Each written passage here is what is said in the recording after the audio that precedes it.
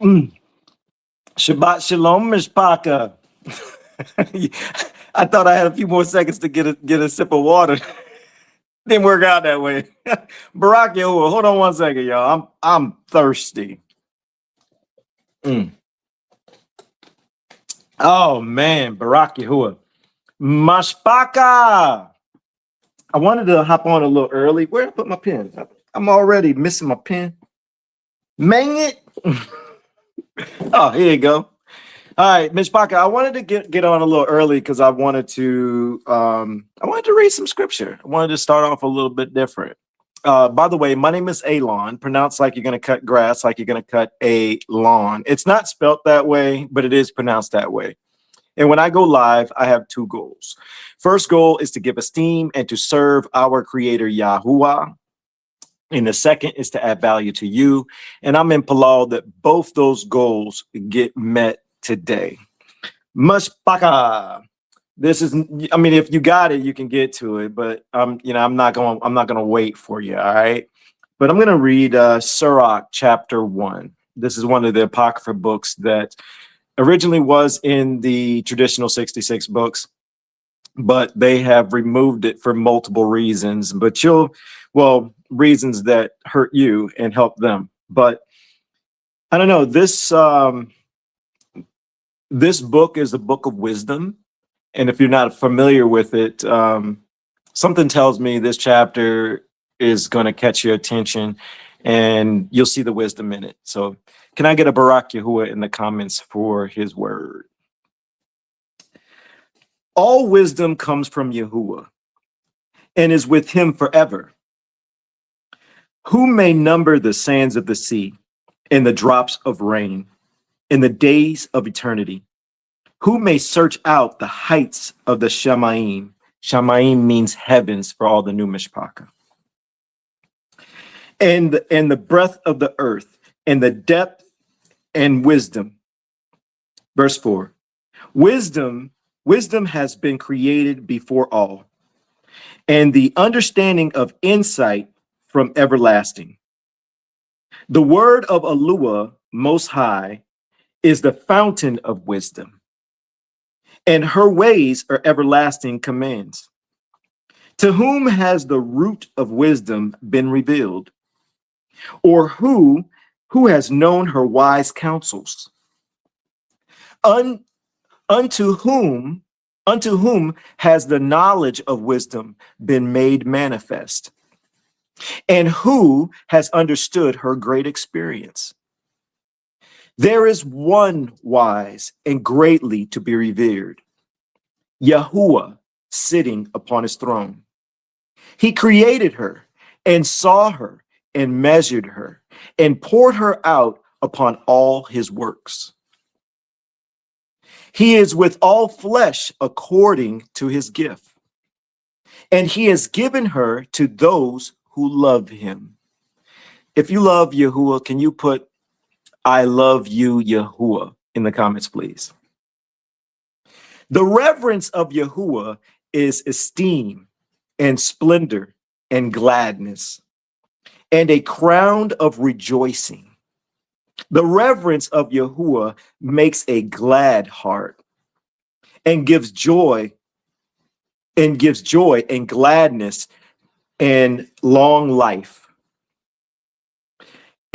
It shall go well to the end for he who reveres Yahuwah, and he shall find favor in the day of his death.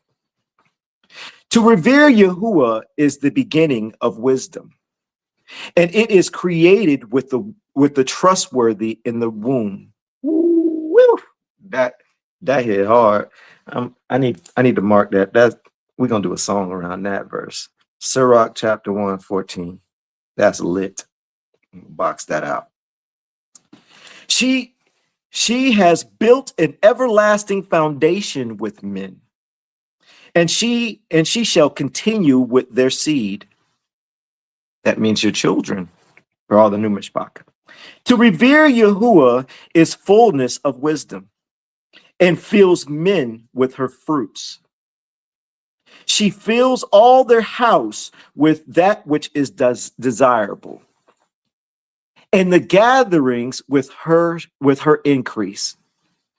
The reverence of Yahuwah is a crown of wisdom, making peace and perfect health to flourish, both of which are gifts of Alua. And it increases the rejoicing of those that love him.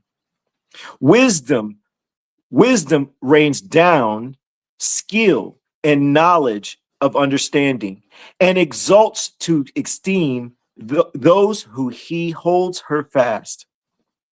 Verse 20. By the way, we're in Sirach, chapter 1. We're at verse 20. I'm just doing some reading before we get started, Myshpaka. Well, I lost my spot.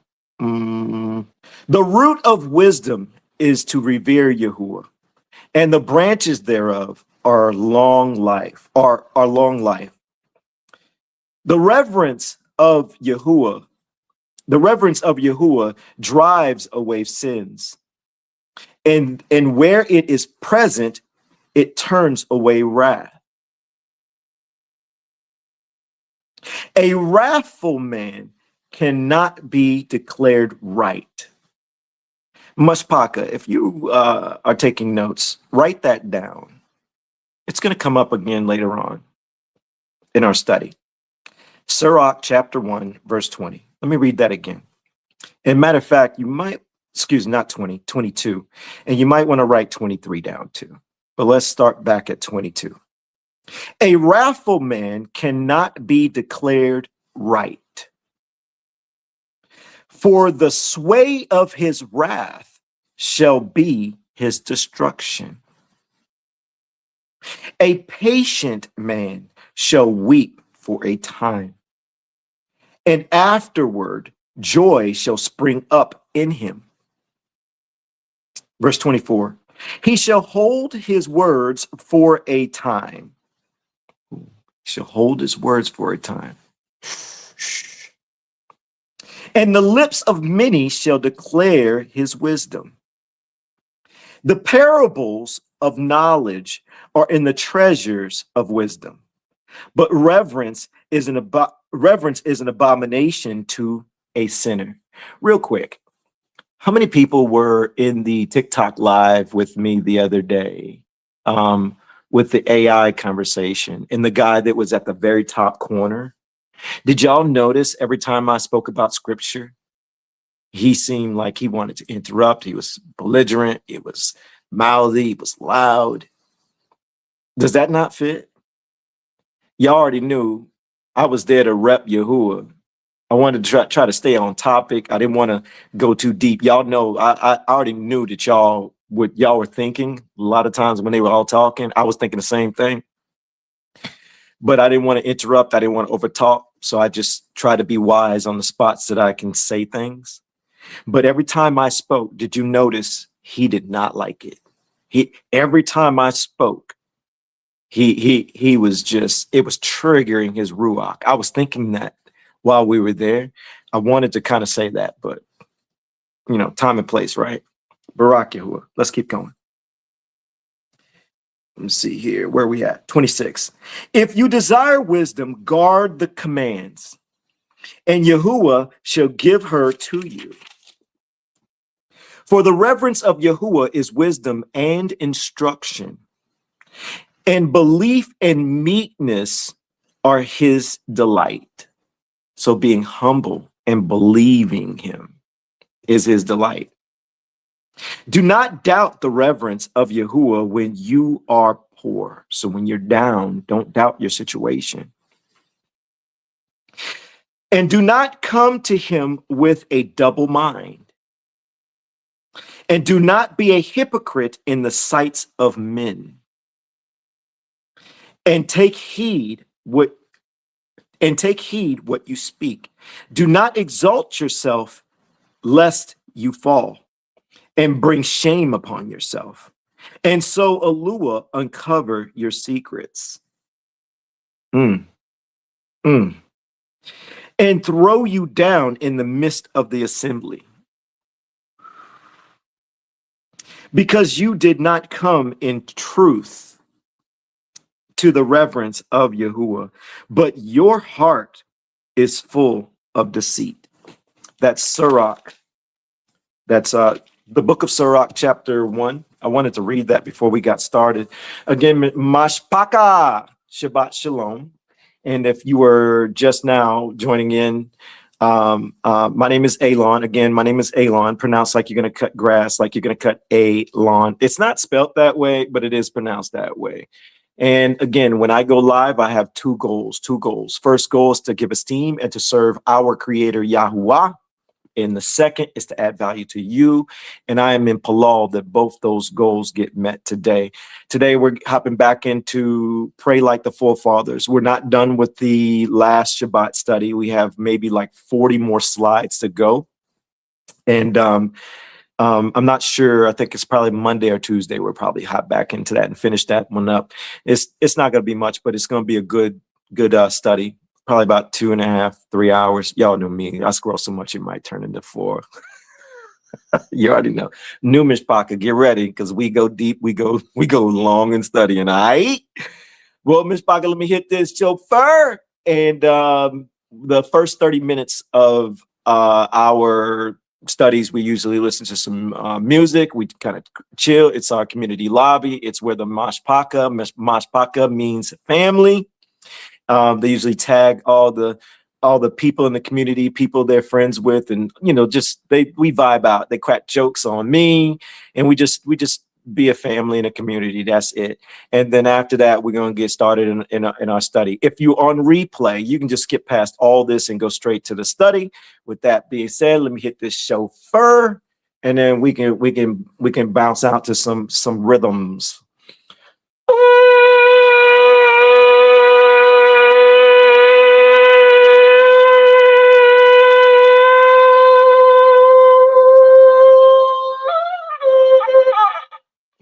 Miranda, I see you.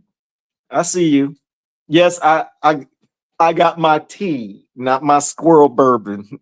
I know what you're trying to say, sis. By the way, y'all, Marilyn's handling some business at the crib. She getting a little more time to her and her families. So I gotta hold it down for a little bit, but she will be in here later. In the meantime, if I got opportunities to take shots at her, hold on.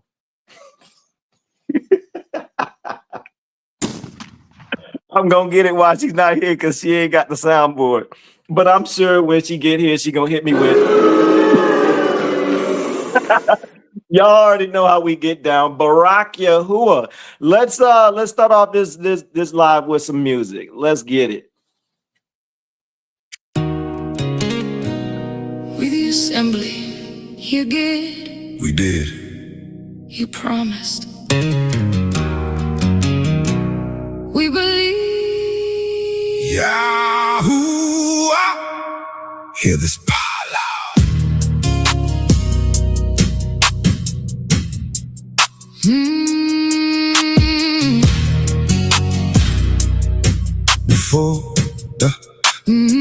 Before dust found breath, you spoke in the night. Waters took borders, darkness met light. Dry ground rose and the firmament stood. Every work in its order, and you called it good. You formed Adam from earth, put breath in his chest. Planted the garden, gave one word to test. We reached past the border, then hid at your sound. Still mercy made clothing when shame pinned us down. Holla! We remember what you did. Holla! We confess the way we lived. Holla! Every word you promised lies. You did, we did, you promised. We believe. Yeah, hear this power loud. O sovereign Yahuwah, didn't you speak at the beginning when you formed the earth?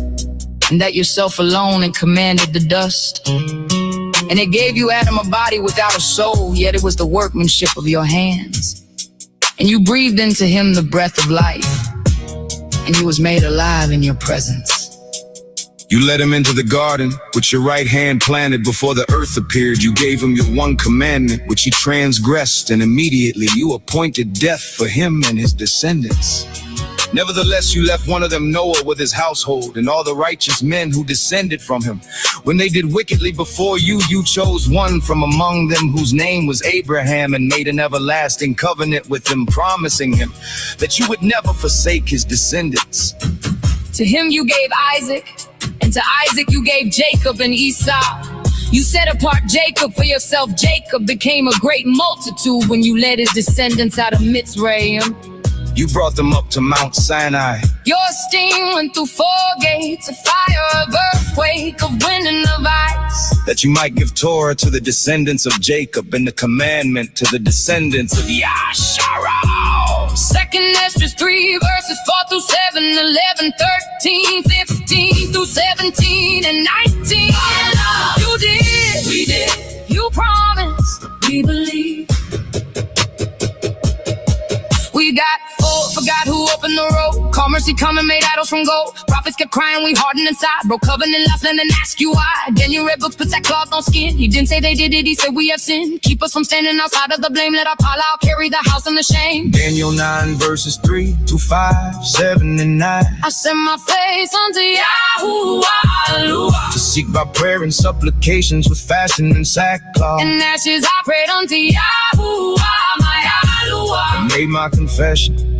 We have sinned and have committed iniquity, and have done wickedly, and have rebelled, even by departing from thy precepts and from thy judgments. Oh Yahuwah, righteousness belongeth unto thee, but unto us confusion of faces. To Yahuwah Belong mercies and forgivenesses, though we have rebelled against him. we the assembly.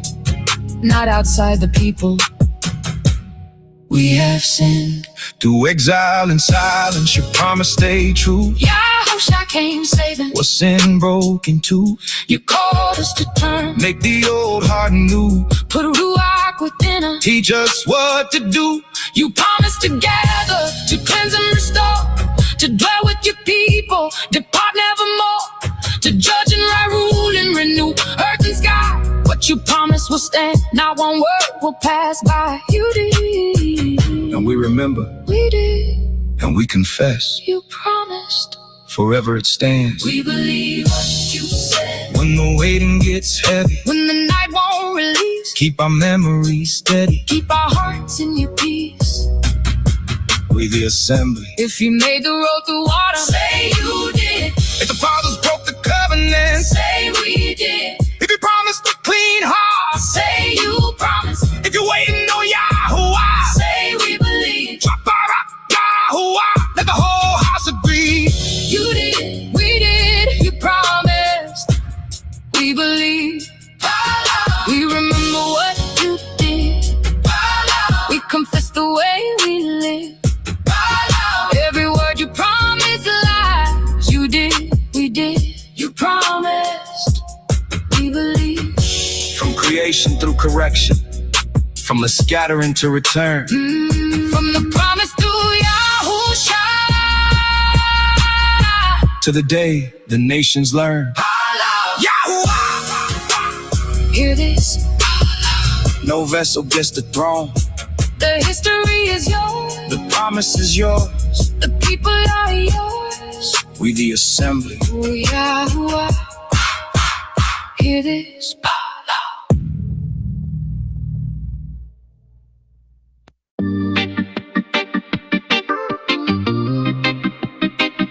Came out the pew, kept the method. We woke up, But we ain't finished waking. we the assembly. Second layer. Came out one light, walked into another. New camp, same heart, leg cover. Read forever loud, skip the place he chose. We woke up, but we ain't finished waking. They kept us near the end and far from the start. New Testament sermons, prophets in the dark. Apple jokes where the book just said fruit. One giant on stage, whole nations out of view. Jeremiah played while I drove through pain. Ezekiel, Isaiah, Amos changed the frame. Stop dancing for a verse to feel good. Ask why the whole book missed the neighborhood. Traditions cracked, sacred names got exposed. We saw the first layer shouted, now we know. But pride said you arrived. We left one system, kept this method alive. Luke 24 verse 44. All things must be fulfilled, written in the Torah of Moses and the prophets, and in the Psalms concerning me. First life broke when emotion built the second. Called the old church hard-led, missed the lesson. They said he knows my heart, my tradition took the lead. Used the same defense in Hebrew sleeves. Read all generations like a billboard sign. Walk past land, altar, priesthood, place and time. Bitter herbs, lamb from a Babylonian market trade. Called the picture whole, why the house stayed away. Torah ain't vanished, we still obey. But love don't edit how he ordered plays. Shabbat, God is speech, mercy, prayer, clean ways. Teach the children, flee idols, fast and seek his face. Don't build an altar and rename it faith. Good intent can't open with the covenant lie. Deuteronomy 16 verses 5 through 6. Thou mayest not sacrifice the Passover within any of thy gates, but at the place which Yahuwah thy Aluah shall choose to place his name in. Jubilees 49 verse 30. They may not celebrate Passover in their cities, nor in any place save before the tabernacle of Yahuwah, or his house, where his name dwelt. Second layer, came out one lie, walked into another. Read forever loud, skip the place he chose. We woke up, but we ain't finished waking. We the assembly, mirror first. Now they have sinned. We have sinned, we have sinned. Then you had the books, knew the years were clear. Didn't build a substitute to make the temple near. Set his face to prayer, fasting, sackcloth, ash. Didn't blame Babylon first, put our hearts on the glass. We have sinned, our fathers too. Confusion in faces, Yahuwah, you were true. Don't wear identity like a crown for the flesh. Don't shout chosen, while our mercy stays a mass. If the heart didn't turn, we're still sleeping by the book. A state ain't the gathering, the flag ain't the sign. Where's the clean heart? One shepherd sanctuary line. Yahuwah gathers, Yahuwah cleans. Don't counterfeit, it's time we learn, repent, obey, and keep the witness alive. Daniel 9 verses 3 through 7. I set my face unto Yahuwah, my Aluah, with prayer, fasting, sackcloth, and ashes. We have sinned. Righteousness belongeth unto thee, but unto us confusion of faces. Ezekiel 36 verses 24 through 27. I will gather you out of all countries. I will give you a new heart and put my ruach within you, and cause you to walk in my steps. Beckoning ain't a rival, keep digging. Truth don't fear the whole scroll, keep reading. Let the book break every layer till the heart submits. We the assembly. If the book says play, Don't erase that line. if the book says wait, Don't outrun his time. say second layer. If the mirror got clear, Say we have sinned. Yahuwah, meet us here. No self-made gathering. No counterfeit sign. Yahuwah turns the heart. Yahuwah says the time. Second layer, came out one lie, walked into another. Second layer, You can't the same, he knows my heart for cover. Read forever loud, skip the place he chose. get the right in exile like the order was whole. We woke up, but we ain't finished waking. Comfortable in exile. No shame, keep waking. Whole book open. Heart changing. We don't gather us. Yahuwah does. We the assembly. Hand it to Yahuwah. Barak Yahuwah, that song right there. Ooh, when that beat hit, I was like, this is it. I gotta drop this one for the Myshpaka. I'm in Palau, y'all enjoy it. Looks like y'all did. Y'all have enjoyed it so far. Hey, look, if you are a person interested in checking out our music, you can find it on all music platforms. We have I pretty much every time we drop a song, which we drop one almost every day or every other day, if you see me go past like 3, maybe 4 days and even a week, you can expect the next week it's going to be dropping like bam, bam, bam, bam, bam, bam, bam. Like this is one of the weeks we drop them almost daily. I think we dropped like 5 songs this week and we've already played 2 of them. So we're going to listen to the other ones. But it's absolutely free to you. We create a playlist on our YouTube. If you're on YouTube, you can just click in the description area. Don't do that now. Don't do that now. Just know that you can. And all the links for the big platforms like Spotify, Pandora, Apple Music. It's that give you direct links to our pages. And yeah, we if you're new and you're coming into the New Awakening, you're if you're not there yet, the secular music is going to become gross to you. It's like going to be like sticking a knife in your ears. So we have music for you that you can enjoy. So we just in Palal, and we're not the only ones. There's many people within the Myshpaka that is making wonderful music. So I mean, if you're hanging out with us enough, you're going to see a lot of them are in the comments now. A lot of them will be here later on. But We the Assembly is not the only platform and people who are making music. So just want to let y'all know we're not about gatekeeping people in our community to just our music. Like, check out everybody. It's about serving Yahuwah and giving him praise and worship. And whatever hits your ruach that you enjoy, we support that. Can I get a Barak Yahuwah in the comments, please? Myshpaka. This next song is called Answer Without a Sound. I got to tell y'all, I'm going to do this. Who was in the live on TikTok where I did I just vibed out and I was letting people listen to music that I haven't released yet. And this was one of them. And there's another one too. And when I tell you, when I played this one, everybody was on me, like, drop it now. Frankie, matter of fact, y'all tell Frankie stop texting me. Frankie texted me, right when I went live. But anyways, he texted me before I was live. Anyways, everybody was like, yo, drop it. So I decided to drop it the next day. And the song after it, no, the last song is the song that I wanted to drop first, but everybody pushed me to drop this song. So I'm in Palal. If you haven't heard it yet, that you enjoy it. And this is called Answer Without a Sound. And that's pretty much it. The song is about us getting in Yahuwah's way, meaning we'll Palal. Palal means pray. We'll pray to him and ask him for things, but then we start doing things to interrupt it. We're doing our own thing. So it's like, why did you even ask? But this song is about that right there. All right. Barak Yahuwah.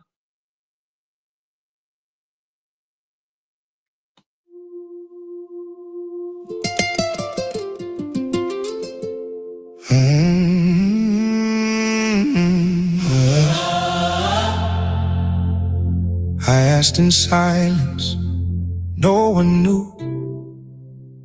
No message sent, no room full of views. I kept it between my heart and you.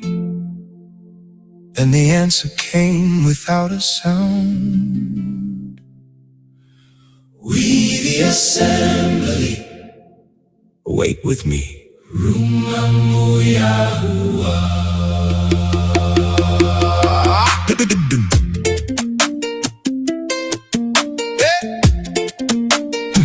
There was a lonely kind of faith in waiting. No quick reply, no human confirmation. I wanted somebody to tell me what it meant, but I kept the question where the prayer had been sent. Stayed in the book, stayed near the line. I asked you to correct me if the fault was mine. Didn't need an echo saying I was right. Needed enough truth to help me walk straight. Then a verse I had read 100 times, open like a door at the right time. Not because the page was doing magic for me, but your word was already what my heart needed to see. Psalm 119 verse 105. Thy word is a lamp unto my feet and a light unto my path. Oh! No thunder in the room, no voice across the wall, just the book opening right when my question fell. Answer without a sound, light enough to move. I never told nobody, but Yahuwah knew. Answer without a sound, peace enough to choose. No crowd had to hear it. Yahuwah knew. Sometimes it came through a wise word spoken from somebody who didn't know my heart was broken. Sometimes through a door that would not stay wide. Sometimes through correction I wanted to deny, but not every thought is your voice in my head. Not every clip is a sign you sent. Not every feeling gets called the ruach. If it follows the book, I don't follow it. If it feeds pride, I don't call it guidance. If it breeds fear, I don't call it light. If it bends Torah, I don't call it an answer. Your word has to qualify my sight. 1 John 4 verse 1. Beloved, believe not every spirit, but try the spirits, whether they are of Aluah, because many false prophets are gone out into the world. No thunder in the room, No voice across the wall, just the book opening. right when my question fell. Answer without a sound. Light enough to move, I never told nobody, but Yahuwah knew. yeah. Answer without a sound. Peace enough to choose, no crowd had to hear it. Yahuwah knew. We the assembly. Don't rush the answer. Test it with me. Quietness ain't empty. Waiting ain't weak. Stillness gave me ears for what pressure couldn't teach. I stopped making haste just to end the unknown. Stop taking every open door as my own. Ask for wisdom, ask for a clean heart, ask to obey before I knew the whole part. Then step by step the fall got thin, not all at once, but enough to begin. You didn't answer every question I had. You gave me the next right step on the path. That was enough, I didn't need the whole view. I never told nobody, but Yahuwah knew. Psalm 32 verse 8. I will instruct thee and teach thee in the way which thou shalt go. I will guide thee with mine eye. Wait, test, breathe, move. Don't call every feeling truth. Wait, test, breathe, move. Let the book approve the root. If it makes me proud, I lay it down. If it makes me fear, I test it now. If it stands with scripture, keeps my heart clean, then I can move in peace. We the assembly. If the book met a question you never made loud, drop by Yahuwah. If you gave one clean step through the fog and the doubt, say Rumamu Yahuwah. If you're learning not to call every feeling true, say wait, test, remove. We the assembly. Stay still with me. The word has to approve the right.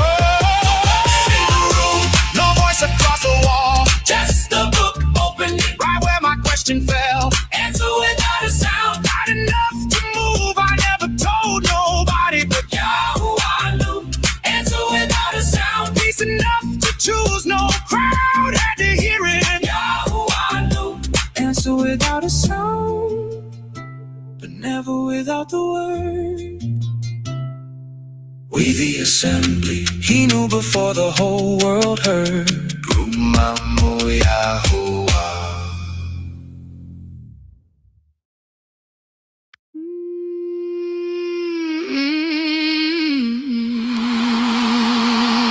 Not every pain needs an audience. Not every wound needs a stage.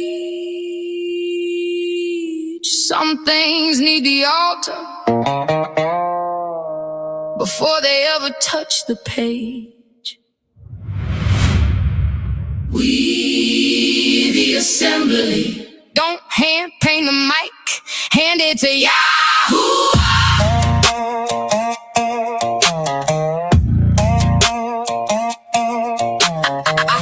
Telling the story till the story told me. Every retell made the anger hold me. Called it venting, called it getting it out. But every time I said that, I built the same house. Trusted friend, family line. Everybody gave a piece of their mind. 10 opinions couldn't make me whole. Fed the wound while I pray for control. There's a time for counsel, there's a time to speak. But I gotta take the matter to Yahuwah first, before pain decides what the next line means. Before a bruise turns into belief. Psalm 141 verse 3 said, oh, watch. Oh, Yahuwah. Before my mouth kick the door on my lips.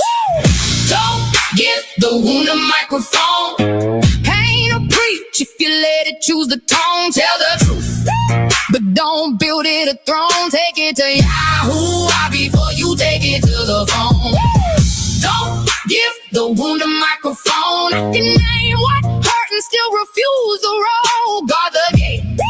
Let the book take control. Don't give the wound a microphone. I'll never get free. Nothing ever changes. Everybody leaves, my whole life stays the same. Words reveal the room that the heart lives in, and the mouth keeps feeding what the mind spins. I ain't saying my mouth can create my fate. I'm saying Peter's speech can't deepen a cage. What I rehearse can govern my next move. So I bring every sentence under the truth. I can say I'm angry without crowning the king. I can name the fear without teaching it to sing. I can tell Yahuwah where the pressure is real, then ask him to search me and teach me to heal. No fake positivity, no hiding the truth under the authority before my next statement.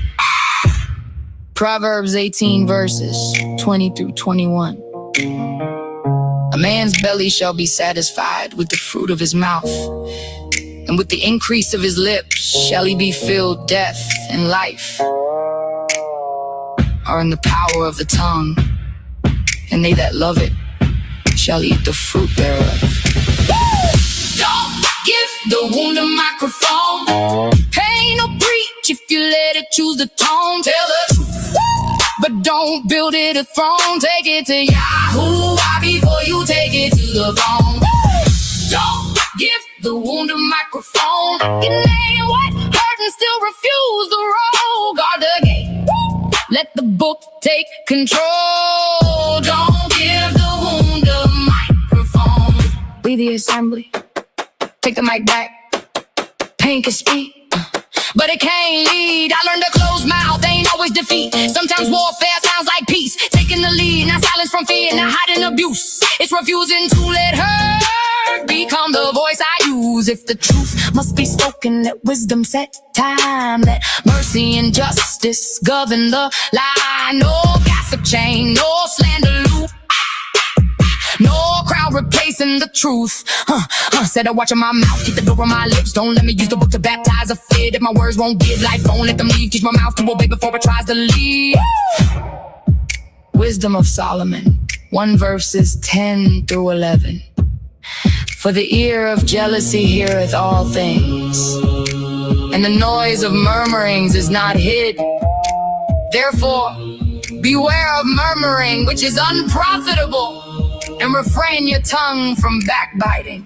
Said watch Yahuwah, guard the gate, before the wound gets amplified. Search the root, correct the weight. Don't let my pain decide my life. No microphone for the wound, no throne for offense, no audience before obedience. Said watch Yahuwah, guard the gate.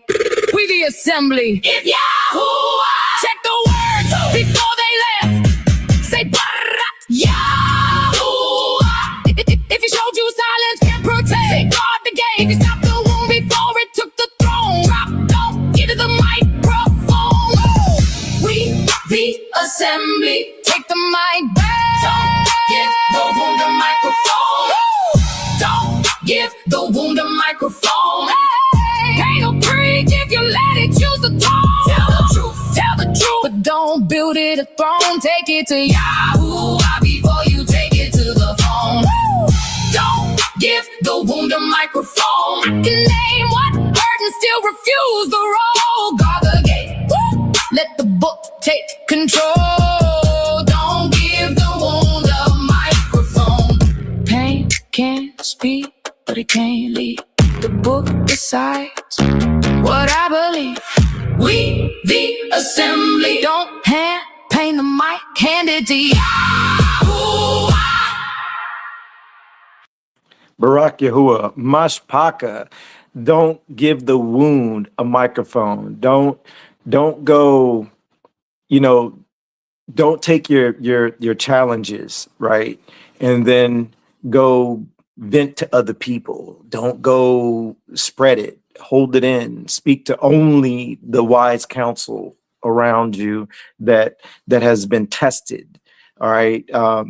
When you do that, you're getting in Yahuwah's way. You're just going to mess yourself up long term when you do that. You got to learn how to be still. You got to trust him. Barak Yahuwah, Myshpaka. This next song, I had to be honest. It's probably my favorite song that I've dropped in, I would say, the past month or so. It's called Let My Walk Agree. Let my walk agree. You know what? Let's talk. I'm just gonna play it. And this song right here, when it hit, I just feel everything in it. So I'm in Palau that you feel it too. After this song, we're gonna hop into our study. Also, Myshpaka, if you're new, that's cool. You ain't got to do this. But if you are if you're a person that considers yourself part of this Myshpaka, Myshpaka means family. Would you consider sharing? You don't have to share, but would you consider sharing? Because this live is going to be deep. It's going to be a lot of fun. We're going to get a lot of wisdom from book and Barak Yahuwah.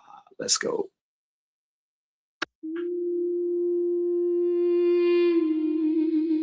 With the assembly,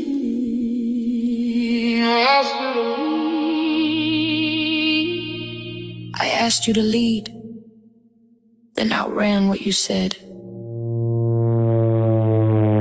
I asked you to speak,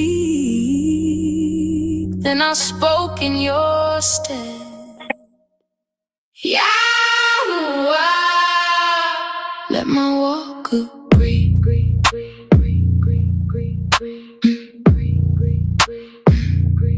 I asked you to close it, still checked every lock. Asked you to defend me, then answered the talk. Asked you for truth, then chose what felt right. Said I would wait, then moved out of time. I said be still, then chased what I heard. Said I trust you, then wrestled your word. My mouth made one pile out, my hands took the wheel. I asked you to lead, then found what was real. Let my walk agree, I landed on my knees. Let my feet say yes to the truth my mouth believed. I said lead the way, then I ran ahead. Yahuwah, let my walk agree with every word I said. Deuteronomy 1 verses 41 through 43. We have sinned against Yahuwah. We will go up and fight. And Yahuwah said unto me, go not up, neither fight, for I am not among you, lest ye be smitten before your enemies. So I spake unto you, and ye would not hear, but rebelled against the commandment of Yahuwah, and went presumptuously up into the hill.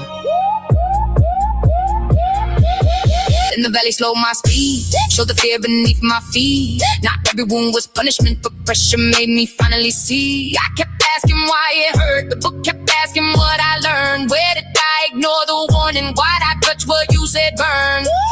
Emergency face, I knew that phase. Book wide open in my heart, it stays. Then the room got calm and the pages closed. I lost the sound when the pressure's slow. You ain't a lamp for a desperate night. Your father in pressure, your father in light. Same voice in the calm, same hand in the strain. Teach me to stay when relief lift the pain. Sirach 2 verses 2 through 6 and 15 through 16.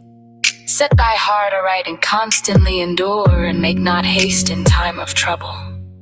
Cleave unto him, and depart not away, that thou mayest be increased at thy last end.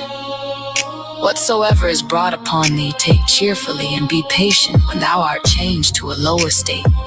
For gold is tried in the fire, and acceptable men in the furnace of adversity.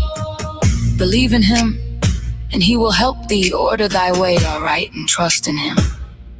They that fear Yahuwah will not disobey his word, and they that love him will keep his ways. We the assembly, don't waste the correction. Don't waste the correction. Let the wall answer. If you say guard it, let silence remain. If you close the door, don't let longing reopen the pain. If you say wait, let my calendar bend. If you say forgive, let my hands make amends. If you say study, keep me past the thrill. If you say I'm wrong, let me own it for real. Let repentance reroute what I choose. Let the life after Palau be the proof. I used to ask you, change the room. Now I ask you, change me too. Used to ask you, move the crowd. Now show me what I must do. Search the motive under what I call control. If the answer cuts my choice, let obedience make me whole. Joshua 1 verse 8. This book of the Torah shall not depart out of thy mouth, but thou shalt meditate therein day and night, that thou mayest observe to do according to all that is written therein. Matthew 7 verse 24. Whosoever heareth these sayings of mine and doeth them, I will liken him unto a wise man which built his house upon a rock. Thank you, the valley of rest in my pace. Thank you, the lost put the book in my face. Not for the evil, not praising the pain. Thank you, correction did not go in vain. Kalal ain't finished when I leave the room. My life is the answer, my fruit is the proof. Yahoo, I line every step that I take. Let my walk keep pace with the palal I made. We.theassembly. If you ask them to lead, then ran ahead. Type, let my walk agree with every word I said. If the valley slowed your feet, brought you back to the page, drop my rock, Yahoo. It corrected my way. If your mouth said trust, while your hands took the wheel, say order my steps. Take the pala real, let the pala leave the room, let the fruit be revealed. We the assembly, let the walk prove it's real. Let my walk agree with the pala on my knees. Let my feet say yes to the truth, my mouth believed. I said lead the way, then I ran ahead. You corrected me, now order every step. Yahoo, let my walk agree with every word I said. Let my walk agree. I prayed, I interfered. You corrected me, now let my walk agree with the assembly. Order every step. Barak Yahuwah, Myshpaka. First off, let me take this banner down. I'm trying to do a good job while Marilyn's not here. hopefully sis will be like, you actually did pretty good. Y'all, I'm a mess when Marilyn's not here, so I'm trying to stay focused. To do both. It's just not my thing. It's not my cup of tea. But Marilyn will be here soon. Barak Yahuwah. Y'all, first off, Isabel, I see you over there on YouTube, sis. You ain't new. You might be newish, but you ain't new. And Frankie, stop. Frankie said he knew. You ain't new. Stop. Boy, stop. Myshpaka. Let's get it. You already know how I gotta get started. Let me take this one off the screen. There it is. And let me widen that out for y'all, right? Yeah. Can I get a disclaimer in the comments, please? Can I get a disclaimer in the comments, please? Let's widen this out for y'all. Actually, I might have to take this down just for a second so I can read. This is, by the way, this is all for the new Myshpaka. If you're hanging out with us for the first time, even if you're just checking us out to see if you vibe out with us, this is something that our community, we live by when we study. So we wanted to make sure that you have a clear understanding about us and what we about scripture, and yeah. So that's what this is. How we study at We the Assembly. For the new Myshpaka and the family already in the room, we begin with clarity, responsibility, and the book. What version are you reading from? Myshpaka, drop in the comments what version of scriptures you got. I personally, the vets already know, I use the Hallelujah scriptures to read out the most. It's the most, easy to read for me. You know, I already bobble on a lot of the words, and I'm just letting y'all know there's some names I'm going to butcher today. So don't, well, you can laugh. It's all good. It's all part of our community. It's whatever. I got my KJV, which we're not going to hop in there probably. And I got my Sefer, which, you know, occasionally I do rock out from time to time, but most of the time I'm going to be in this book here. All right. And if you don't have scripture, well, we'll get to that. This helps new Myshpaka see that the room is learning from different starting points without being separated from the scripture chain. Barak Yahuwah. Take notes if you can. If you can't take notes right now, you can always come back to the replay. The replay's on YouTube, by the way. Write write it down, references, questions that might pop in your head, corrections, and anything that stands out. The scripture is going to be on the screen. So if you don't have scripture in front of you, the verses will be on screen so you can follow along. And again, I told you the replay's on YouTube. So if you're not in position, you can always come back. And the new website. We have a new website, Myshpaka. The interface that you're seeing right now on screen. Well, not right now. What I was playing earlier is a version of it.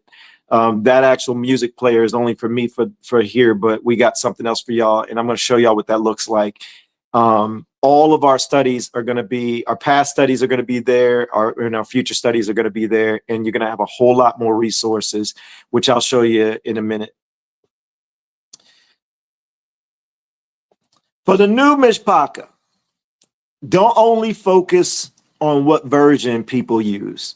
Watch how the room studies. We want you to examine us. Watch the fruits. Examine our fruits. What does the study produce? Watch the context. Are passages handled honestly? Watch the book. Does the teaching, does our studying remain in scripture? Watch the direction. Does the room point back to Yahuwah? It's not the version alone. It's the, I'm going to say, overstanding of the witnesses, the storyline, and the call to obedience. Different versions may word a passage or a scripture differently. The goal is to understand what is happening, who is speaking, what Yahuwah commanded, and what the text required. Some are new to restored names. We know that, so we're doing this for you.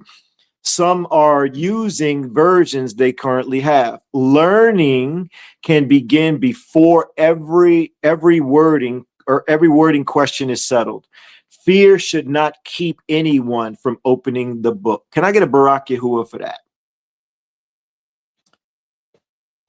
Quick guide name for all the new Myshpaka. If you're new and you're say using a KJV or something to that nature. Okay, so all you got to do is just look at it like this. When you see God, we thank Yahuwah. We say Yahuwah. If it says Lord or Elohim, some people in the community, they still rock with Elohim, but they don't know that's still Baal worship. But we're not gonna go there. We use Alua.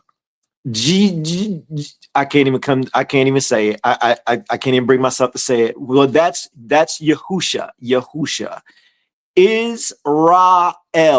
Israel, which is actually broken down into a trinity of a deity. We use Yasharal. Jerusalem, we use Jerusalem. Holy or Holy Spirit, Kodesh or Ruach HaKodesh. Kodesh or Ruach HaKodesh. Bless is Barak. Blessed is Baruch. Blessing is Barakas. Don't freeze, new Myshpaka. Don't freeze.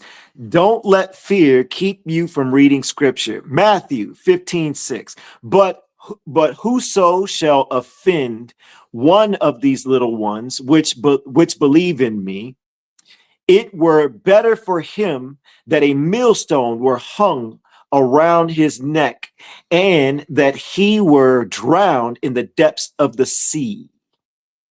Myshpaka. And if anybody tells you this version you're not supposed to use because of this, or this version you're not use because of that, and you've frozen because you don't know what version to use, you feel like you're going to be deceived by just reading the book, period, they're what you call a stumbling block.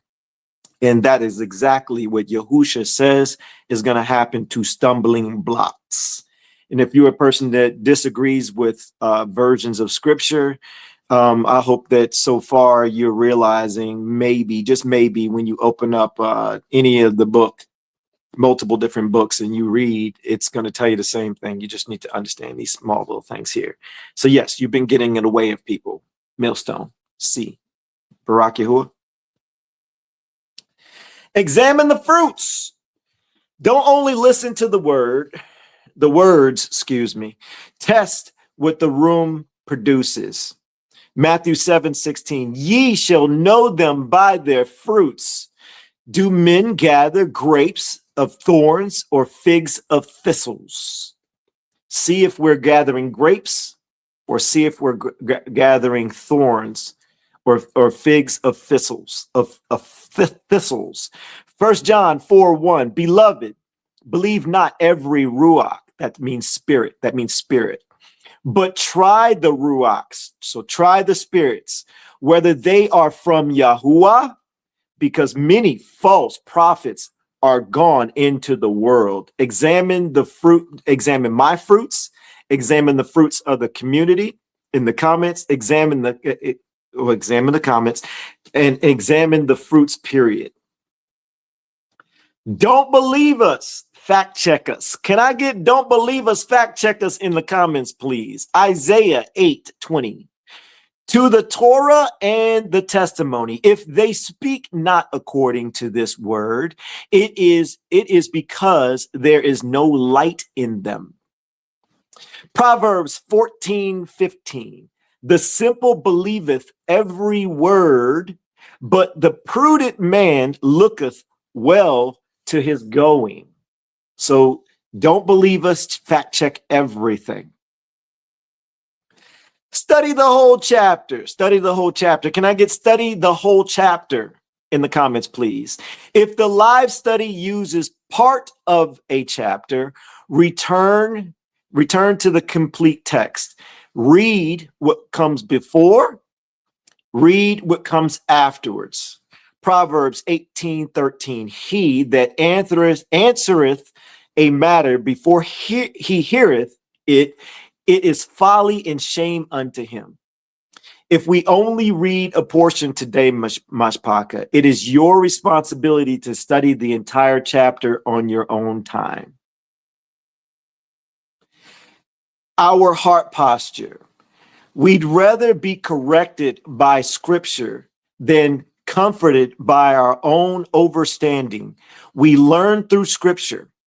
We test everything by the book. Can I get that's book in the comments, please? We let the text correct us. We choose truth over comfort. We follow Yahuwah above tradition, emotions, and opinion. Thy words is a lamp unto my feet and a light unto my path. That is Psalms 119, verse 105. Book and book only, Myshpaka. Book and book only. Barak Yahuwah. Myshpaka, y'all already know I got a little video for y'all so we can crank this bad boy off. And I got to tell y'all up front, okay? This video took me forever to make, and it still got some weird stuff in it. Okay, I'm just going to let you know. There's one part, I got to get ahead of Frankie and Robin and man, there's so many jokesters in our community. They gonna mess with me when they see it. There's one area where they show feet, and the feet are like backwards. So I can't do nothing about that. Y'all, I went through like almost like 10 or 15 different versions of this, and I'm just letting y'all know the first time it put Morgan Freeman. I cannot make this up. I swear to you, it put Morgan Freeman as David, and then I was like, nah, we can't do that. And then I did it a second time. It put Kevin Hart. I was like, what is going on here? Like, stop. Don't do it. Stop. So I finally got it to stop putting celebrities. I see you, Robin. It stopped putting celebrities, but there's got some weird things in there. All right. So just look past that and just listen to the message. All right. When we are wronged, the human instinct is immediate and sharp. We carry our legitimate grievance. Let me pause that. There we go. Yeah. There we go. Let's back this bad boy up. Let's get it. When we are wronged, the human instinct is immediate and sharp. We carry our legitimate grievances like a blank check, assuming that because we were genuinely hurt, we have unlimited permission to retaliate. In the wilderness, David is an exile with a grievance. He stands in the dust. his hand tightening around the hilt of a period sword as he calculates his response to a public insult. The offense he carries is entirely real. His men had formed a protective wall around Nabal's shepherds and flocks, ensuring nothing was stolen and no one was harmed. Nabal repaid that protection with public contempt, turning David's messengers away empty-handed, while food remained visible behind him. David hears the report and mobilizes 400 men. Personal injury is rapidly becoming collective bloodshed. The unified support of a community is on the edge of becoming an unstoppable mob. This is where the wrong done and the response meet. The wound is real, but David's intended reaction is crossing into wickedness. A real offense does not make every reaction righteous. Before the crisis becomes irreversible, Abigail intercepts David on the road. She acts as a truthful mirror, identifying Nabal's folly without calling him innocent. She exposes the danger in David's plan, warning him not to place blood guilt and the weight of self-avenging into his own future. David listens. His strength includes the capacity to be stoppable even while he is angry. He chooses to receive correction from a voice that tells him the truth about his own heart.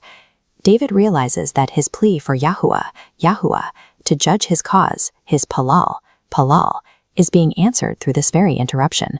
The answer to his prayer for justice arrives as a restraint placed on his own hand. Yielding to wise correction prevents a legitimate grievance from creating a permanent moral stain. True strength is the ability to be stopped by the truth. The established path of a petitioner seeking the king's judgment is intercepted. Absalom stands at the gate, stealing hearts with counterfeit justice. The fracturing lines represent a wound deeper than a coup, the betrayal of shared bread, worship, and trusted counsel. David hears of the conspiracy and immediately flees Jerusalem, Yahuwah Shalayim. He does not stay to fight for his ego. He flees to protect the lives of the people and prevent the city from becoming a battlefield for his pride. On the wilderness road, David stops the priests and sends the Ark of the Covenant back to the city. He refuses to use the Ark as a sacred guarantee of his preferred outcome. Instead, he ascends the olive slope weeping, barefoot, and with his head covered. Leaving the city is not the same as surrendering the cause. David leaves the ultimate outcome of the throne to Yahuwah, understanding that even a sacred cause belongs to the judge. The humiliation takes a physical form on the road out of the city. A man named Shimei follows the retreating company along a ridge, shouting accusations, casting dust, and throwing stones at the king. The temptation to strike back is immediate. Abishai reaches for his sword, offering to execute the man. But David raises a hand and restrains him, allowing the cursing to continue without retaliation. David recognizes that an attacker can be completely wrong, while Yahuwah is simultaneously using that attacker to correct the person under fire. Not every curse must be answered by a human hand. Being publicly shamed does not transfer the judge's seat to the victim. The rebellion eventually falls apart through wise strategy and palal. The record says Yahuwah appointed the witted counsel of the conspiracy to be defeated through earthly movement and rejected plans, not magic. But victory is hollow. A riderless mule returns from the battle, signaling Absalom's death. David retreats to the chamber over the gate to weep for his son. Even in his grief, David maintains a clear distinction. He mourns the person while still opposing the wickedness of the rebellion. His compassion does not call the treason good. A leader can mourn a rebel while fulfilling a duty to the living. Personal grief, however deep, cannot be allowed to abandon those who remained loyal during the fire. David washes his face and returns to the city gate. When Shimei later falls before him, admitting his sin, David refuses to turn the day of restoration into a ceremony of revenge. David did not deny the wounds of betrayal and humiliation. He changed where he carried them, placing the offense, the reaction, and the grief entirely before Yahweh. 4 objects represent this surrendered journey. The bread Nabal refused, the sword belt brought under restraint, the dusty stone of public shame, and the cloth damp with tears. The wrong must be named truthfully, but the reaction must still be examined. Ultimately, a real offense does not make every reaction righteous. Barack Yahuwah. Myshpaka, I gotta say, some of y'all squirrel just as bad as me. Y'all, I was reading the comments. Y'all got distracted by the feet. Barack Yahuwah. Y'all can't clown on me and squirreling so much. Y'all be squirreling just as much as I do. I guess it's a community thing, right? And by the way, anybody who in this new, for real new, all right, for real new, if you enjoy our studies, if you like the content, if you're finding value, there is no sign up. I've had people say this to me or ask me this question, like, how do I join the community? You just keep showing up, participate, study with us. You don't even have to be in the comments. Just like you decide. There's no application. There's no criteria. The only criteria is like being a broken individual. How many people can admit that, like, I am a broken man and Yahuwah has been healing me. I woke up because of a breakup itself, but that doesn't mean that that's the part that's broken. Just everything. I examined my entire life, and when Yahuwah got my attention, he got my attention. And others, it's something else. It might be health issues or whatever it may be. It might be job. It may be some type of family thing or whatever it may be. But that's the only criteria. And guess what? Whether you want to admit it or not, we're all broken individuals. So it's up to you to decide if you want Yahuwah, and it's also up to you to decide if our community is a community that you want to kick it with. By the way, we don't speak churchy. We're not churchy over here. You're gonna find me saying some crazy stuff that you're not gonna hear in the church. And the Myshpaka that's in the comments, they the same. We don't sugarcoat around here. We just gonna shoot it straight. It is what it is. So none of that fake. Yeah, I said it. Performance-based spiritualness, not up in this bad boy. And you definitely gonna see it come out when I start reading some of this stuff, because I already know I'm gonna stumble on some of these things in my study. Baraki, let's get it. Myshpaka. Oh, wrong button. I meant to do this. All right, there we go. All right, part one, we going over David and Nabal and the mirror of correction. How David prayed under fire. The real offense does not make every reaction righteous. Myshpaka, how many of y'all have experienced, being wronged? And you know that you're right. Something someone did to you or anything to that nature, and you wanted to respond, or you did respond. David shows us how to pull back, but at the same time, David shows that he is just like he's just as weak in the area and emotions just like we are. And one thing that caught my attention while not just studying this, but studying any of the forefathers, all the forefathers were flawed. So I'd like you to, if you're taking notes, write that down. David's flawed. The forefathers are flawed, just like us. They respond emotionally at times. They do things that in today's time we would sink in shame. And of course they did too. But the reason why it's important to see this is to see that we're not in a perfection test or a perfection race. We're in a heart test, a heart race. It's about fixing our hearts, not being perfect. So let's give some examples. All right, you're going to find out what David did to be all angry, right? But let's just move to our modern day time. And you do not have to identify any of these things for yourselves. If you want to throw suggestions or ideas of things that are related to this into the comments, that's fine. But I'm just going to name off things. There's one person that may sink because they cannot put down smoking cigarettes or vaping or something like that. And you are putting yourself in a box that Yahuwah's not holding you to.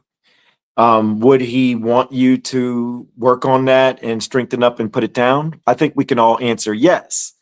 But when you start realizing how flawed the forefathers are and how Yahuwah was still with them, take a look at that scenario just a little bit differently. That you not giving you a pass to stay within it, but it also gives you another mirror point to look at it and say, you know what? I can still strive as hard as I can to stop this said thing or work on this said area in my life.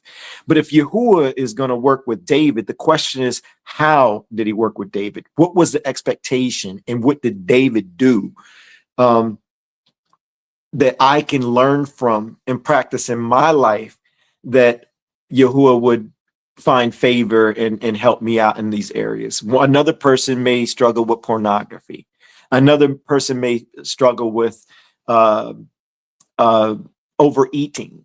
Another person may struggle with, you know what areas you may struggle with.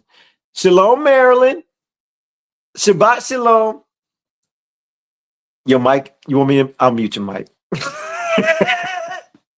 Marilyn in the building. She gonna let me go ahead and turn it off before, because Marilyn hate that little comment scroll thing. Hey, Lord, don't do that no more. Well, sis, if you ain't here, that's what I'm using. I surprised she ain't booed me yet. Barak Yahuwah. But Myshpaka, so don't sink yourself in the things you're struggling with, but don't also stop like you. Johnny J, I see you, Aki. Don't put it off to the side like it's not that big of a deal. Don't use this understanding as a pass to stay within it. Keep trying to fight, keep trying to put things down, keep trying to work on being better, but recognize that like these forefathers were not perfect at all. Barak Yahuwah, let's get it. The burden of part one. Nabal, contempt was real. David's protection had been real.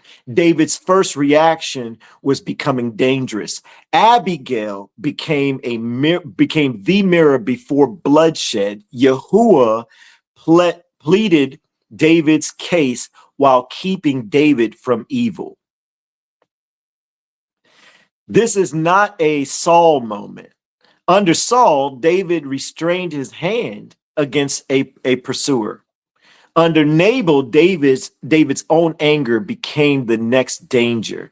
The lesson shifts from surviving an enemy to receiving correction while angry. The righteous man must still be stoppable. Myshpaka. Let's go to 1 Samuel chapter 25. 1 Samuel chapter 25. We're gonna dominate right there, so there ain't gonna be a lot of movement. Meet me there or be cornbread. Tori and Frankie Square. While y'all doing that, I got a little treat for y'all. Oh no. Did he do it? Yes, I did, cornbread. Oh no, Jock. Y'all listen to this audio. I bet you Jock is probably like, oh snap. y'all listen to cornbread. I gotta mute myself or I'm gonna laugh over it. I just know it.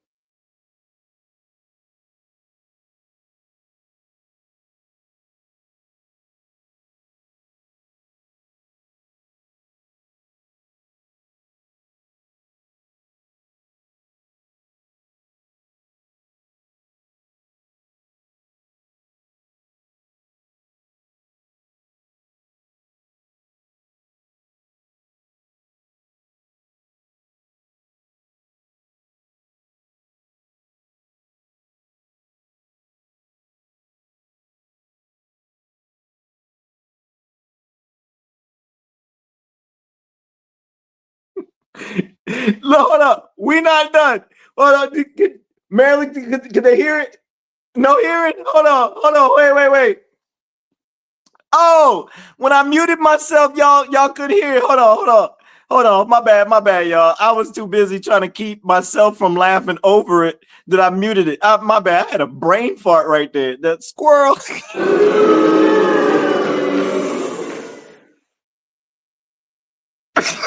real, sis? That's what we doing? That okay, all right. All right, I'm gonna try to laugh over it. My bad, y'all. I'm sorry. I play it again. I'm over here trying to clown Tori, and I got myself on that one. Here we go. It's prep day, Myshpaka. You know what that means?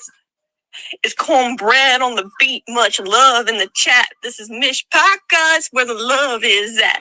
And it's a Palau, one I prayed for years. Y'all thought this be funny, but you might be in tears. Now, I'm just playing, but here's the deal. Let's Barak Yahuwah for this young with zeal. Drop We Love Elon, a forefather for real. Barak Yahuwah for sending Moses on that hill. Barak Yahuwah. He knew you. Oh, wait a minute. We ain't done. Cornbread wasn't finished. Cornbread, I'm getting you before we get going. I worked so hard on that, and it still sounds like white girl cornbread. I even got a little cornbread muffin involved. Y'all see how I put that ending in there in case somebody wants to play that in a live? Yeah, it goes both ways. Barak Yahuwah. Cornbread getting smarter. Y'all notice she says she's getting smarter. you got yourself cornbread. Barak Yahuwah, let's get it. First Samuel. Welcome, new Myshpaka. Yeah, we silly over here. All right. First Samuel, we starting at verse 2. Now there was a man in mine is Manon. Manon. And y'all, I have new Myshpaka. I have brain farts just on the simplest words. You'll get used to it. The OGs already know. And his work was in Carmel, and the man was very great. And he had 3,000 sheep and 1,000 goats. And he came to be shearing his sheep in Carmel. Verse 3. And the name of the man was Nabal, and the name of his wife Abigail. And she was a woman of good understanding and good looking, but the man was hard and evil in his doings, and he was of Caleb. Now, Myshpaka, the Caleb part, you know what that tells me? He was part of the tribe of Yehudah. In today's time, they call it Judah. How do we know this? Because when you study the Torah, in Numbers, Caleb is mentioned, and a few other spots, I think maybe in Exodus. I'm not 100% sure, but I know he's mentioned in Numbers. It tells you that Caleb is part of the tribe of Yehudah. So that tells you about a little bit extra about Nabal. Now, keep in mind, it already identifies that. Well, actually, I think the slide tells you. Let's go.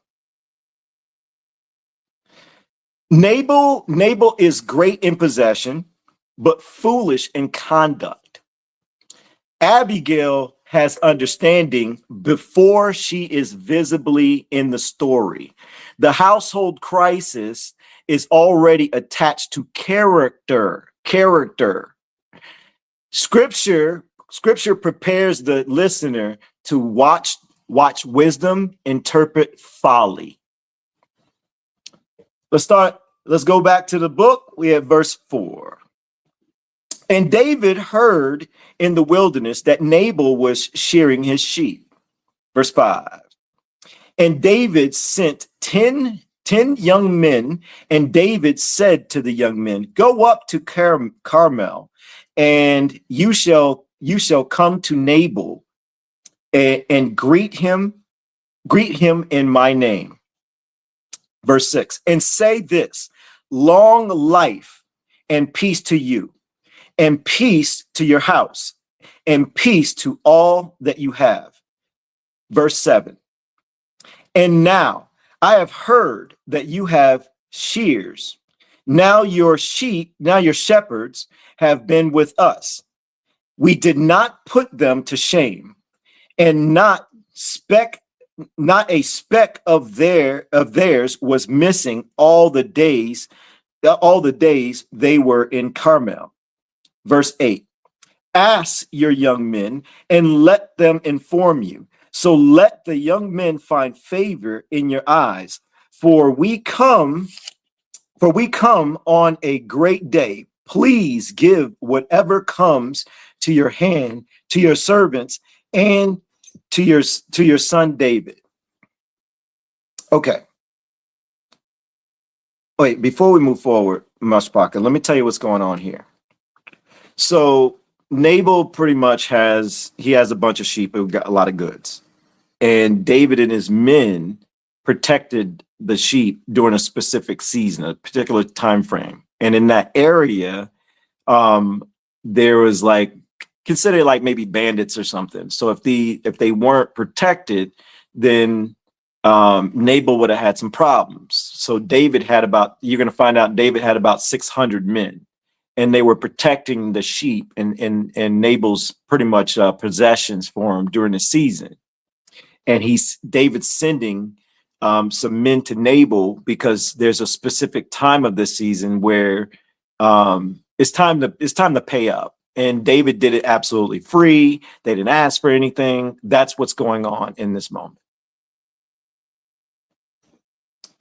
Verse 10. But Nabal answered the servants of David and said, who is David and who is the son of Jesse? The servants who are running away from their masters have become many nowadays. Verse 11. And I shall take my bread and my water and my meat that I have slaughtered for my shears and give it to men coming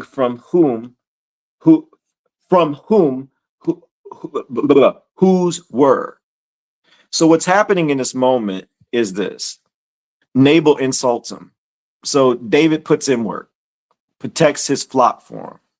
He was like a shield. He was a security team, so to speak. And Nabal was like, I ain't paying you. And then he insults him by saying like you're a refugee. You're running from the king. You're running from Saul. Like, I'll owe you nothing. So pretty much David and his men did this for no reason. And Nabal's not trying to pay his debt.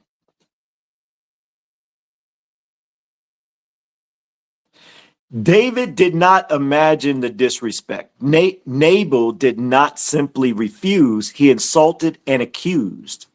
The servants later confirmed David's men had been good to them. The study must not make Nabal innocent to correct David. You can be right about what they did and wrong about what you are about to do. Myshpaka, you ever had somebody do something to you and you did respond? Me. Yes. This season in my life, I've learned not to. Barack, I've learned how to be still and let people who do things, let them do it, and trust that when the book says that Yahuwah is your defender, to allow Yahuwah to be the defender. Be still doesn't mean talk to everybody about it or anybody who's willing to listen. Be still means you see the offense, you know the truth, and you just trust Yahuwah through it.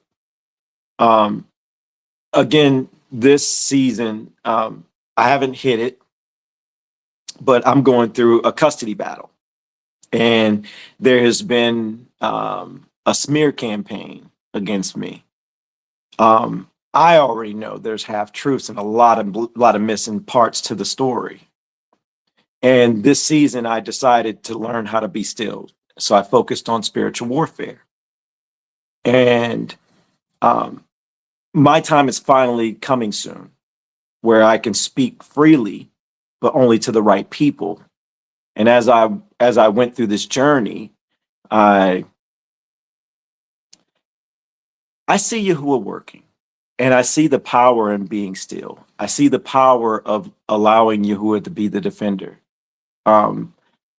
I seen people do the same, accuse me of things that they think is 100% whole. So I can relate to David. You know, I had to block people and just be quiet. There's some people in our community now still that I know that they made comments. I know that they've supported in some type of way to the other situation.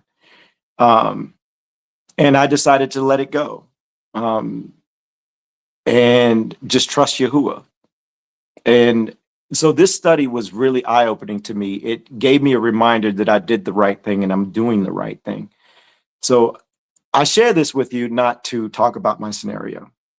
What I'd like you to do is to put that mirror up, and I'm only being authentic and honest about my scenario as much as I can talk about it without telling too much, without stepping over those boundaries of you letting Yahuwah be my defender. I'm fully trusting in Yahuwah, and I don't want you to just look at my situation. I want you to take a look at your situation. So as we study this, I'm going to be as honest and as open as I possibly can without talking about it too much and going too deep. And I want you to think about your past. If you're not going through something now, think about scenarios, but also, you know, don't look at yourself as a victim. There's some cases where maybe you have been the person who has done someone wrong. And now you found Yahuwah, and you might see that, like, I was out of line. I overstepped, or I do whatever it may be for you. So as we study, I'm going to be very protective on the things I say, but I'm also going to share and be honest and open. And at the same time, I want you to, you know, consider your life, consider your past, consider your present, and put that mirror up for yourself as well. Barak Yahuwah.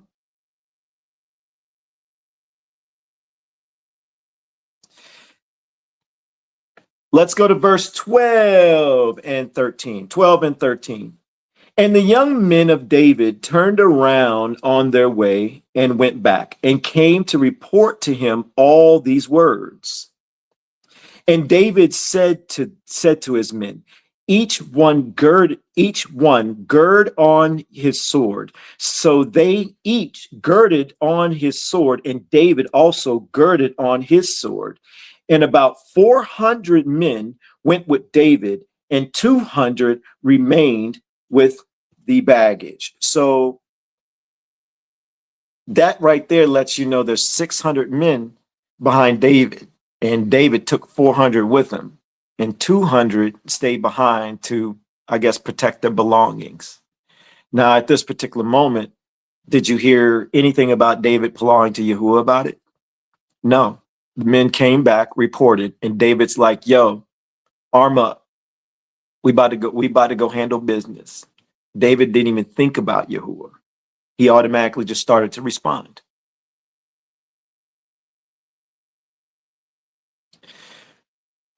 David's anger gathered 400 men behind it. The real offense can become the fuel for an unclean response.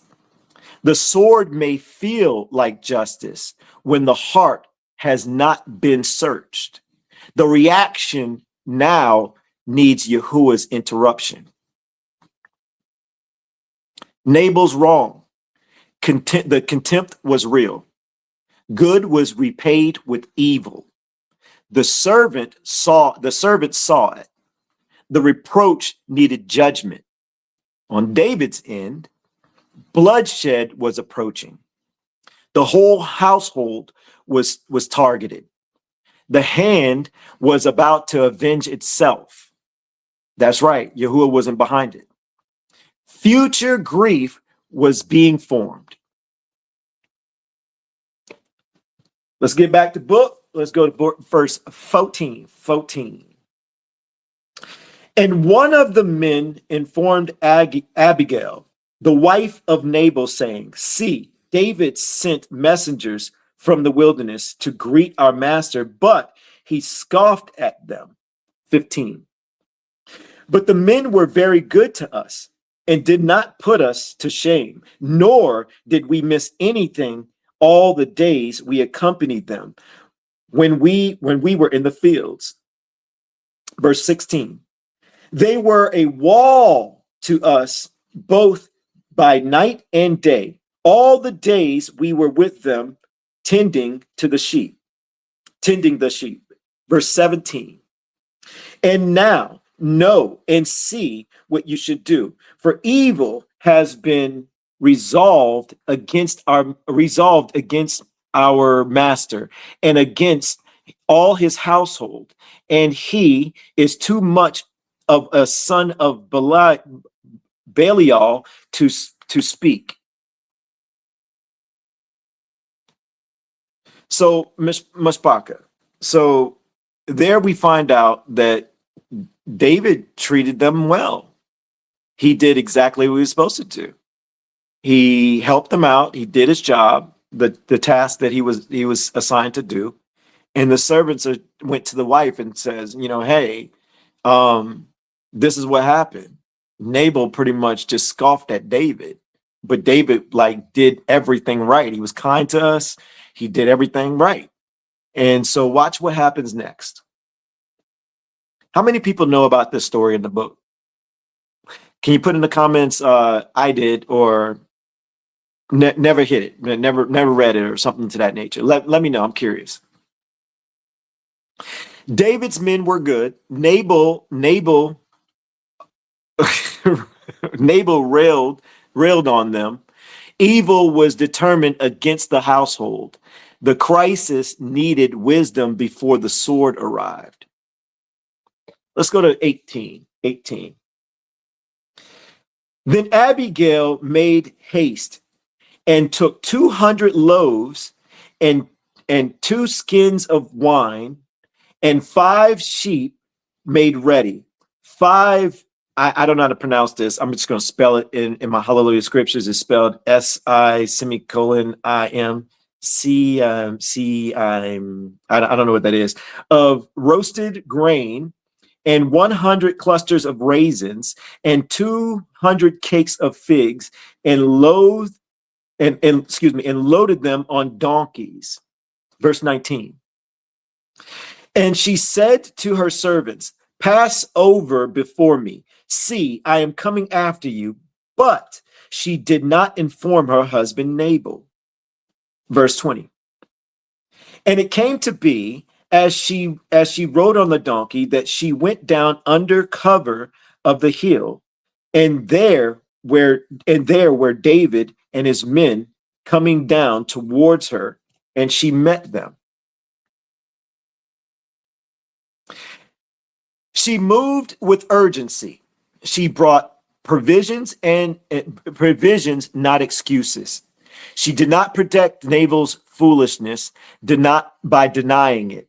She stood between David's reproach and David's future grief.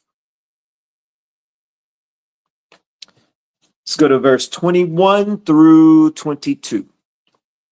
And David said, only in vain have I protected all that this one has in the wilderness, so that not a speck was missing of all the belongings to him, and he has repaid me evil for good. This is verse 22. Let Alua do so, and more also to the enemies of David, if I leave one male of all who belong to him by the morning light. Yo, So David's like, yo, we going to the city and we killing everybody. Keep in mind, David did not take time to pull out to Yahuwah. This is all his reaction. He's just reacting. He's reacting. So he was embarrassed in front of his men. He was insulted. And not to mention, this is in front of a city. So this is not just the 600 men who know what went down. The city knows too. So he's being slandered by Nabal. And so David's feeling every bit of it, and he just responded. How many people can relate? Barak Yahuwah? The receipt in your hand does not make the revenge in your heart righteous. In my scenario, before we keep going, I got receipts. I can't share them here, but I have receipts. I've always had the receipts in my scenario while the public slander was going. And I just got to thank Yahuwah that I never used those receipts publicly. You know, only a few people who the closest circle around me, they know about these receipts. And we've watched people judge me and judge them in certain areas. So I know the admins, that's mainly what I'm talking about. They're probably feeling everything that I'm feeling or have felt. There's times where I had to hold them back from responding. They wanted to throw receipts out there, and I was like, no, we're gonna be quiet. We're gonna let it play out. We're gonna trust Yahuwah. We're gonna let Yahuwah be our defender. I'm sharing this because it makes me feel good that in this season, Yahuwah has showed me this before I even knew this story, that it gives me confirmation that I'm doing the right thing according to Yahuwah's lens, not my own lens, and not according to anyone else. That truly understanding how to be still is to allow we're just going to say the people or persons involved that are doing the things like Nabal, trust in Yahuwah to take care of it. Now let's put that mirror up. Can I get mirror in the comments, please? Can any of you admit that you've been on the side of Nabal? And after that, whether it be a short season afterwards or a longer season afterwards, think about your life. We're going to slow down for a moment. Think about that time frame. And if any of you are involved in something now and you're using Yahuwah's name, I hope you're paying attention if you're sitting in Nabal's seat. But let's bring ourselves back to those type of seasons where we were a Nabal. Now, also, let's not take ourselves out of participating sideline with a Nabal. You might have been a person participating, right, with someone else who is Nabal. All right, that counts as well. Now, I want you to ask yourself, in that season, how did your life go afterwards? Was relationships broken? Did you lose job? Did you have health issues? Did things happen that you never put together? I promise you, it's all connected. Whether it was happening in that moment while everything was going down or afterwards. That means Yahuwah was putting a right ruling on you. Guilty. Did that hit for somebody? If did that hit? And let's also look, if you were in David's shoes, right? And then you outside looking in, you might have responded, you might have done things, right? But if you look at the scenario, did you see things happen to the person, or did their life, was it smooth sailing? Or did they have a rocky bump after doing that to you? Did you respond like David and you didn't have an Abigail to sit in front and stop you? How did your life go? Did you have a rocky time period? We hitting all angles, Myshpaka. If you're new, first off, welcome. We don't sit like victims here. We put the mirror up. We're looking at all angles. There's no way that you've become adulthood and you haven't taken part in any type of angle of all of this. Whether you were the victim, whether you were the Nabal, or whether you're a participant, you've done some of it. But it's all connected. It's all connected. Barak Yahuwah. Hit it again, sis. Let's continue. 1 Samuel chapter 25, verse 23. And Abigail saw David, and she hastened to come down from the donkey, and fell on her face before David, and bowed down to the ground. Verse 24.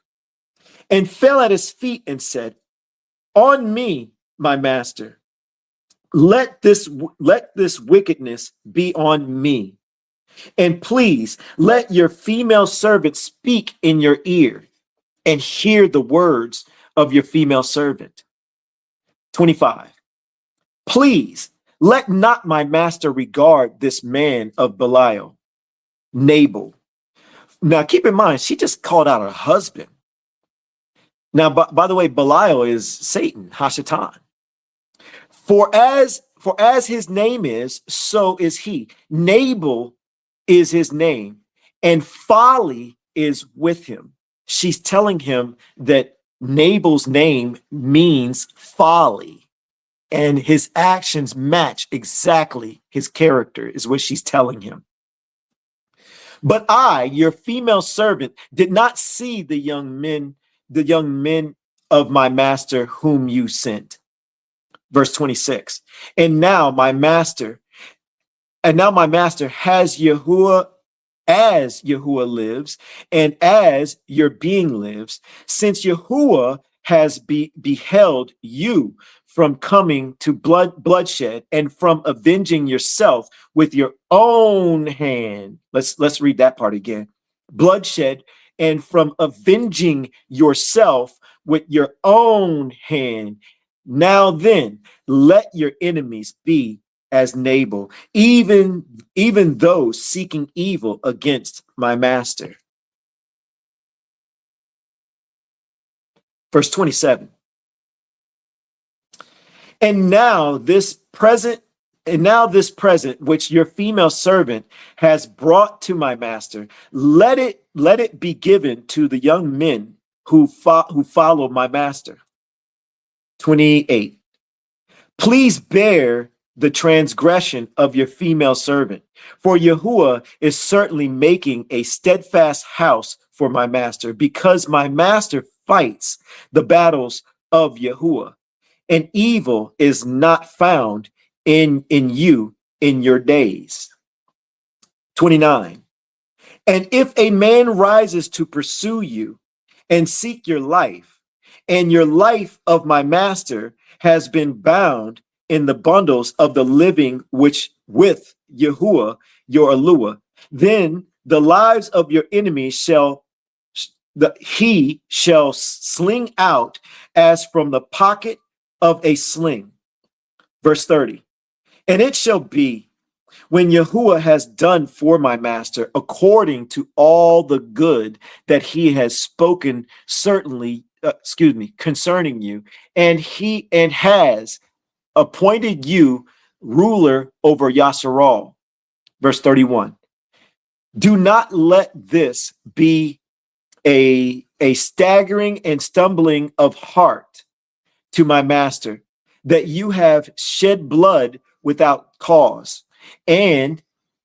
or that my master has saved himself. And when Yahuwah has done good to my master, then remember your female servant. okay, so what's going on in this moment? So she stops him, right? And she's reminding him of his kingship. She's reminding him of the future. And she's telling him, you're about to go to this city where this foolish man did you wrong. And keep in mind, she brought provisions. She wasn't just kept going there to talk. She was there to say, hey, look, I'm sorry. Here's something to show that, like, you were in the right. And then she's reminding him of Yahuwah. She's reminding him of his position with Yahuwah, and that if he goes through with this, he's going to change and alter his own future, that he's about to kill some innocent people for one man's transgression. That's what she's doing in this moment. She does not flatter David with anger. She does not call Nabal clean. She warns David about bloodshed, self-avenging, grief, and offense of heart. She helps David see the man he is about to become. The key is about to become. Myshpaka, think about if you were in a current situation and you've already started seeking your own vengeance. You're fighting your own battles. You're retaliating back. And just because you think you haven't done anything like David, just responding back to someone online or in your personal life, it could be your family. Family is just as bad as people online can be, right? Is that fair? Is that fair? Think about the aftermath. You gotta pull back. We're supposed to learn from the forefathers, learn from David. Barak Yahuwah. Abigail did not tell David that Nabal was innocent. She told David he was about to become guilty.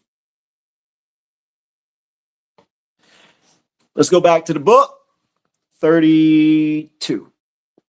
And David said to Abigail, Baruch means blessed, be Yahuwah Eluah of Yasharal, who sent you to meet me today. 33.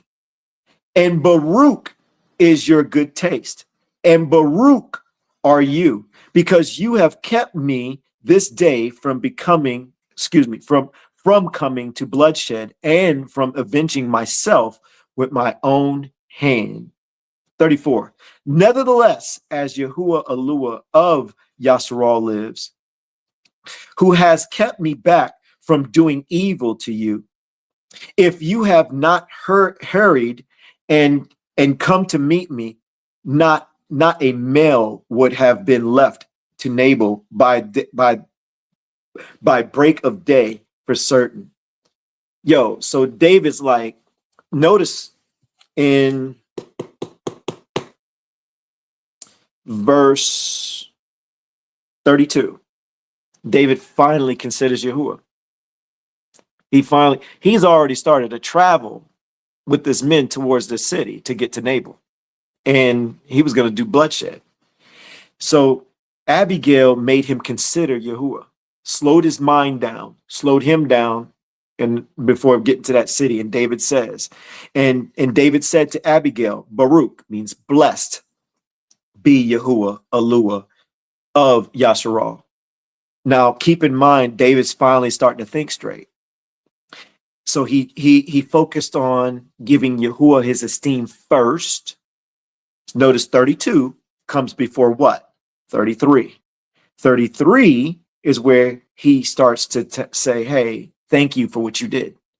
He didn't say thank you, Abigail, and then said Yahuwah. She got his mind right, and he recognized that what? Let's read that again and listen to what he said. And David said to Abigail, Baruch be Yahuwah Eluah of Yasharal, who sent you to meet me today. Yahuwah made all this go down. He gave esteem to him. I'm in Palal if someone's going through something in real time right now in this season.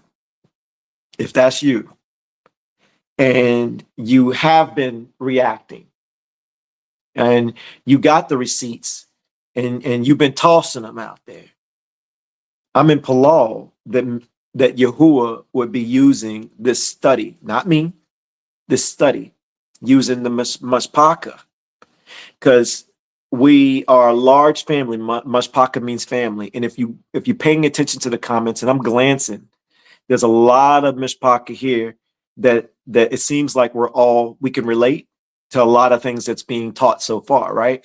If that statement is true, whether you on Nabal's side, if you were a Nabal, if you're a bystander on Nabal's side, but just you didn't help out the scenario, or you're in David's position, put I can relate in the comments, because Yahuwah could be using this study and also my own personal experience. At the same time, you got others in the comments, they're telling you, me too, showing you that you're not the only one.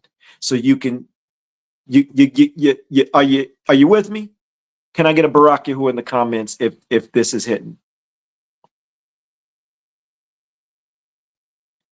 He did not defend the sword once the mirror arrived. He sat in that mirror, Myshpaka. He recognized Yahuwah's hand in the interruption. That's supposed to be Baruch. He Baruch the counsel that stopped him, which was Abigail. His strength was not being flawless, it was being correctable. Myshpaka, before we move forward, keep in mind he's got 400 men with him. They're all watching this go down. Keep in mind, David is being humbled by one person, a woman. Yahuwah used one person. And I didn't say woman for any reason other than think about that. You got 401 men, that's including David, about to go slaughter innocent people. And Yahuwah just used one woman with the right words, and she humbled herself in the scenario. And guess what David did? He also humbled himself. Could you imagine David humbling himself in front of all these men? And they've already started to travel. That's big of David to turn around and say, you know what? You're right. You're right. Because David could have had an ego in that moment and be like, out the way, woman. And we're going to take these goods too. Your husband about to die. And all the other men. He could have did that, but he didn't. He listened to wise counsel. Barak Yahuwah. Some people want vindication without examination. 35, verse 35. And David received from her hand what she had brought him and said to her, go up in peace to your house. See, I have listened to your voice and have accepted your face. 36. And Abigail went to Nabal and see, he was at a feast in his house, like the feast of a sovereign. Now, hold on, Myshpaka. So Nabal's, while Abigail's over here stopping David, Nabal's over here just having a ball, like a party, like a king, after what he did. And Nabal's heart was glad within him, and he was exceedingly drunk. So she told him not a word, little or much, until the morning light. Verse 37. And it came to be in the morning when the wine had gone from Nabal, so he sobered up, and his wife had told him these matters, that his heart died within him, and he became like a stone. Did y'all catch what just happened? And hit it again, sis. And it came to be in about 10 days that Yahuwah smote Nabal and he died. So everything happens on Yahuwah's time. So Nabal didn't realize his wife just stopped a whole slaughtering, and Yahuwah still took him out. So the person on the other end of things, the Nabal type person in your life, or Nabal type people, or let's say you had a Nabal moment in your past, or maybe you're having a Nabal moment now. Put that mirror up. It catches up. Yahuwah's watching everything. If we do not handle ourselves in a way that is in Yahuwah's lens, not our own, what do you say? Yo, you got it this time, Maryland. Oh, Frankie. Barak Yahuwah for Frankie. So it catches up for you. And let's put that mirror back up and think about that time where maybe we've been guilty. Think about that season. Think about what your life. I bet you things started falling apart. Health issues, job, family stuff. And when I say health issues, it might have not been you. It might have been somebody else in your family, somebody close to you, right? I'm telling you, if you really put things together, Myshpaka, please don't look at it just as this right here. When we are not walking in the way that we're going to say Yahuwah's lens, these things happen. Why? Because Yahuwah is paying attention. He knows when we're not serving him. All right? And he knows when we're serving ourselves.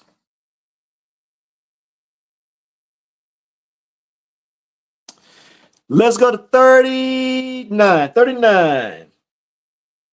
And David heard that Nabal was dead, and he said, Baruch, that means blessed, be Yahuwah, who has pleaded the cause of my reproach from the hands of Nabal, and has kept his servant from evil. For Yahuwah has returned the evil of Nabal on his own head. And David went and spoke to Abigail to take her as a wife.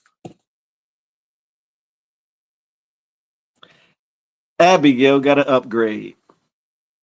And David got a what? Remember at the beginning, it said that Abigail was wise. Clearly, she believes in Yahuwah. She does the right things. And it also says that she was good looking. Barak Yahuwah for David. My God. He pleaded David's cause. He judged Nabal's wickedness. He kept David from avenging himself with his own hand. He answered both the outward wrong and the inward danger. You may have screenshots, messages, witnesses, and receipts. You may truly have been dishonored. You may be able to embarrass the person publicly. But if the goal is bloodshed, shame, or a crowd, the mirror is already speaking. Yo.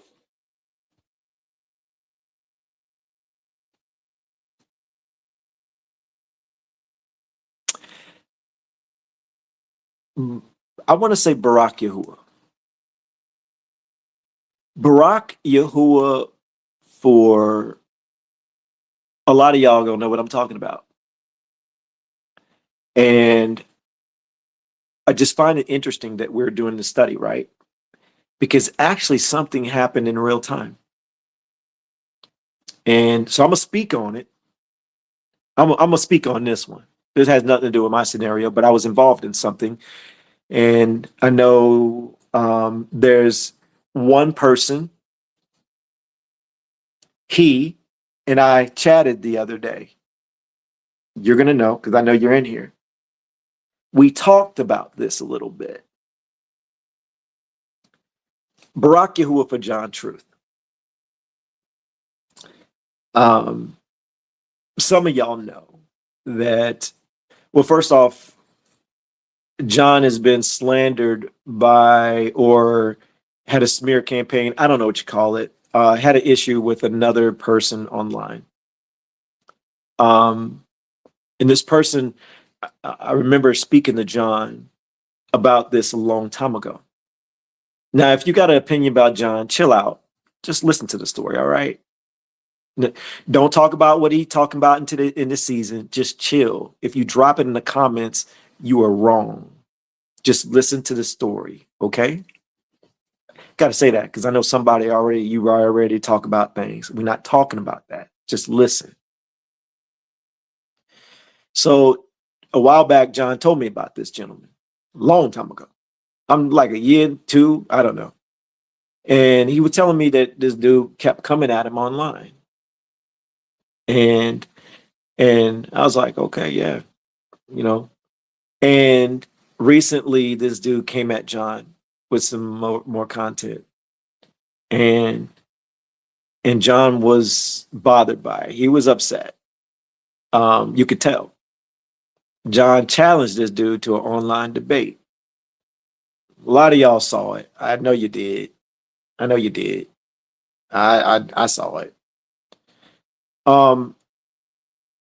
Immediately my thoughts was the wording. And I saw Ruachs playing games in the whole scenario. And I tried to call John. And, you know, John's in Africa, so the time zones are different. And this is a good story, y'all. And so just listen. So John responded in a way of he wanted to debate this guy on this topic, and I tried to reach out to him, and I was unsuccessful. And now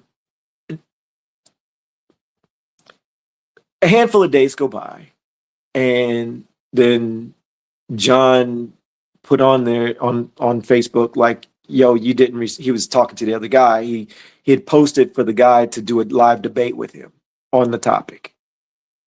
And I couldn't help but look at the comments area, and I'm looking at John's wording, and I just knew that Ruachs were involved in everything that's going on. The other person, the other side, John. So he was experiencing this slander. And one thing that I've learned in my own life, and especially in this season, is paying attention to the Ruachs. What do we know? If there's anger involved, that's not the Ruach HaKodesh, what the world calls the Holy Spirit, right? If there's slander, if there's gossip, if there's jealousy, if there's strife, if there's discord, right? Those are just a few. We can keep going with envy and hatred, right? You keep stacking them, right? I've learned in this season that if I feel any of those emotions, that means the Ruach left me and another Ruach has taken its place, right? And if I see it on someone else, I don't give them a pass. If I see that a person's angry, I already know the Ruach HaKodesh does not operate at all in anger. It will flee you. That's what the book says. And I believe that. I saw John take offense. And I saw in the post that the Ruach left him. Now, and when I say left him, I'm not talking about John, period. I'm talking about what the scenario was, isolating the scenario, the topic that was going on. I'm not speaking to John's character or anything other than that little pocket. And the other guy's just as guilty. No Ruach. No Ruach. Okay? It's how it was all going down. It's all challenging things. There was no love and correction. There was no humbleness. There was no meekness involved. The Ruach HaKodesh operates in self-control. It operates in love. It operates in kindness and mercy. It's not trying to, it won't cause strife. It's going to diffuse strife. Right? Okay. So John did a second post saying like, yo, you ain't responded, man. So I'm gonna put this out here again. I want to debate you online. And I'm thinking like, okay, John's in Africa. It's probably late. So what I did was I went ahead and commented on his post. I knew he would see it. And I tagged him. Barak Yahuwah for John. Why? In my comment, I told John, I said, look, me and you we don't align on a lot of, I don't say a lot of things, but we don't align on some things scripturally. But that doesn't make me look at you any differently.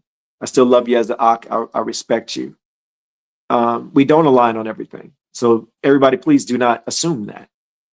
Just because a person doesn't see your way doesn't mean you can't respect that person. All right, I've learned that in this season. So I told him that in the comments, and then I brought up the things that I've shared with you, and I'm just paraphrasing it. Well, I woke up to a text from John. I fell asleep last night, and my phone chimed, and it was John. And John said, he backed off of it. He said he saw my comment. It caught his attention. He made him take a look at things, and John backed off of the invite. He did the right thing. When you have an opportunity, I guess the reason why I'm bringing this up is because John was David in that scenario. John wasn't bothering this other guy. He wasn't bothering this guy at all. This guy, I saw his content. As a matter of fact, I saw his little piece of content before John responded. And he was in attack mode. Why do you know this? Because in his video, he actually says, people in the comments wanted me to address John Truth on this topic, and then he did his content on it. He didn't say, the Ruach told me to do it. He didn't say that. He said people. So the crowd, the audience, wanted him to come at John and correct John. At this particular point, I could care less about the topic. I'm seeing Ruachs. Are y'all seeing Ruachs in the story? Are y'all seeing the Ruachs? So the other guy is Nabal in this scenario. John is David in this scenario. When you have an opportunity to become an Abigail, you need to step in. You need to see the Ruachs and lovingly try to tell the person, don't do it. But allow them to fall on their own sword if they're not going to take your counsel.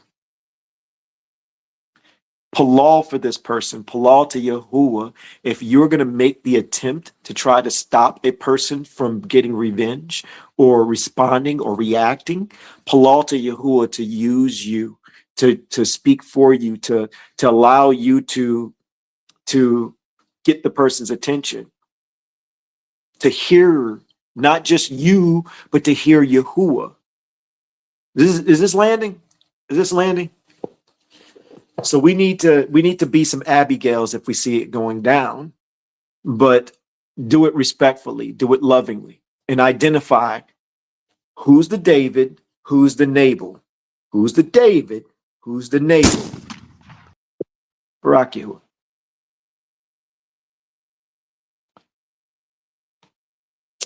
All right, bringing the offense. Name what happened truthfully. Do not make Nabal innocent. Let Yahuwah judge the reproach. Submit the reaction. Let the sword be examined.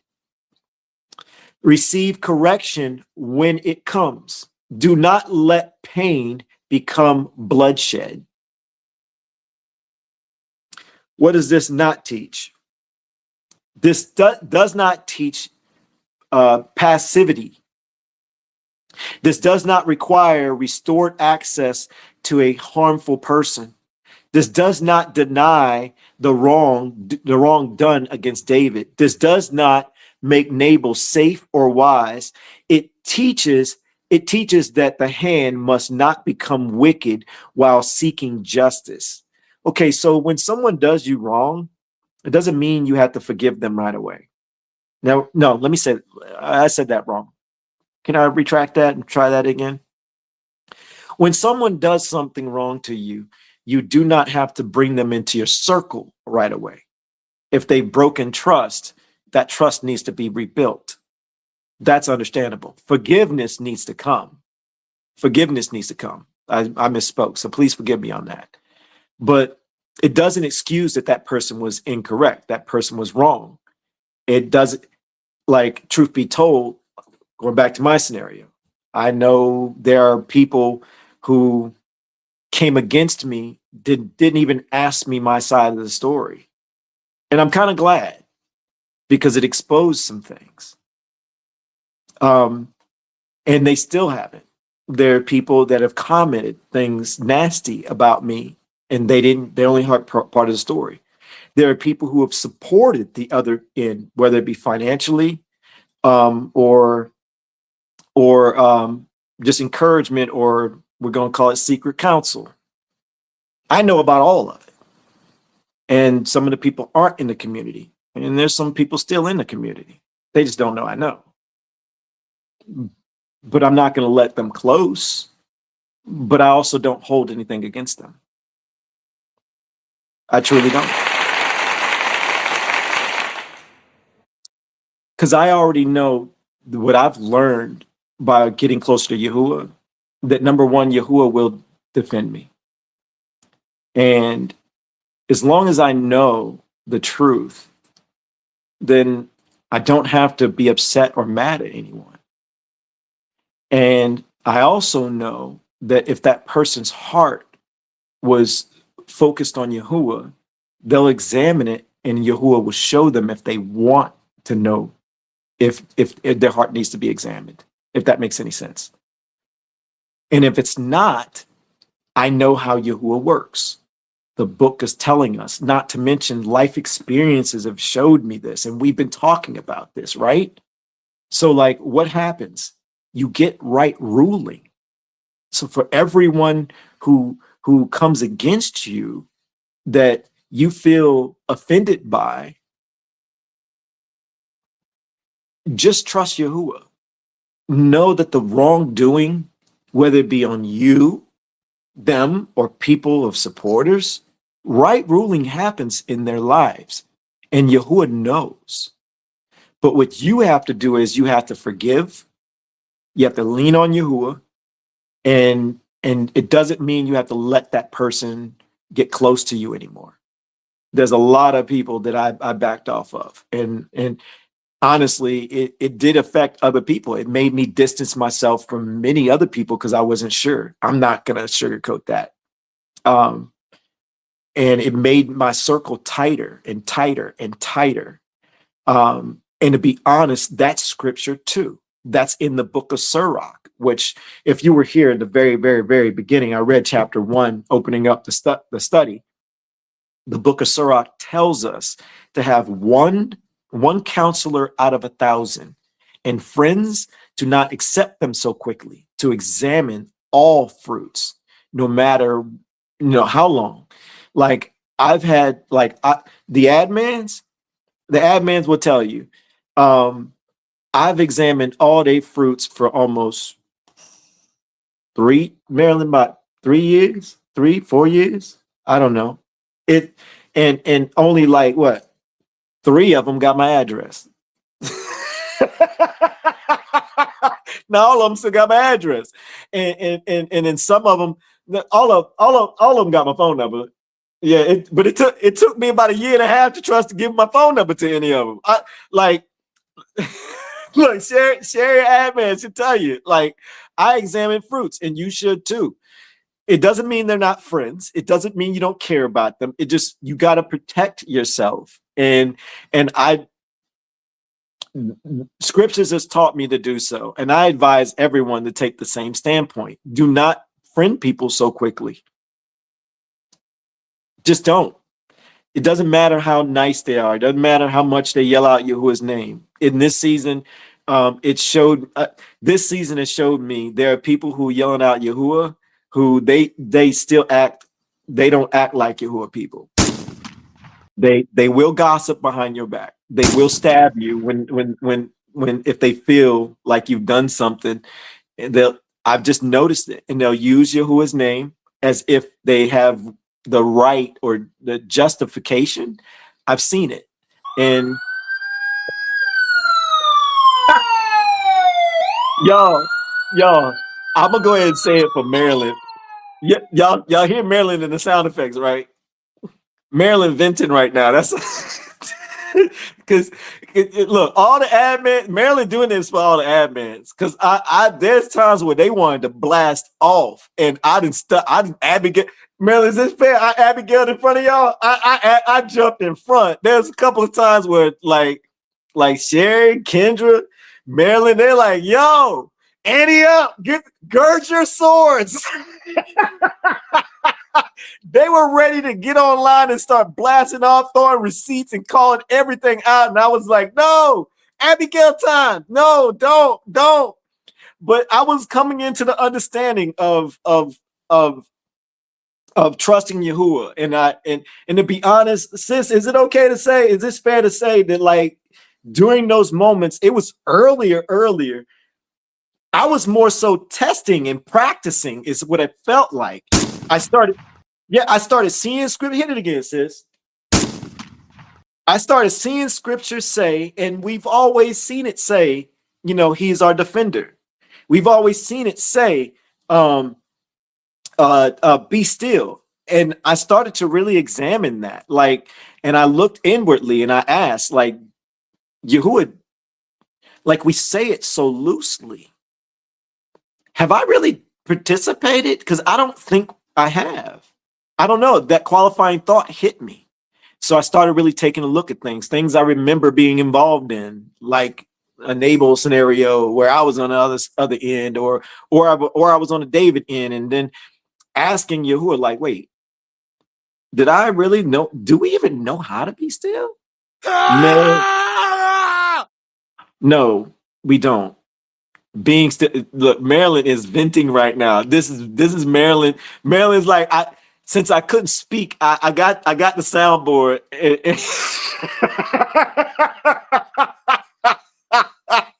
Y'all can see it right now. She's just giggling away. Barak Yahuwah. Let's keep it moving. Yahuwah may answer Palal by stopping my reaction. Nabal's contempt was real. David's anger was also real. Did I do this one already? I must have I went back on some. Okay, yeah. Part two. Oh, my bad, Myshpaka. Now, part two of our study, we're going to be hitting another story with David. Now, this one's really fascinating because this isn't a stranger or a Nabal. This is David's son. And his David's son is named Absalom. Now, before we get into this study, I want y'all to think politics, because this thought in my head came in my head. This is going to stand out to you on how politicians do. But Absalom was pretty much he was successfully pushing David out of kingship and trying to take over. He wanted Papa's throne. So he was setting up a coup, so to speak. And David was enduring every bit of it. So if you're a person that has had family stab you in the back, not with a blade, not with a sword, but with an axe and a machete, you're going to relate to this one. This one gets really, really deep. Barak Yahuwah. Let me take some of these windows down, Myshpaka. And I can almost promise you, we're probably going to do a song break on this one somewhere. There's a specific song that's connected to this study by default, because it happens to be one of the songs was inspired by something that was said. Sis is having too much fun right now. I tell y'all, Barak Yahuwah. Let's get it. Part deuce. Fart deuce. Absalom. Oh, wait. Myshpaka, like, I'm going to butcher some of these names. Somebody said cornbread. What she said? Narrow path, what cornbread up to? What's she doing? It's either cornbread, Robin. Is Shirley in here? Shirley? Or you already know the usual suspect. You got Frankie. What they up to? All right, okay. But I'm gonna butcher some of these names, so I might just spell and skip over some of them. So, like, you know, if you like sound it out, Elon, like I'll try, but I don't think I'm gonna do too good. And the funny thing is, we got a podcast the same names like with ease. I still messing it up. Barak Yahuwah. And okay, I'm gonna try it. Absalom. I can say that one. Absalom. Hippophel. A Hippophel. Shy. We just gonna call him Shy. That's cool? I'm gonna call him Shy. Shy me. Okay, Shimmy. Whatever. And the fire of humiliation. Let's get it. An enemy can be wrong while Yahuwah is still correcting me. Wait, I have to ask. If you've gotten value so far, would you consider sharing? You don't. This is not to increase the platform. It's for people to be able to get information, for people to be able to understand. Like there's. Hopefully, if you're new, you see that we are really about book. We're really truly trying to study. We're trying to be as humble as possible, and as we learn, and we just try to grow. And we don't care about, you know, trying to put up a front. All right, but if you are getting value, would you consider sharing? If it's not your thing, and you just here to check us out, we love you. That's just fine. We glad you're here. Can I get a Barak Yahuwah for the new Myshpaka? An enemy can be wrong while Yahuwah is still correcting me. Absalom rebellion was wicked. A Hippophel counsel was dangerous. And we're going to say Shimei, cursing was public humiliation. David's earlier correction remained in the background. David had to carry grief without handing judgment to his own hand.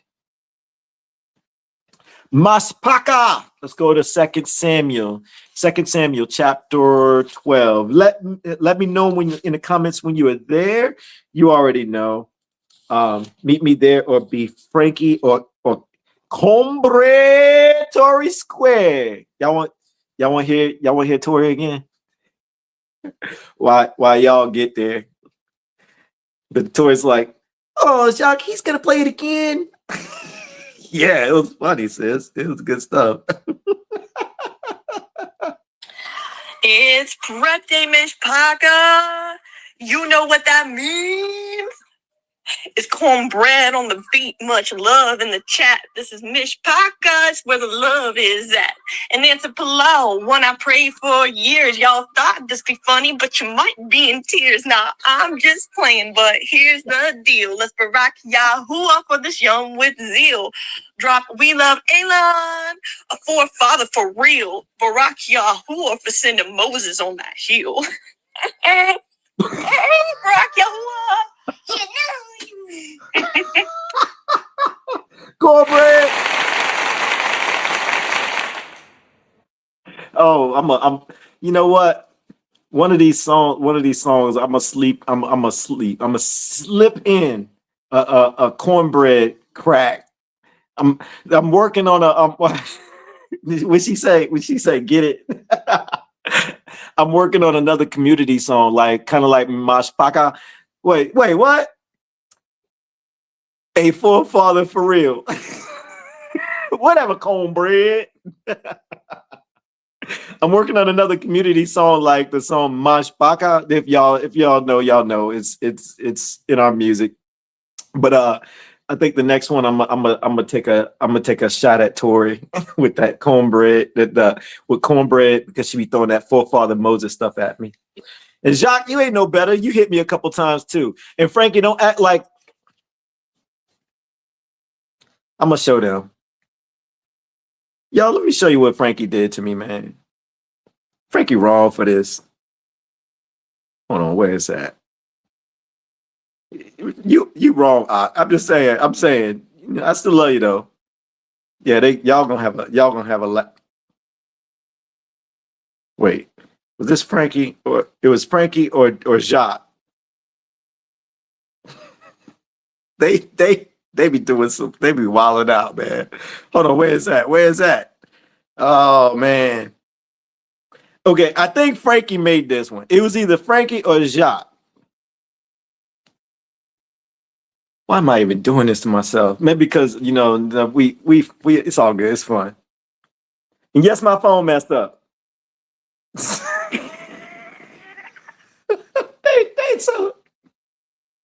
they wrong. They wrong. Marilyn, can I get a boo for that? Can you boo him for me?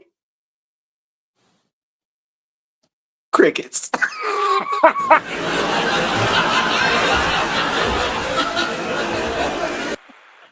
I think Marilyn didn't boo. Marilyn didn't boo because that day that happened, they were all like quadruple teaming me. It was all them versus me. But hey, it's all good. It's all.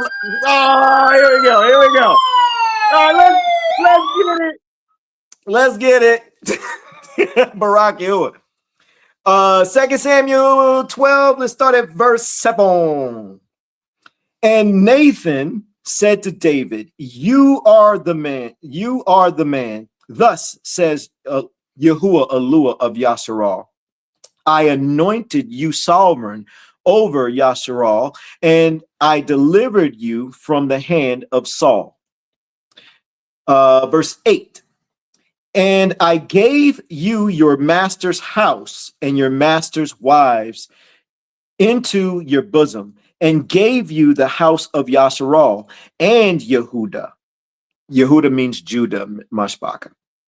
And if that were not enough, I also would have given you much more. Verse 9.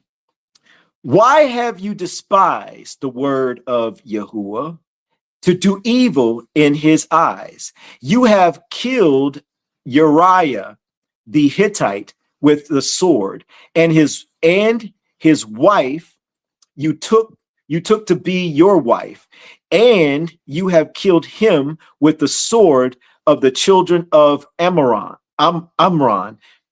Verse 10. And now the sword does not turn aside from your house, because you have despised me and have taken the wife of Uriah the Hittite to be your wife. Okay, so wait a minute.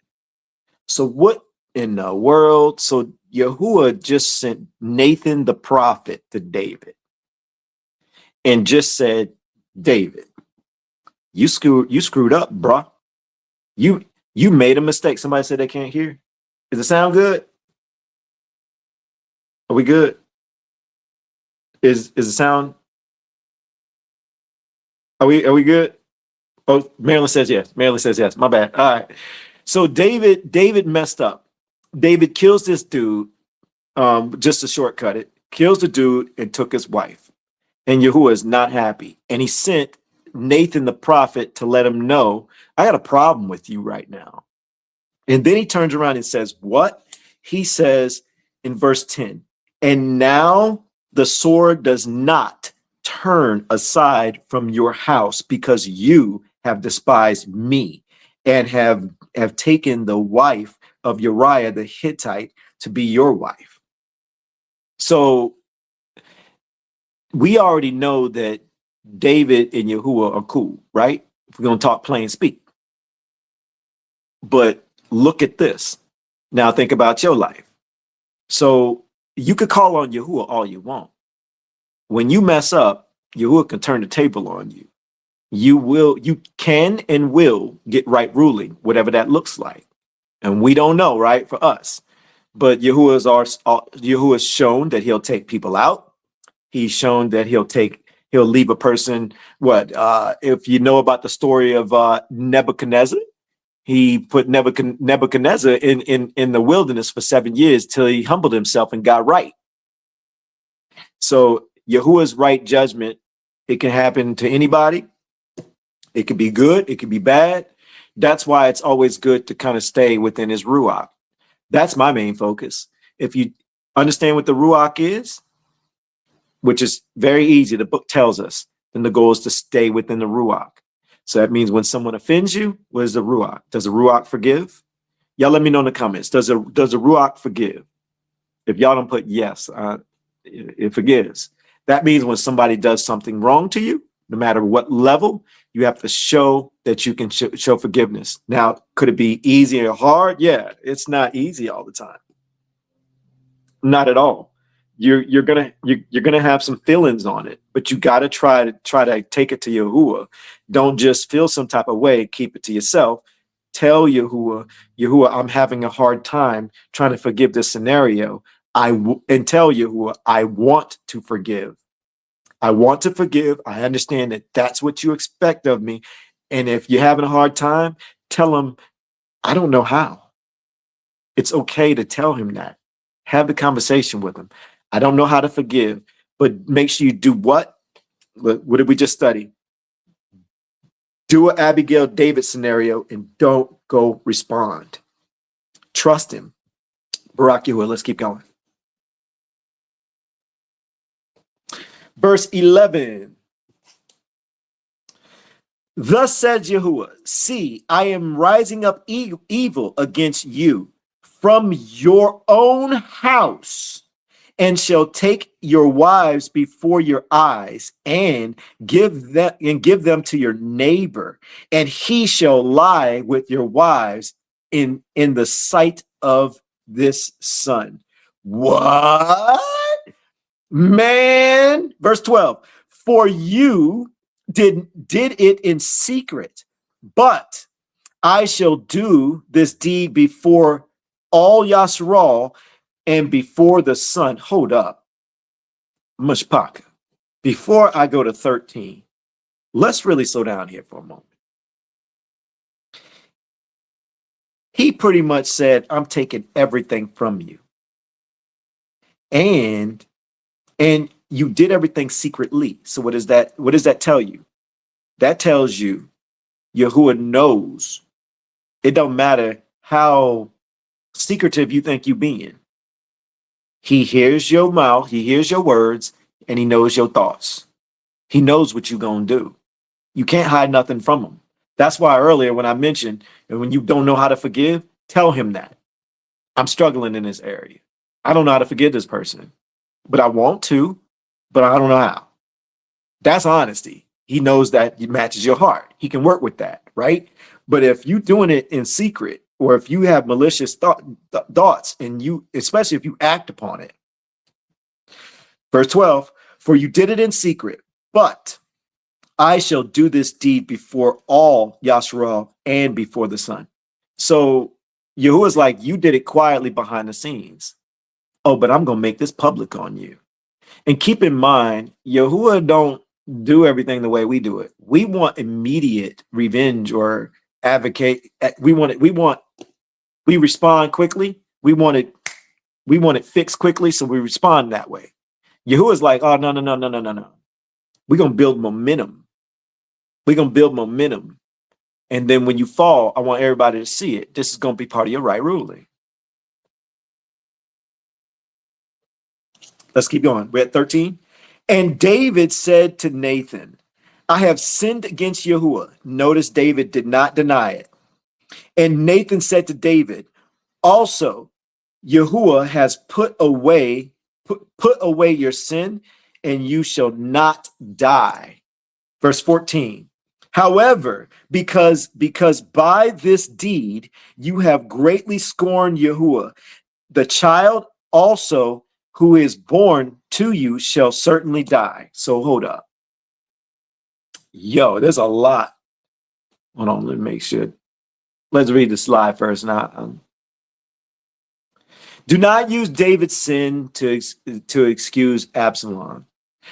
Do not use Absalom's rebellion to erase David's correction. Yahuwah can judge the rebel and still discipline the king.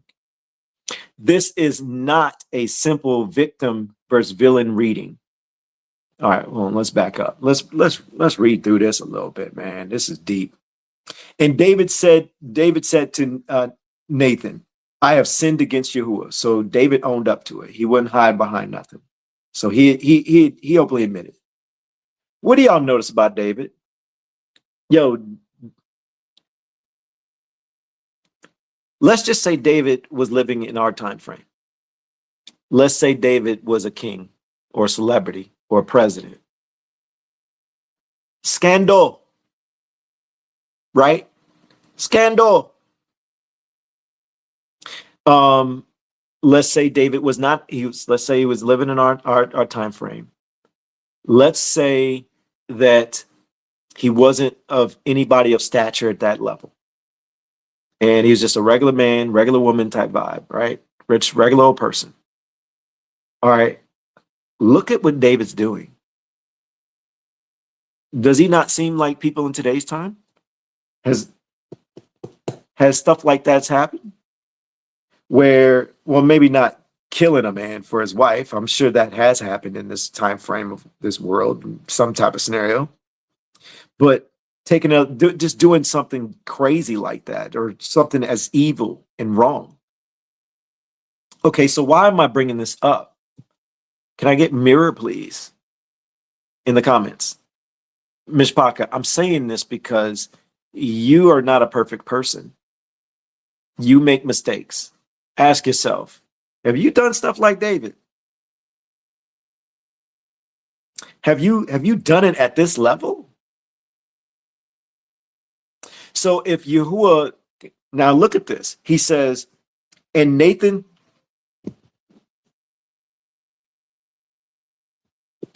what am I calling me? He says, and Nathan said to David, also, Yahuwah has put away your sin, and you shall not die. So Yahuwah says, I'm not going to look at like I forgive you for your sin, and you're not going to die because of it. However, there's a but. Because by this deed you have greatly scorned Yahuwah. So Yahuwah was not feeling it still, right? The child also who is born to you shall certainly die. So he's like, yo, you still gonna get punished from it. Like, right ruling. I'm gonna forgive you, David. And for this, I'm not gonna take your life. But you know, I'm just gonna do it this way. Myshpaka, I'm trying to get y'all to see, like, whatever you think that, like, there's a lot of us, we sink in shame because of the things we going. I'm trying to get you to see David and compare yourself to David. David was no saint. As a matter of fact, we did a study a long, long time ago. Who was there when we did that study, when we went through all the forefathers and we found flaws in all of them?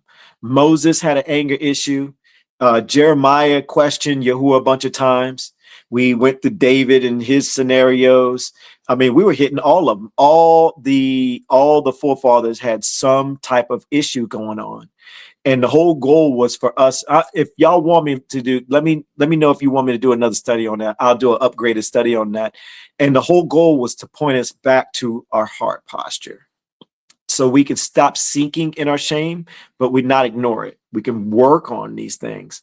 But every time I see this, I'm not going to stop. I'm not going to not stop to help everyone see that mirror. Barak Yahuwah. Oh, my bad. I went too much far ahead. Let's go to chapter 15, Myshpaka. Chapter 15. Starting at verse 1. Let me know when you're there. Or you could be Frankie or Cornbread Torah Square. By the way, Cornbread came up with her own nickname. We have had this conversation in a private group that Cornbread came up with her own nickname. I just grabbed it and just made sure she wasn't gonna let go of it.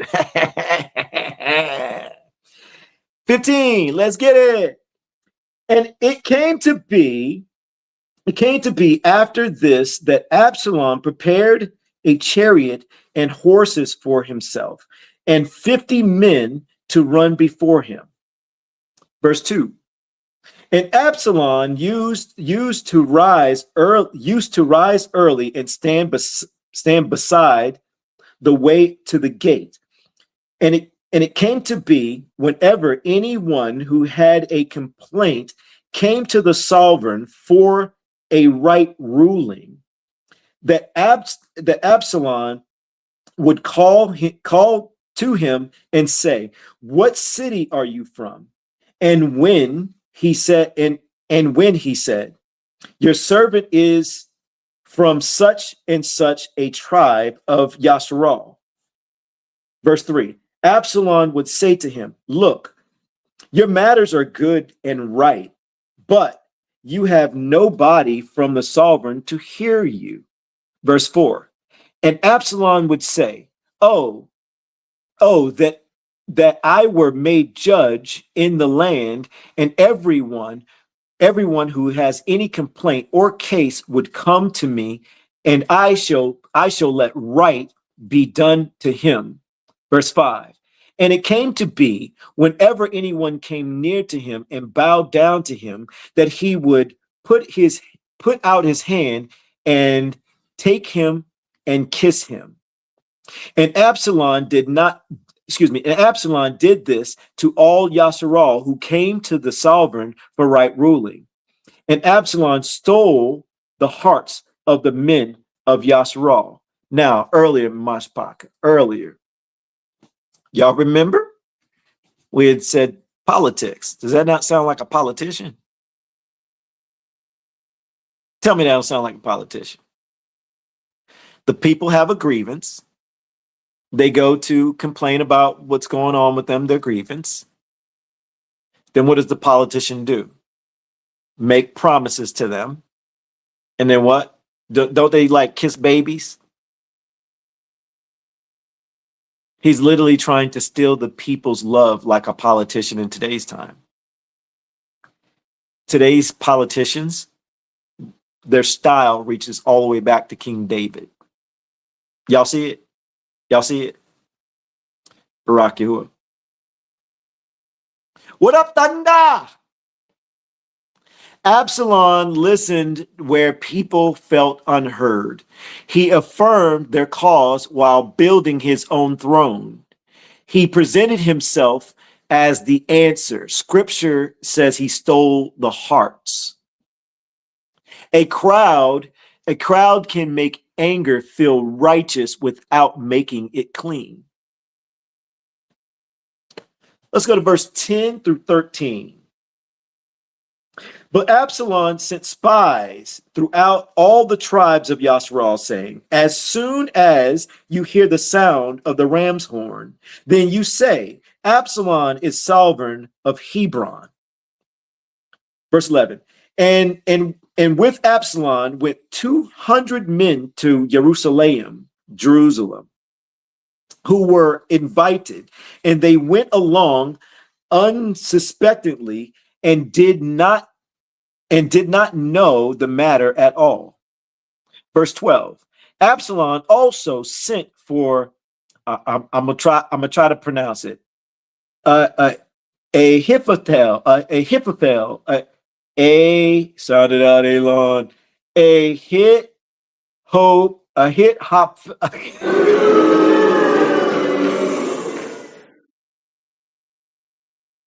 Y'all can see Marilyn, man. She's snickering.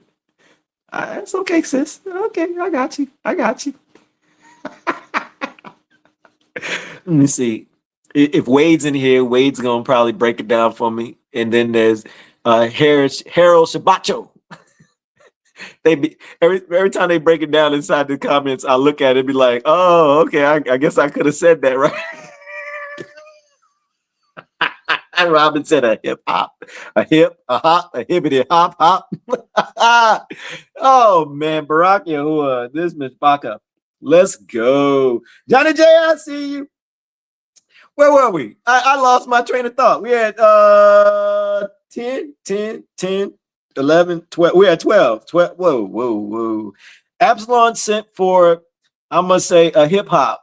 I'm gonna steal from Robin. A hip hop. We're gonna call him a hip hop. Oh man, Hawkins, stop, girl. To Galathonite, Galonite, counselor of David, from his city, and from Galo. Y'all, I'm sorry, I'm butchering it. I can't. While he was bringing offerings, and it came to be that the conspiracy became strong, for the people of Absalom keep increasing. Verse 13. Then a messenger came to David saying, the hearts of the men of Yasharal are with Absalom. So wait a minute.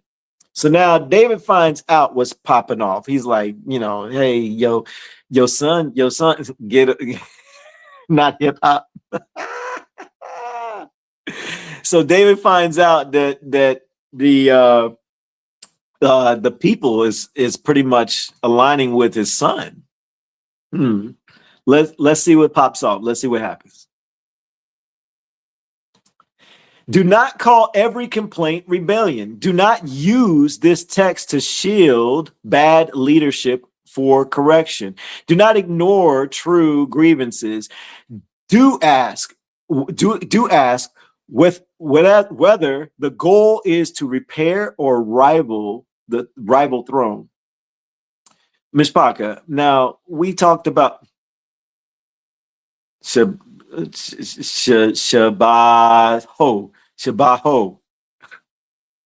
Frankie, I know you ain't trying to talk. I know you ain't trying to sound something out for somebody. You can't say caps, you say cops. I need some cops. You can't say loyalty, you say loyalty. And then you say where's you excuse?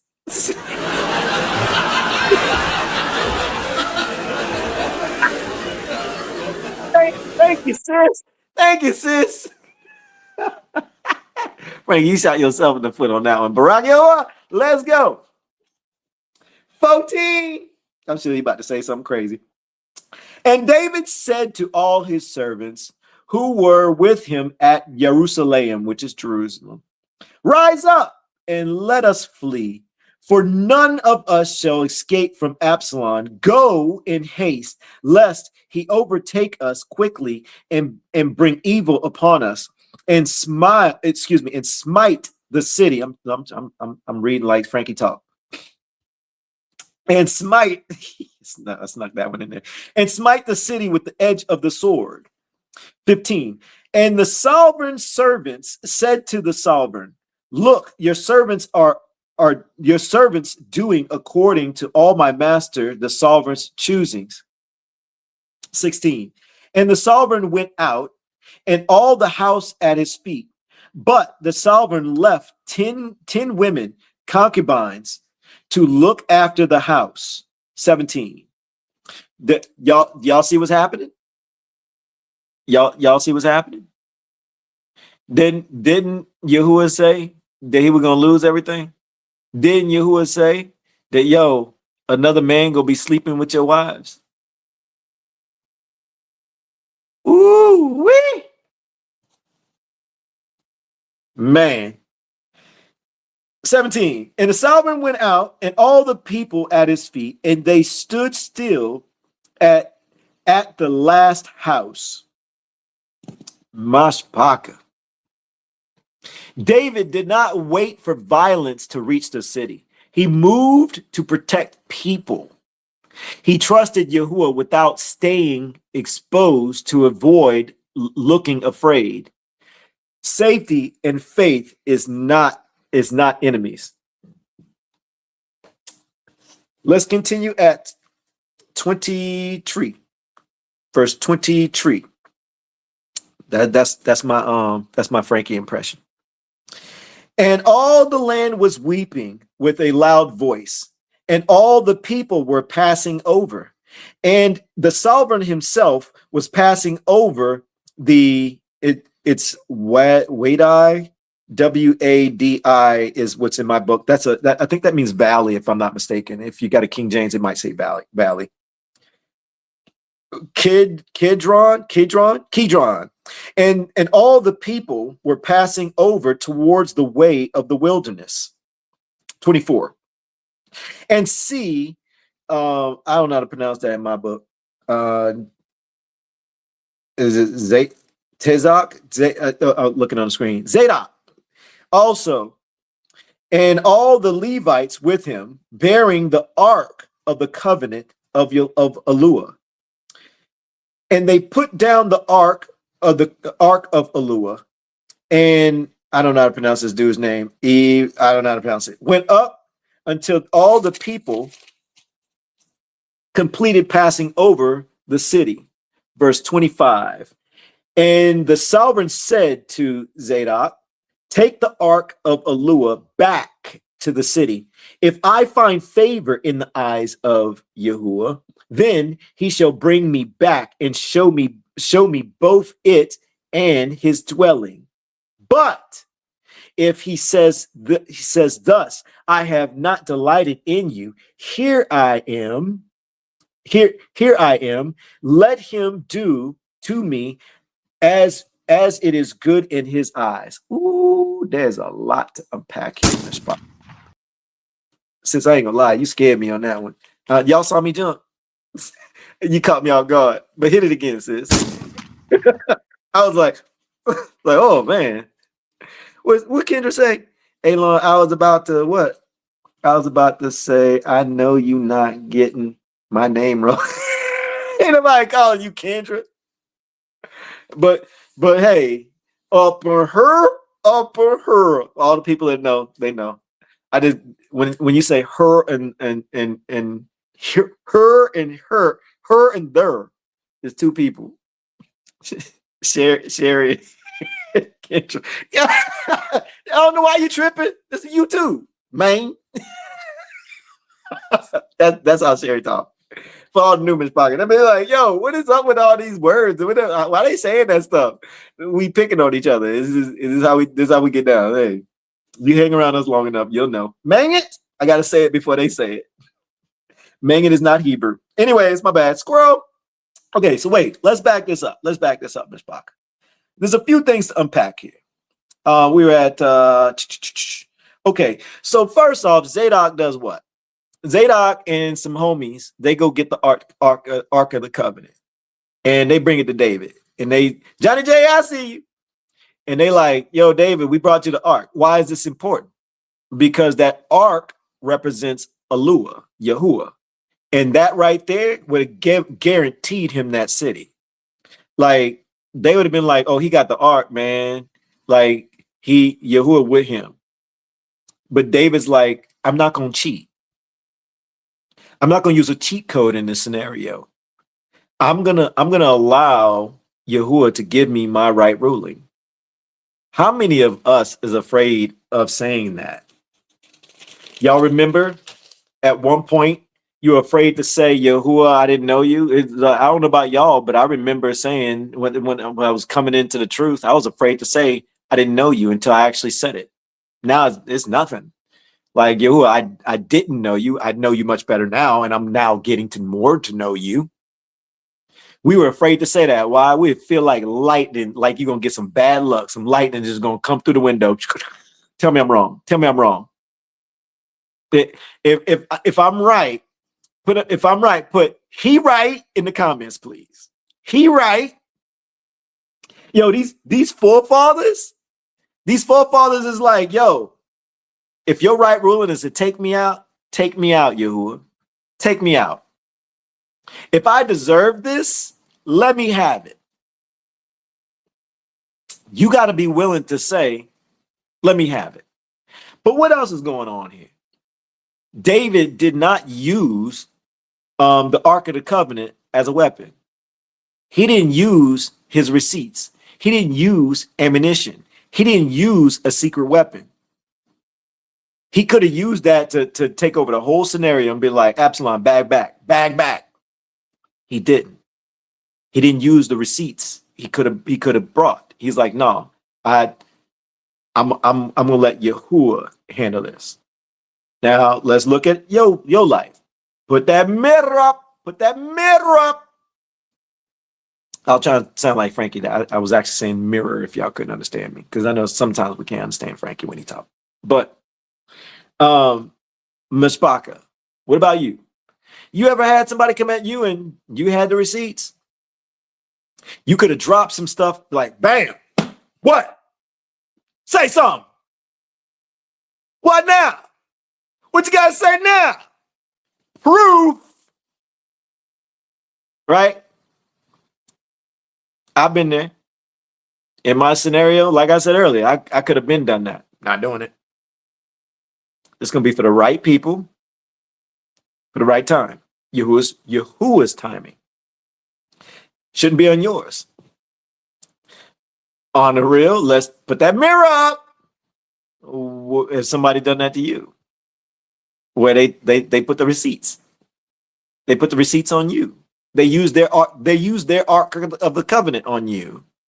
And then egg on face. Now you're feeling kind of ouch. How many people been on that side? But wait. Now examine the situation. Examine when you threw those receipts up. When you use your ark of the covenant. Wait, what about the flip side? All right. So you use yours, but what if somebody used it on you? Now remember that scenario. Now, if you're in the present moment, you better be learning from this lesson, from this study. Think about the lives. What happened? Did your life started like, or was in like some type of chaos? Did you start having some type of issues and challenges in that season? What about the other person? Examine everything. These are the things when you look back and you think about it, you go, whoa, Yahuwah, yo, hold up. So when I did such and such, and the person like called me out on it, and I was wrong, but in that time frame, this was going on. I lost my job. My car broke down. Me and my significant other, we were just always at it. It just seemed like I was so stressed. You thought that was normal? No, that was right ruling on your life because you weren't in alignment. You handled yourself incorrectly. Hold on, wait. Hold on. Vanessa, sis, don't put up. Vanessa, is this hidden? I can't wait to see your response. Something tell me Vanessa like, whoa, not because I called her name. She know. I know Vanessa's like, hold up, wait. No, sis, I'm in Palal. Some value is being given right now. I hope it's landing. I hope it's hitting. Something tells me next time I go on TikTok, you're gonna join in and share with us. Yeah, that's right. I know that's you. I recognize you, sis. Barak Yahuwah. Let's get back to book. Let's get back to book. Where we at? 26. There she go. Shalom, sis. I'm in Palal. You're getting value, and I'm so glad that you are here getting that value because I know you had some questions about a lot of things, and I can see all this kind of helping you out, sis. Barak Yahuwah. Can I get a matter of fact, real quick, Myshpaka? Can I ask y'all to give some Palal up for Vanessa this week, today, whenever you get an opportunity? She's been struggling on some things. She's been sharing it with us. She shared it with us on TikTok when we went live, and just get some Palal for Yahuwah to give her some comfort, some answers, some guidance, and to guide her in her scenario. Barak Yahuwah. David does not use the ark as a guarantee. He submits his return to Yahuwah's favor. Wait, that's another thing, Myshpaka. Recognize that, like, how David's handling this. David is looking at it like, you know what? If I don't use this cheat code here, then maybe Yahuwah would realize that I'm asking for forgiveness. I'm trying to do this the right way, right?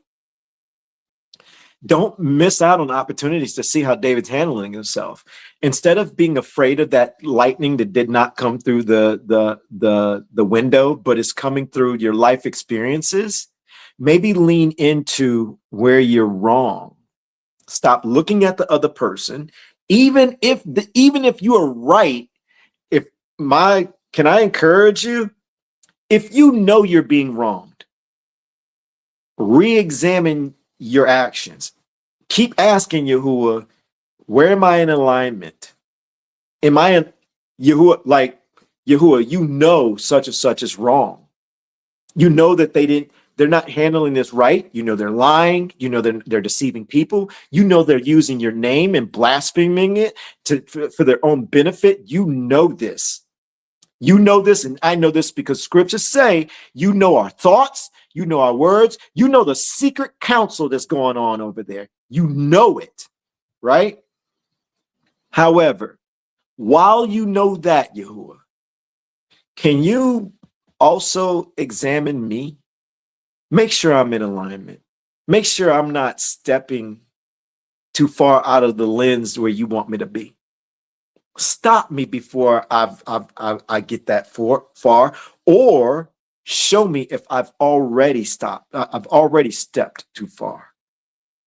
And if I have, Myshpaka, I be talking to you like this all the time, especially with my scenario. I try my best to make sure I stay in alignment with him, that I don't go too far.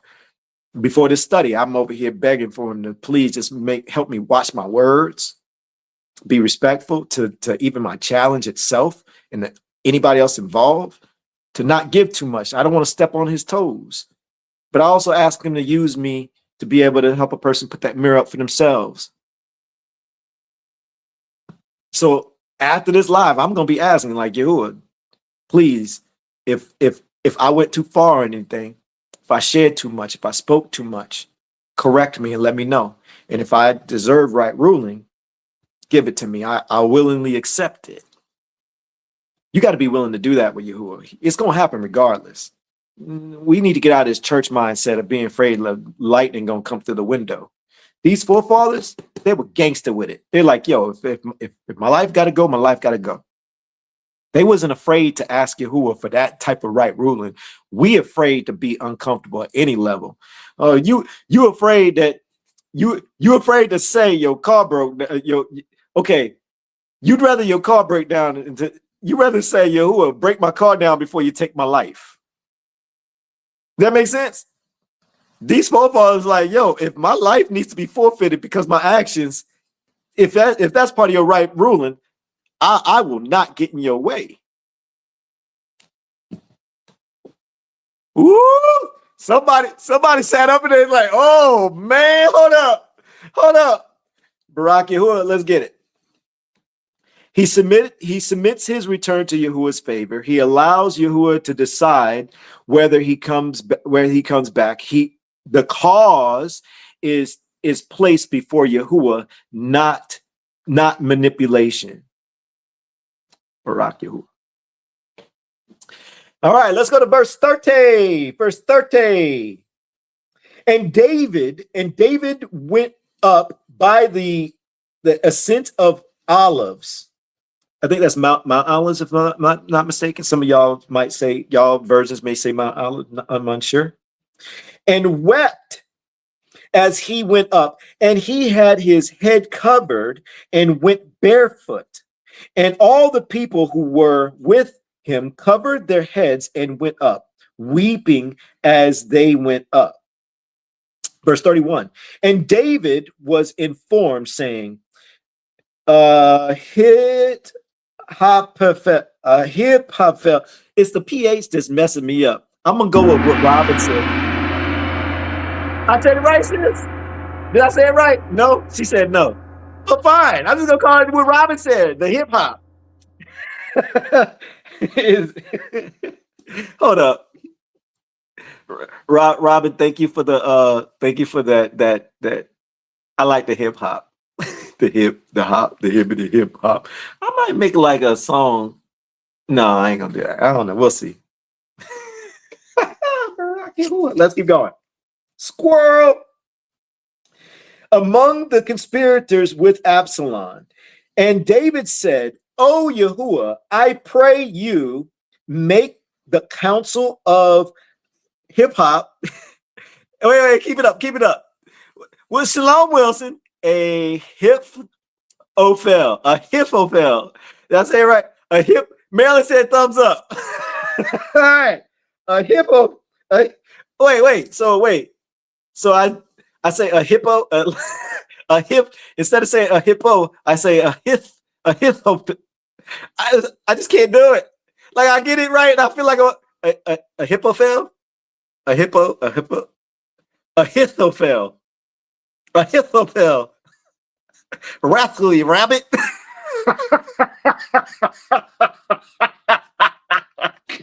All right, let's go.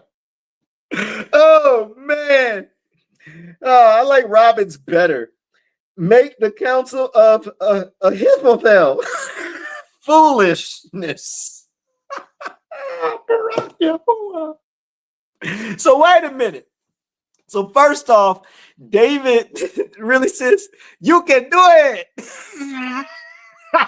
All right, sir. I see you, sis. Thank you for the encouragement. Wait, Angela, is it Angela? Squirrel. Oh, okay, I got you, sis. I got you. Squirrel brew. Speaking of that, let me take a sip. Just a sip, so I can kind of,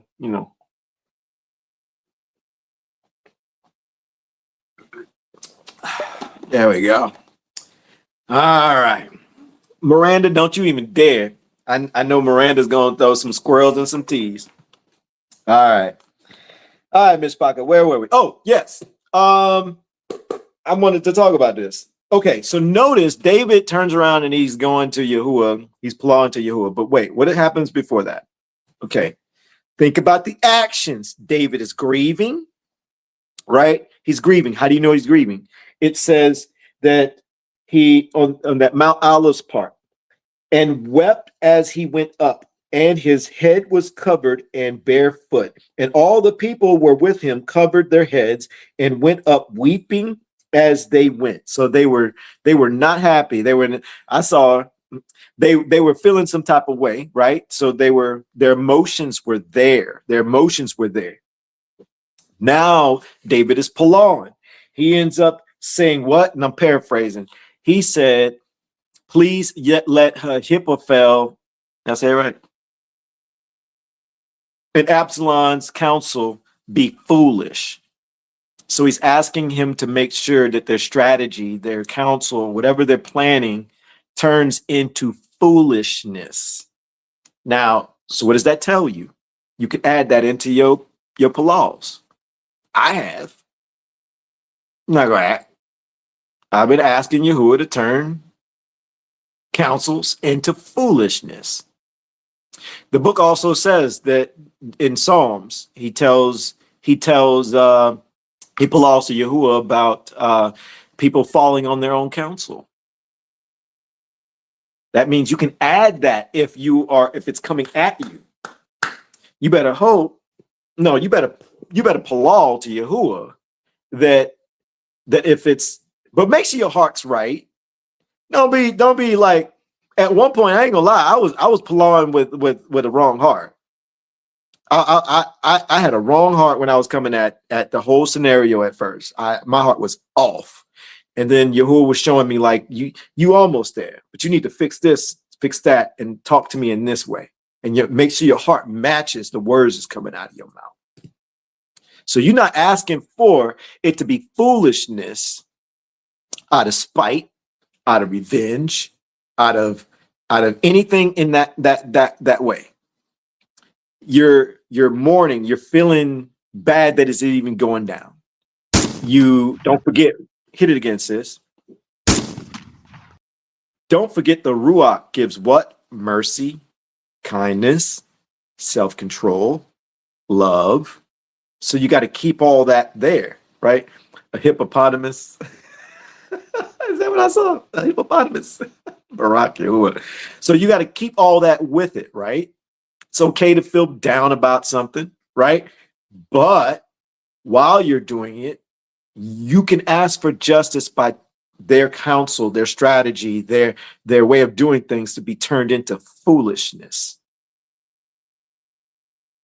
Barak Yahuwah. Let's go to verse 32. And it came to be that David came to the summit where he bowed himself before Eluah and saw Heshai, the Archite, I don't know how to pronounce it. We're just going to keep going. Came to meet him with his robe torn and dust on his head. 33. And David said to him, if you pass on with me, you shall become a burden to me.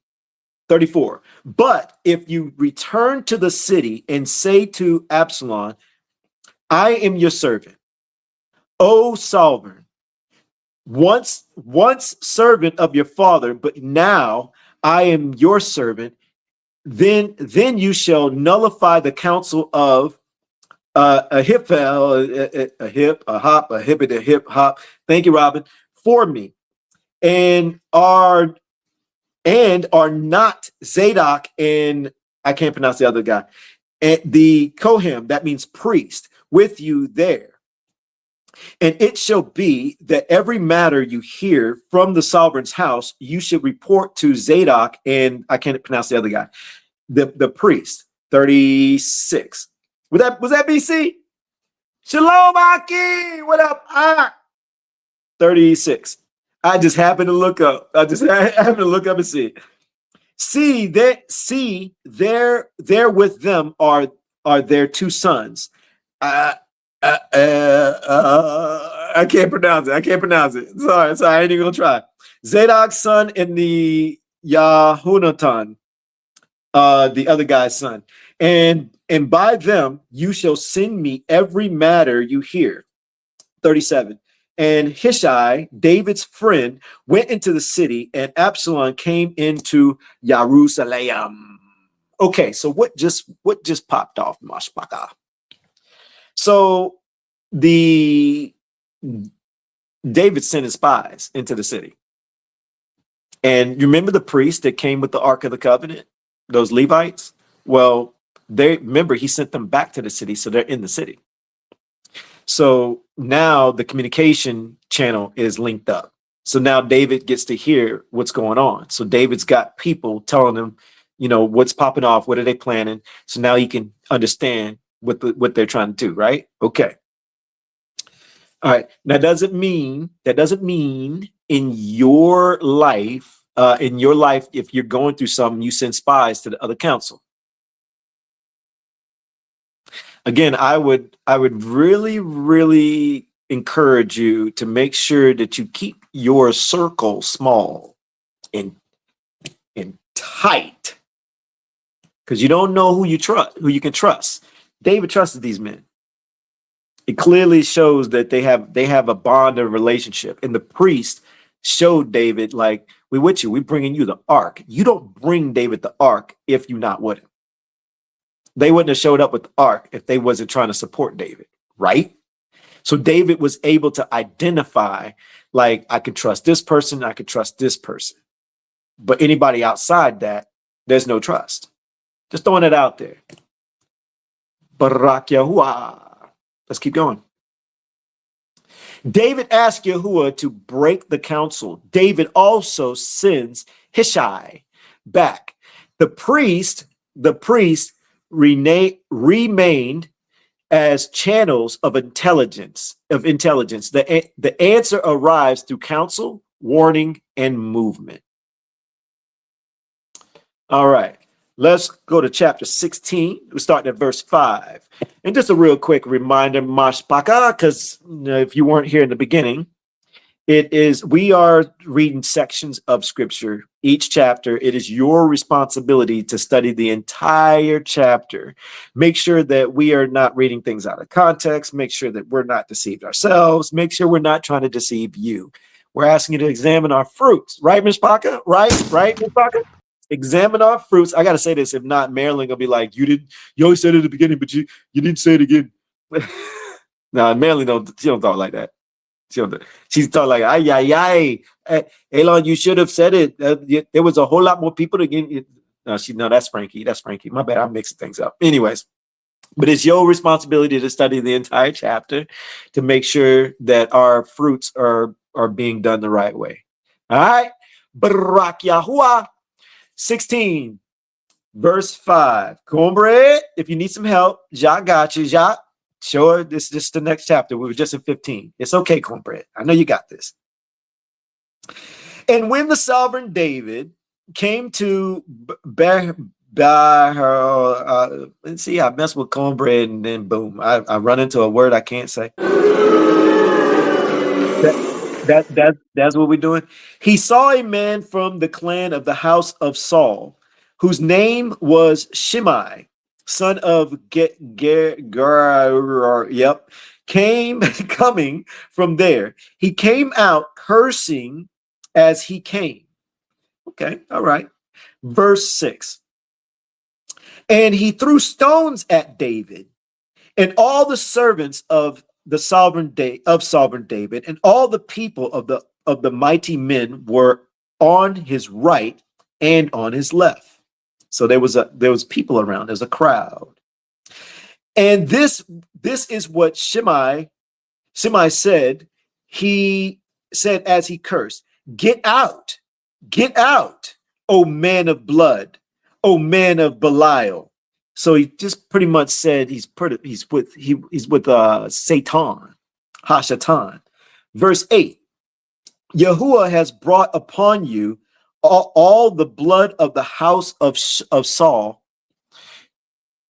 in whose place you have reigned, and Yahuwah has given the reign into the hands of Absalom your son. And see, you are in your own evil, for you are a man of blood. Woo! Myshpaka. There's a lot to unpack here. Yahuwah, I got to take a moment. I got to ask you you know what I was thinking as I was reading this.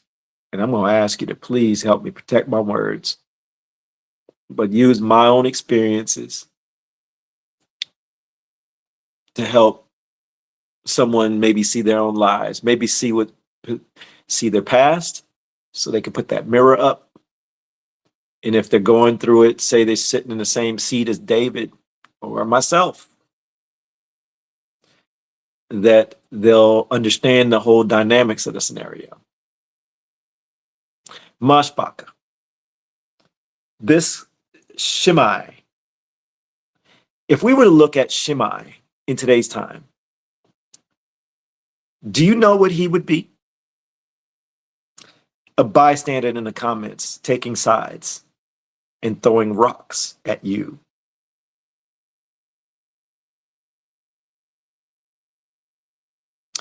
I've had people say that I'm the devil because of the slander. I've had people say that I should burn in hell. What? Mm-hmm. Not making this up. And it's hurtful. I can relate to David. I don't know what other thing, and I don't know what else to say. Now, they judged.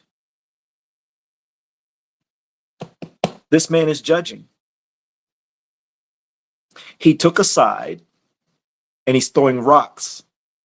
And he just told David, get out, O man of blood, O man of Belial, man of Satan. Can I ask you something? Let's be 100. Let's put that mirror up. Have you heard something and you thought it was true and you didn't ask both sides? Or you've said something or you judged somebody and you made a comment? Oh, you haven't. That's not you? That's not you. Okay. Let's see if it's you. If your person is thinking you're not guilty of that. I know some people saying they have. But let's chin check everybody. See, while I said that, you were probably thinking locally. You were probably thinking, just one-on-one experiences of neighbors and coworkers. Ooh, now it's starting to get real. You didn't think about everything, did you? But wait, what about like celebrity scenarios? Mm-hmm. For the people, for these politicians, when there's a particular politician in office or a celebrity is doing something. It could be true or not. At this particular point, I don't pay attention to none of it. I don't care. But have you made some statements? Have you backed up some statements? Is this landing? Is this landing? Now, I see everybody putting mirrors, and I see people saying, I have. Yep. Let me ask you something. If Yahuwah had to judge us all based on us being guilty, do you see how many people will fall? That hit. Can I get a Barak Yahuwah in the comments if that hit? Let's keep it pushing. Let's go to verse 9.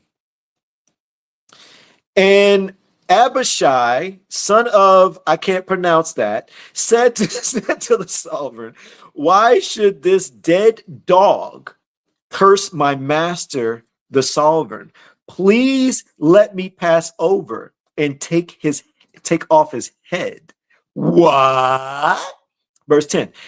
And the sovereign said, what have I to do with you, you sons of, I can't pronounce that, for let him curse. Whoa, let's back that up. He says, for let him curse, even because Yahuwah has said to him, curse David. And who should say, why did you do that? 11. And David said to Abishai and all his servants, see how my son who came from my own body seeks my life, and how much more now this I don't know that word. I can't pronounce it. Leave him alone and let him curse, for Yahuwah has spoken to him. What? Verse 12. If so be, Yahuwah looks on my affliction, and Yahuwah shall return good to me for cursing, for his cursing today. Ooh, did any of y'all see that coming? If you know about this story, can you put in the comments, I knew. If you didn't know about this story, put I didn't. Do you see what just popped off? So this dude, Abishai is David's guy. He's like, yo, Benjamin, that was Benjamin. Okay, yeah, my bad. I saw somebody say Benjamin. Yeah. Thank you, my Bahamas. Barack Yahuwah for you. Marilyn, stop laughing. I see you smiling, girl. Stop messing. Stop being funny. I'm surprised you didn't hit me with any of the sound effects. But anyways, so this dude's like, David, you want me to, he got his sword. He's like, you want me to go over there and cut his head off? You want me to go cut his head off? David's like, nah, bro. Pump your brakes. Calm down. Put your sword away. Right? Then he's like, hey, everybody. Y'all see what's happening right now? You see what my son did? You see what this man doing? Let him curse. Like, I'm getting punished. And this is part of my affliction. If I respond, Yahuwah may not help me. Yahuwah may not fix things. I want to show Yahuwah I have self-control. I have restraint. And I'm going to put it in his hands. I'm going to trust him. I have to make up for my transgressions against Yahuwah. So maybe if Yahuwah sees me not respond, me to zip it and let it happen, Just let it happen, not get in the way of it, not bother this man, not hurt this man, not do anything to him. Just let him do what he's going to do. And anybody else, just let it happen. Then maybe Yahuwah will see my affliction. Myshpaka, tell me how many of us in today's time behave like that? No, we ready to fight, right? We ready to respond, ready to react. Not through Yahuwah's lens. Yahuwah's like, yo, y'all need me, and you don't need me to handle everything. You need to get out of your own way, because if you do it yourself, you're going to cause more issues. Let me handle it for you. Show me that you can show restraint. Show me that you can weather this storm. I'll fix that. Don't worry. I'll turn the tides. It's hard to see in the moment, Myshpaka. It is so hard to see. Trust me, I know. Especially when you're being attacked by people that you thought was your people. I know. But handle it the way David's handled it. Pull back. Let it happen. Look, just because you didn't respond, don't mean that it is true. Anybody who wants to believe it, all they're doing is adding on to what Yahuwah is going to give to them. It comes back, right? So you got to hold on to, I know I want to respond. I'm not going to pull out my Ark of the Covenant on them. I'm going to let them do what they're going to do. And I'm going to trust Yahuwah. Even though I don't see it happening, I'm going to trust that Yahuwah is going to step in at one point in Yahuwah's timing. Because however Yahuwah going to do it, it's going to be way better than how I normally do it. Is this landing? This is hitting? Oh, wait. Put the mirror up. Flip side. Do I need to go there? This making sense? Anybody see themselves? It could be past. It could be the past. Clearly, you here, you hanging out, and you locked in. So clearly, whatever you've done in the past, that's your past, right?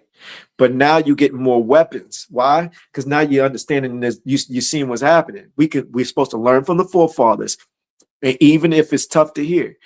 In the beginning of this study, we started off by saying we sit uncomfortable in Scripture. We do not sit comfortable. So if you knew, Barak Yahuwah, that you are here and welcome, if you are feeling every bit of it and it's making you squirm in the seat a little bit, that means you getting it.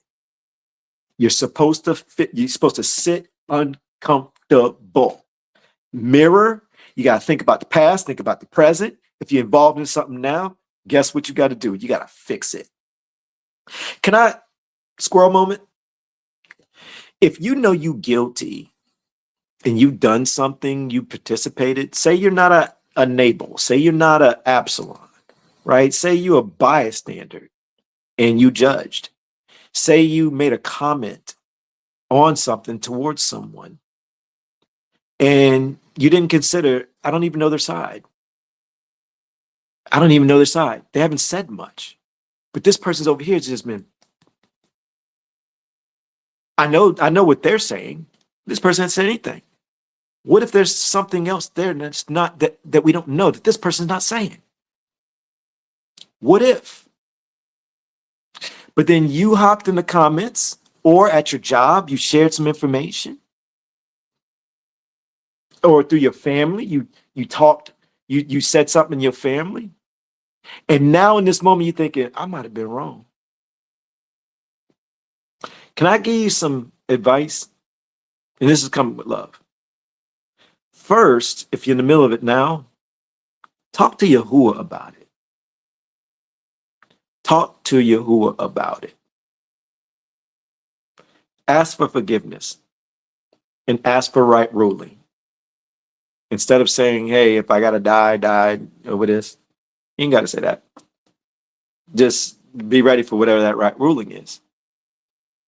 And also, if that person knows that you got involved, I'll be honest with you. If it's online scenario, I would automatically assume that this person knows if I were you.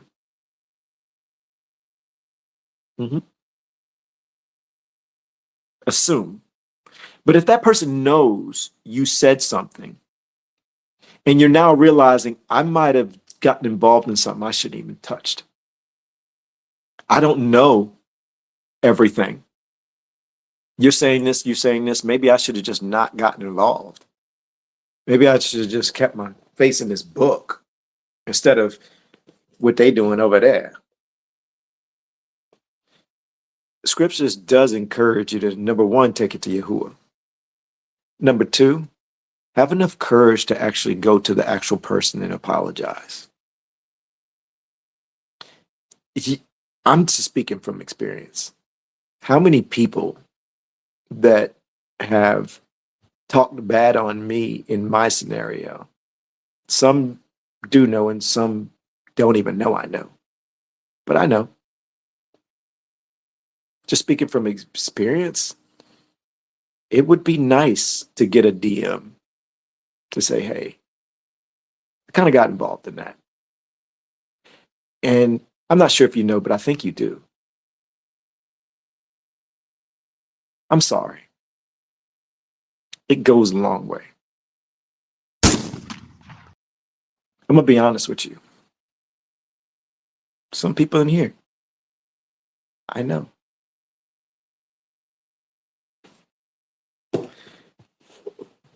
But I still love you. Barak Yahuwah.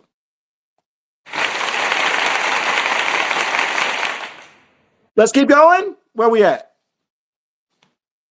13. And as David and his men went in the way, Shimei walked alongside them on the hillside and cursed as he went and threw stones at him and kicked up dust. What? And the sovereign and all the people who were with him became weary, and they refreshed themselves there. Let's stop. But we're going to go to the next slide. David does not answer every stone with a sword. David does not declare every accusation true.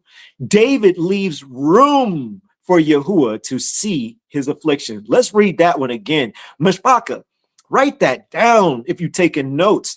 This is a cheat code for getting back right in Yahuwah's eyes. David leaves room for Yahuwah to see his affliction. Public humiliation does not transfer Yahuwah's seat to the offended person. Being publicly humiliated does not promote you to Yahuwah's seat. Let's go to verse 20. Verse 20. Let's do verse 20 through 23. And the servants of Absalom came to the woman at the house and said, where are y'all know I can't pronounce those two names, so I'm just gonna skip down a little bit. And the woman said to them, they have passed over the stream of water, and they looked and did not find them, and returned to Jerusalem, which is Jerusalem. 21. And it came to be after they had left that they came up out of the well and went and informed sovereign David and said to David, arise and pass over the water quickly. For thus the hippity hip hop. Thank you, Robin. I like Robin's shortcut better than y'all's. It sounded out, hey Lord. Has advised against you. 22.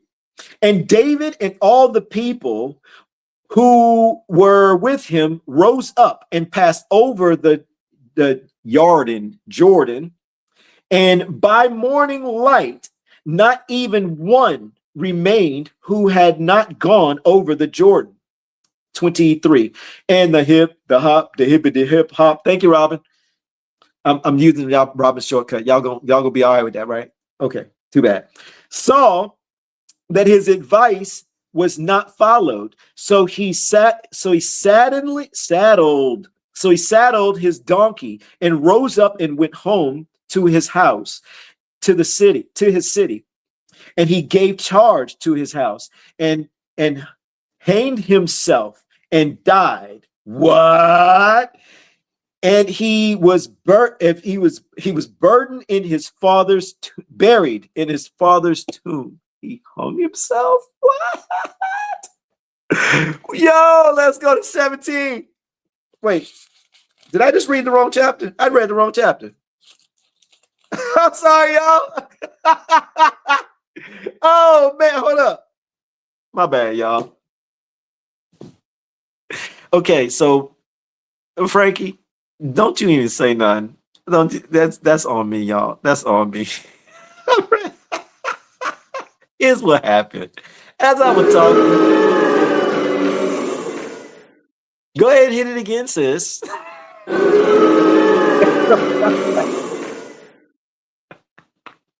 This is what happened. Okay, so if y'all don't know, my fan's on. So, like when I was talking to y'all, it looks like it flipped the page. So, okay, I'm owning it, sis. Oh my God, don't. She laid it on thick. I look up, all y'all like, wait, where we at? I'm lost. I was in 17, not 16. My bad. Ooh, man. My bad, y'all. My bad. Frankie is going to have a field day with that. See, Aki, you can't even read the right chapter. You can't even see. You're talking about me and my site. No, Frankie was the fan. The fan moved the page. It was an accident. Where the forgiveness? Where the forgiveness for all y'all? Y'all better stay in Ruach. That's right. I threw that at y'all. Barak Yahuwah. All right, let's try this again. I was in the wrong chapter, Myshpaka. My bad. Yo, I look up, everybody's like, I'm lost. Wait, wait, hold up. What do you mean?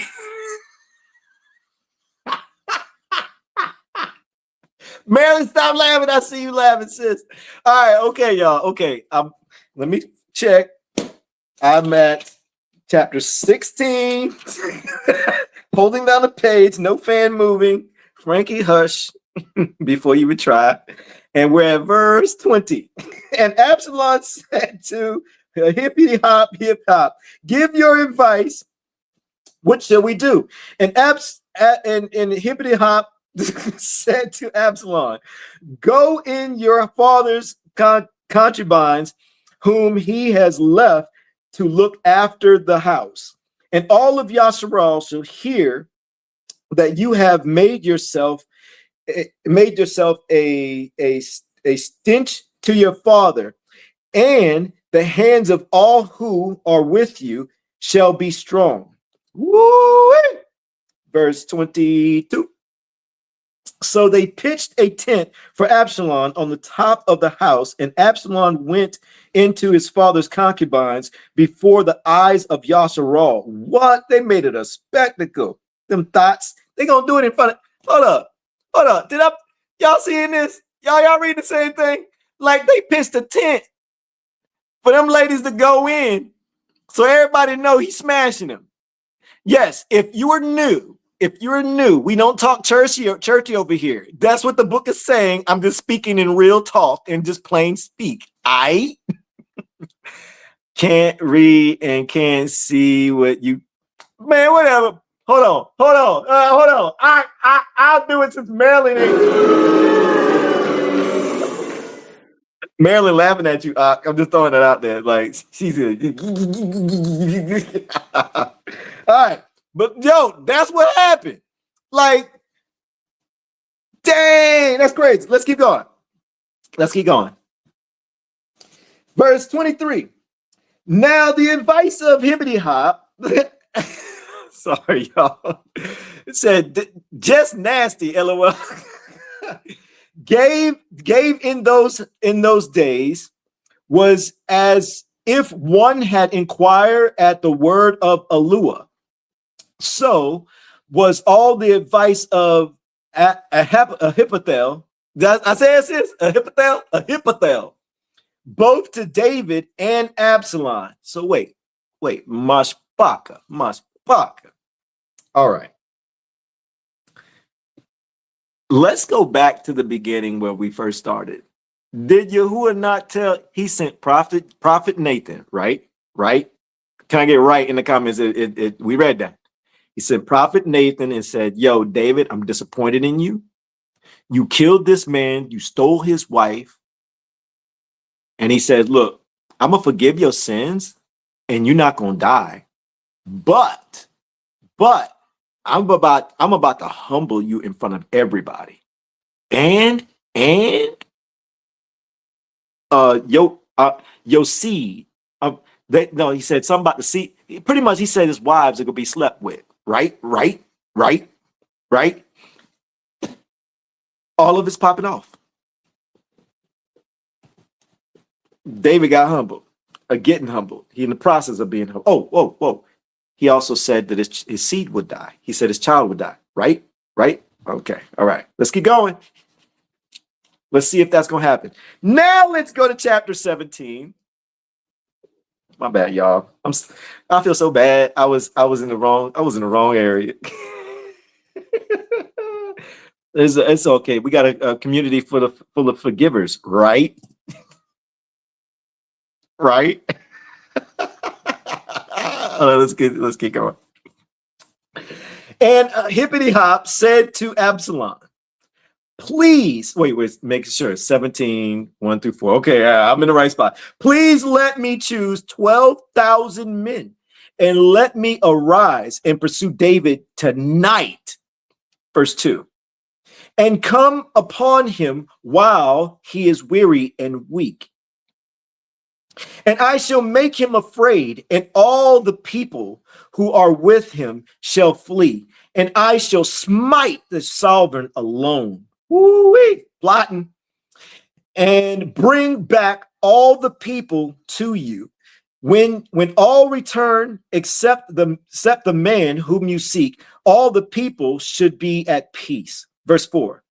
And saying, please, Absalom, and all the elders of Yasharal, Myshpaka. So they planning. He's asking for 12,000 soldiers, and he's only going to take out David. He just wants David, right? And then he going to bring everybody else back. That's the plan. That's the plan. Let's see what happens. 14. Let's go to 14. Let's see if this plan unravels. Absalom and all the men of Yasharal then said, the advice of Hishai. Okay, so remember, Myshpaka, remember, it is your responsibility to study the entire chapter, okay? The entire chapter. We skipped areas, all right? All right. No, wait, one more thing. Don't forget, David sent Hishai into that city as a spy. Dun, dun, dun. 14. Absalom and all the men of Yasharal then said, the advice of Hishai, the Archai, I can't pronounce it in my book. I'm sorry, y'all. Is better than the advice of Ahithophel, of Ahithophel. Thank you, Robin. For Yahuwah had ordained to nullify the good advice of Ahithophel, for the sake of Yahuwah bringing evil on Absalom. Verse 15. Hishai then said to Zadok and the other guy, I can't pronounce his name, the priest, Ahithophel. New Myshpaka, I hope you can keep up. Like, what in the world is dude? Has advised Absalom and the elders of Yasharal such and such, but I have advised so and so. 16. And now send hastily to inform David, saying, do not spend in this night in the desert plains of the wilderness, but pass over without fail, lest the sovereign and all the people with him will be swallowed up. Okay, so David's people got the ears of everybody, and they don't know that dude and the other two priests, they're on David's side. So the setup is happening. Dun, dun, dun. Yahuwah defeated the council. Hushai spoke wisely. The warning network moved quickly. David crossed before the morning, and answered Palal arrived as an instruction to move. Let's go to Psalms chapter 3. Psalms chapter 3. Because David Palal's about this. Myshpaka, he Palal's about this. Psalms chapter 3. Let me know when you are there. Meet me there, or be Frankie or Cornbread Torah Squirrel. Oh man, he keeps doing that now. That's calling me forefather Moses. All right. Saying it there. Barak Yahuwah. Oh Yahuwah, how my adversaries have increased. Many rise up against me. Many are saying of me, there is no deliverance for him in Eluah, Selah. But you, O Yahuwah, are a shield for me, my esteem, and the one lifting up my head. I cry to Yahuwah with my voice, and he heard me from his Kodesh, that means holy mountain, Shilah. Myshpaka. I think some of y'all know what's coming, right? Some of y'all know?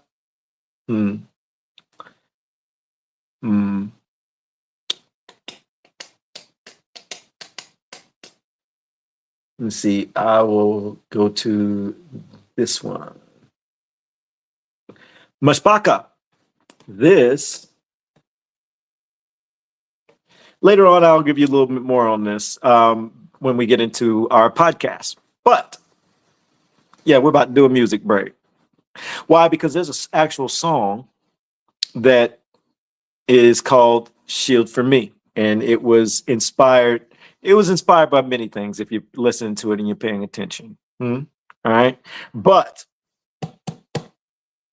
this is also in here. It's inspired also by this set of scriptures. So I want to play this for you.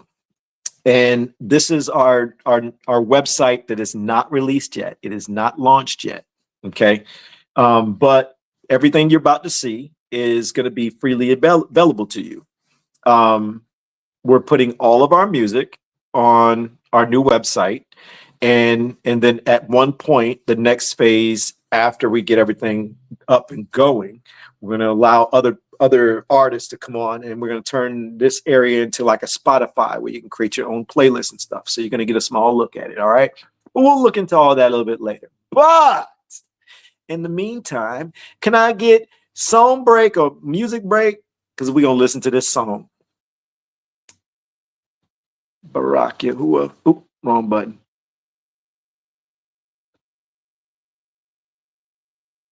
Here we go. Right down.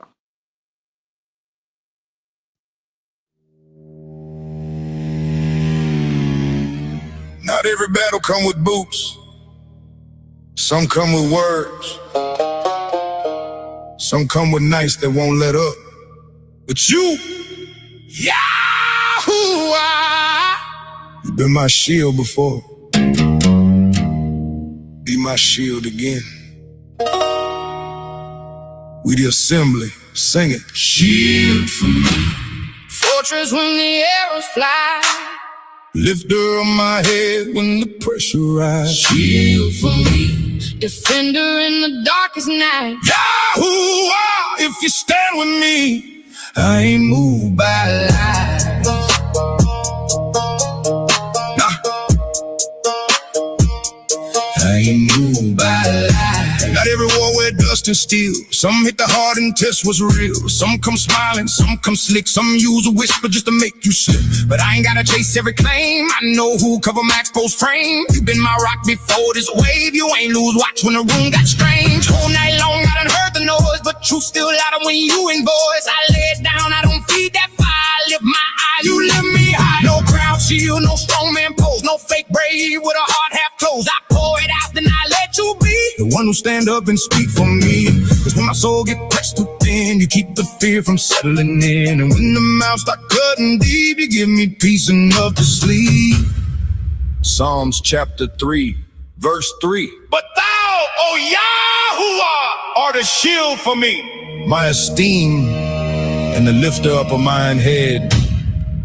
Psalms chapter 18, verse 2.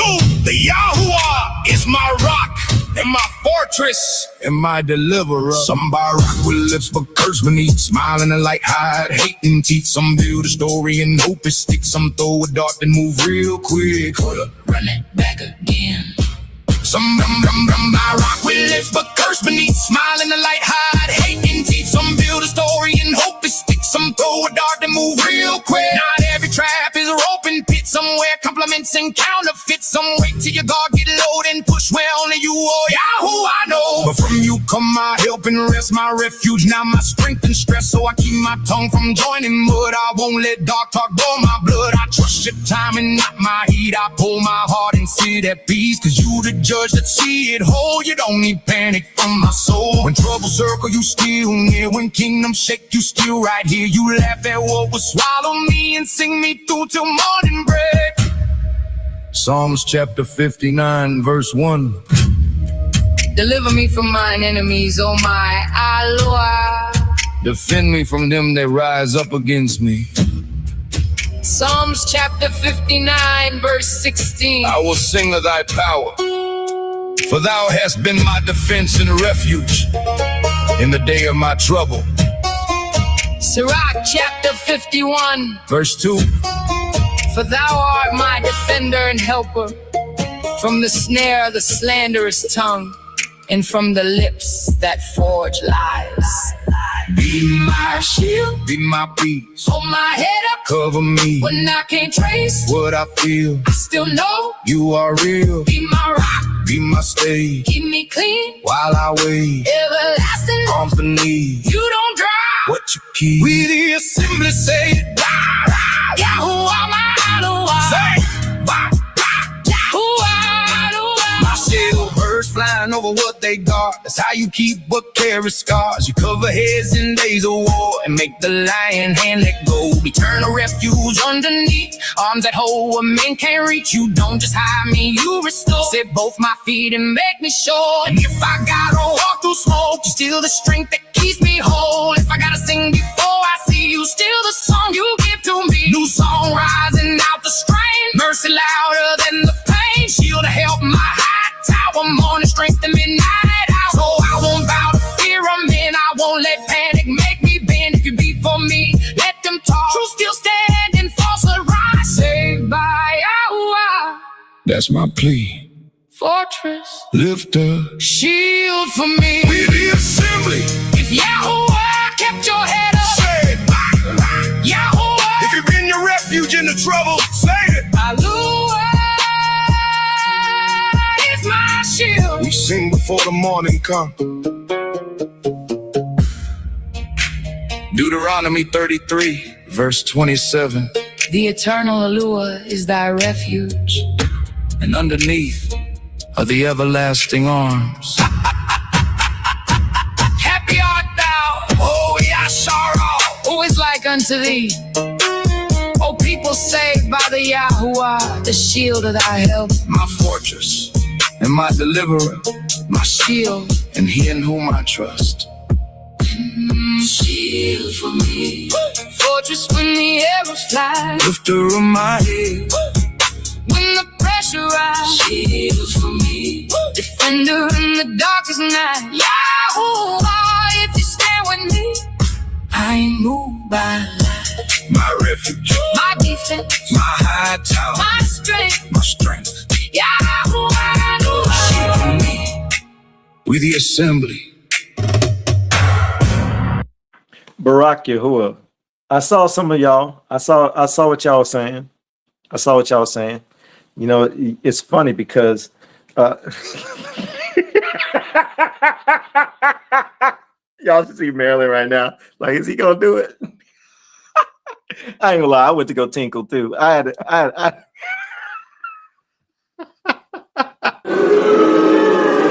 Wait, see, I didn't even say nothing. I ain't even gonna say nothing. Yo, I text Marilyn. I said, pee break, and I came back and I saw some of y'all cracking jokes. Marilyn moved me because she said me too. And she.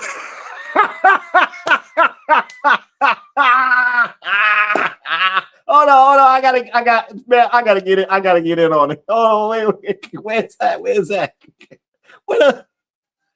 I can't find it. Better laugh. There we go.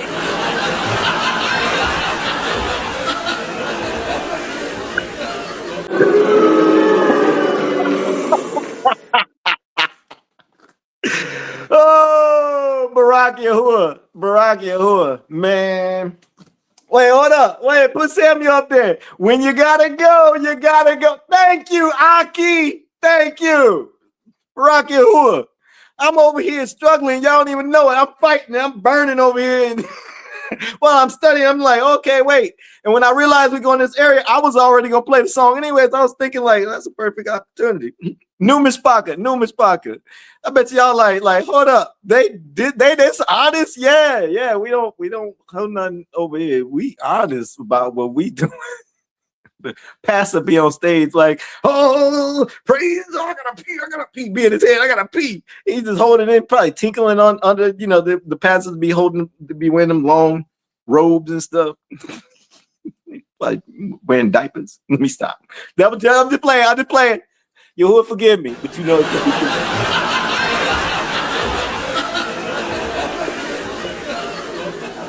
Woo, man, let's get back to this study, man. That's my I said main and you put Sherry up there. That perfect timing.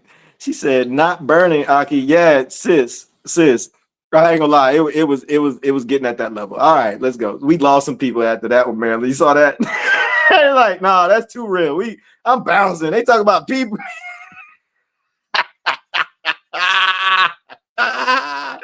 That's okay. Another Quello. I see you in the morning. You'll be back. Rock you. All right, let's keep going. Myshpaka. All right, Psalms 3. Let's start at verse 5. Verse 5. I lay down and slept. I awoke, for Yahuwah sustained me. I am not afraid of 10,000 of people whom have turned themselves against me and against me all around. Arise, O Yahuwah, save me, O my Eluah, because you have smitten all my enemies on the cheek. You have broken the teeth of the wicked. I'm just going to read. Yeah. Deliverance belongs to Yahuwah. Your barakah, that means blessing, is on your people. Selah. Now, Myshpaka, write down Psalms 3. Like, for real, if you're a person that feels like, if you're a person going through something, first off, you know the story now. You know Psalms 3 is connected to this. This is part of Psalms 3. Everything we've been studying. Okay, so you know what David's going through. You know who's all involved. You know how he's carrying himself. You know what he's not doing to stay in alignment with Yahuwah. You know all this. Now you get to see him in Palau state. You can see a little backstory and what is he Palauing? He's telling Yahuwah to shield him. But you, O Yahuwah, are a shield for me. my esteem, and the one lifting up my head. Now, keep in mind, he was sad. He was on that Mount Olives and everything. He was barefoot. He was grieving. He's like, yo, Yahuwah, you're sustaining me through all that, right? Okay. I cried to Yahuwah with my voice, and he heard me from his Kodesh mountain, Selah. I lay down and slept. I awoke, for Yahuwah sustained me. I am not afraid of 10,000 people who have turned themselves against me all around. Oh man, I can feel that. I can relate. I can relate. Oh, arise, Yahuwah. Rise, oh Yahuwah. So he's telling Yahuwah, like, please listen, please arise and pay attention to what I'm saying. Like, hear me, please hear me. Save me. Oh my Alua. You can ask for that. And now keep in mind, David already knows Yahuwah is not a fan of him in this moment. But David's also conducting himself where he's getting out of Yahuwah's way. He's trying to show remorse. He's letting Yahuwah know he knows he messed up in the past, and he knows this is part of his right ruling, and he's accepting all of it. He's not getting in the way. And while it's going down, he's also asking Yahuwah to help him through it, Because you have smitten all my enemies on the cheek. You have broken the teeth of the wicked. Deliverance belongs to you. Deliverance belongs to who? Yahuwah. Does it belong to you when your coworker starts mess at your job? Does deliverance belong to you when your family members are pretty much calling you crazy and talking behind your back and saying you in a cult? When they mad because you didn't want to participate in Mother's Day or Father's Day or birthdays or Christmases or Easter? Who's the deliverer? Is it you or Yahuwah? Your barakah, your blessing is on your people, Selah. So you have to declare you're his people, right? Let's just be honest. Let's have a real moment. Come on, man. You know that you got some of your family members, your neighbors, co-workers. You tried to share this with them. You tried to tell them about Yahuwah. And what did they do? La, la, la, la, la. But you are with Yahuwah. You know the truth. You know that you're opening the book up for real. You know that they either not opening up the book, they partially looking, they peeking in and out. They sitting in the pews listening to the pastors tell them these fairy tale stories. You figured out that that these stories ain't even whole. They done watered them down and turned them into pep talks, motivational speeches. And your family, your friends, and everybody that you try to share this with, what? They locked into that stuff still. They ain't seeing it. They ain't coming out the matrix yet. We don't know. Okay, so in all honesty, let's just be 100. It's okay to say it because Yahuwah already is seeing it, at least in this present moment. We don't know what tomorrow gonna look like, or next week, or next month, or next year. We don't know. But Barak, your Barak is on your people. That's you. But wait, that means the other people are not.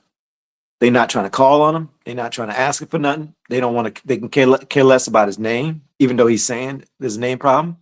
They can care less about his ways. They don't care about a covenant return. They care about being saved by grace. And some of them don't even know that part even good. They just living their life, peeking in and out of understanding while saying they believe in their creator. You see it, right? I see it. Come on, you gotta be real. Barak Yahuwah. David does not pretend the pressure is small. He names the multitude, the multiplied trouble. He names the accusation that Alua will not help him. Then he names Yahuwah is shield, esteem, and and sustainer. Let's go to Psalms 41. Psalms 41. I promise y'all, I will do my best to make sure that I'm in the right chapter this time. I ain't gonna do y'all like last time because I know a lot of y'all was straight up confused, and rightfully so. My bad. It was the fan, Frankie. Shalom, TK. James Green, I see you. Aki. Angie, I see you. Narrow Path. Randy. What up, Aki? All right, Myshpaka. Psalms chapter 41. We're going to start at verse 4. Verse 4. As for me, I said, "Oh, Yahuwah, show me favor. Heal me, for I have sinned against you." Verse 5. My enemies speak evil of me. When he dies, his name shall perish. When one comes to visit, he speaks falsely. His heart gathers wickedness to itself. He goes out, he speaks of it. All who hate me whisper together against me. They plot evil to me. Verse 8. A matter of Belial is poured out on him, that when he lies down, he would not rise again. Verse 9. Even my friend in whom I trusted, who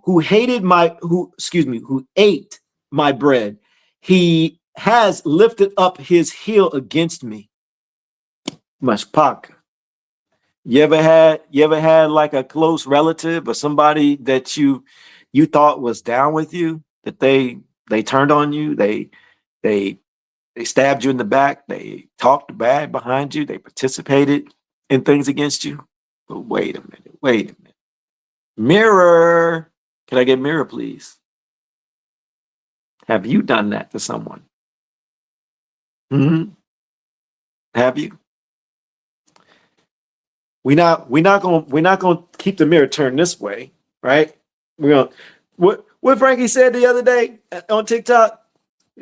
Frankie said something real powerful. I did not expect Ock to hit it at this level. I'll just be honest with you.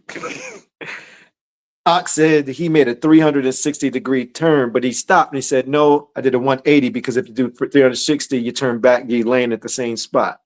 Like, meaning you got nowhere. You actually just turned back and saw right what you saw. That was deep. That hit hard. Okay, but in this case, mirrors face towards y'all, right? We're gonna turn it around. I'm gonna experience it. Now we're gonna turn around again. We're gonna keep doing this nonstop. We're gonna see outsiders that have done that to us, or family members, or whoever it may be. Then we're gonna flip it and we're gonna examine: have we been guilty? Are we guilty in this season? Right? We're always gonna keep that mirror flipped on ourselves. Let's keep going. Verse 12 in 55. Meet me in Psalms 55. Meet me there or be Frankie in Cornbread Tory Square. Psalms 55. Meet me in verse 12. Let me know in the comments when you are there. And while y'all do that, I'm just gonna give me a sip of water. And don't y'all crack jokes about pee break. I'm good. No more burning.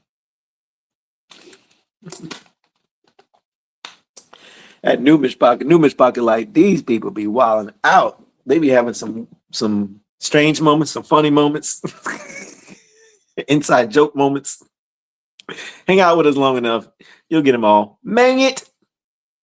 Y'all want me? Okay, I'll tell them mang it. Mang it. We keep saying mang it. You probably saw some of them in the comments say mang it one time. I'll try to say this real fast. One day I was on the phone with, I think it was the admins of another group. I can't remember that. We got two groups I kind of talk to the most. And it was a big old puddle by the tree outside in the backyard. And I was like, and there was some birds right there. And I was like, "Oh, they so cute." And I said, "Let me show y'all the birds playing in the water." And when I opened the door and everything, the birds fled. And I wanted to say, "Man, dang it. I came out too fast." And then for some reason, my mouth said "mang it" instead of "man, dang it." So if you didn't know, you're caught up now. That's not Hebrew. That's That's we the assembly. Barak Yahweh. Let's go. Verse 12. And they wouldn't let it go, so we just made it a thing. So hey, we don't run from jokes. We embrace them, right? Yeah, I see you, Valerie. 12. It is not an enemy who reproaches me that I can bear, nor one who hates me, who is making himself great against me. Then I can hide from him. Woo, he said he's saying it's somebody close to him. Verse 13. But it was you, a man, my equal, my companion, and my friend. Verse 14. We took sweet counsel together. We walked to the house of Alua in the throne. I guess the throne. What's a throng? I don't know. Either way, that was deep. So he's saying a close friend pretty much turned on him, and he's saying that hurts worse than a complete stranger, which I think any of us can relate to, right? Barak Yahuwah. Let's keep it pushing. Let's go to verse 20, same chapter. Verse 20, same chapter. He has put forth his hands against those who were at peace with him. He has broken the covenant. His mouth was smoother than curds, yet his heart is fighting. His words were softer than oil, but they are drawn swords. Ooh, that was deep. That is extremely deep. Verse 22. Cast your burden on Yahuwah and let him sustain you. He never allows the righteous to be shaken. Woo-wee. Let's keep it pushing. Psalms 55 does not name hibbity hop. I'm gonna try it. Ahithophel. That I get it, Maryland. Ahithophel. No, okay, yeah, Maryland. You know you're trying to speak. Y'all, Maryland's doing this. She know I can't hear her. Why don't she just say no? I can. Oh, she said no. Randy Gonzalez said a hippopotamus. I might use that one next. A hippopotamus. Somebody put PH means F. I know for some reason, like my mind says it, but my mouth can't do it at the same time. Oh, highlight Hawkins. Highlight Hawkins for me. Sound it out, Elon. She's a troublemaker sometimes, but she being helpful. Ahithophel. Ahithophel. Ahithophel. Ahithophel, all the way. I'm trying to get it in my head, y'all. I'm sorry, y'all. I'm not trying to do a Christmas song for real. I'm just trying to remember it. That's all. Ahithophel.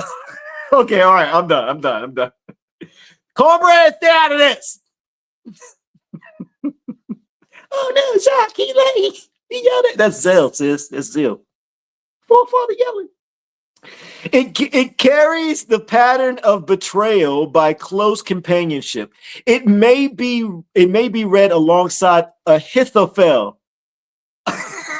Betrayal. I be feeling like I'm botching up still. Do not make the Psalms more specific than the Psalms is. Let's go back to 2 Samuel, Myshpaka. I know. Hold up, Sharonda. Did you say finally? Oh, I'm gonna get you, sis. I'm gonna get you. Okay,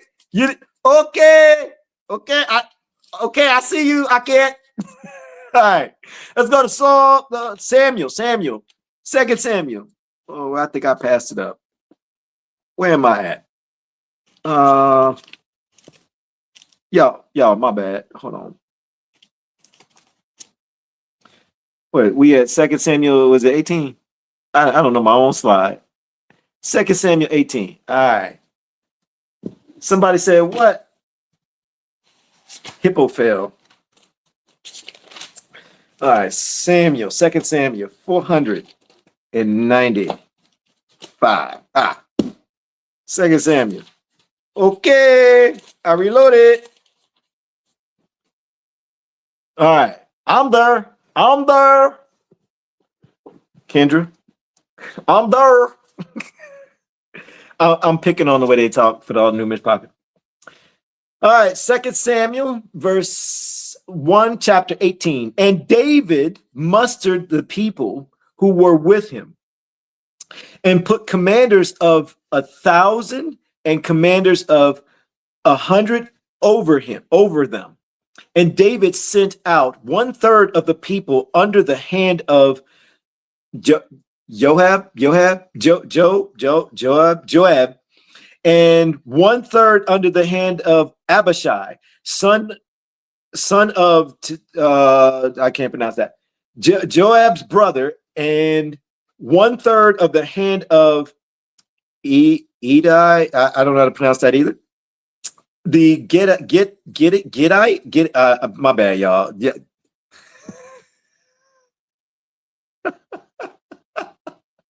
Yo, I'm just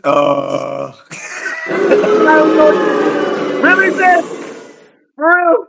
Yo, Marilyn don't be helping out my confidence. Let's go. Oh man. And the sovereign said to the people, I shall certainly go out with you too. Verse 3. But the people answered, do not go out, for if we flee away, they would not lay heart upon us. Even if half of us die, they would not lay heart upon us.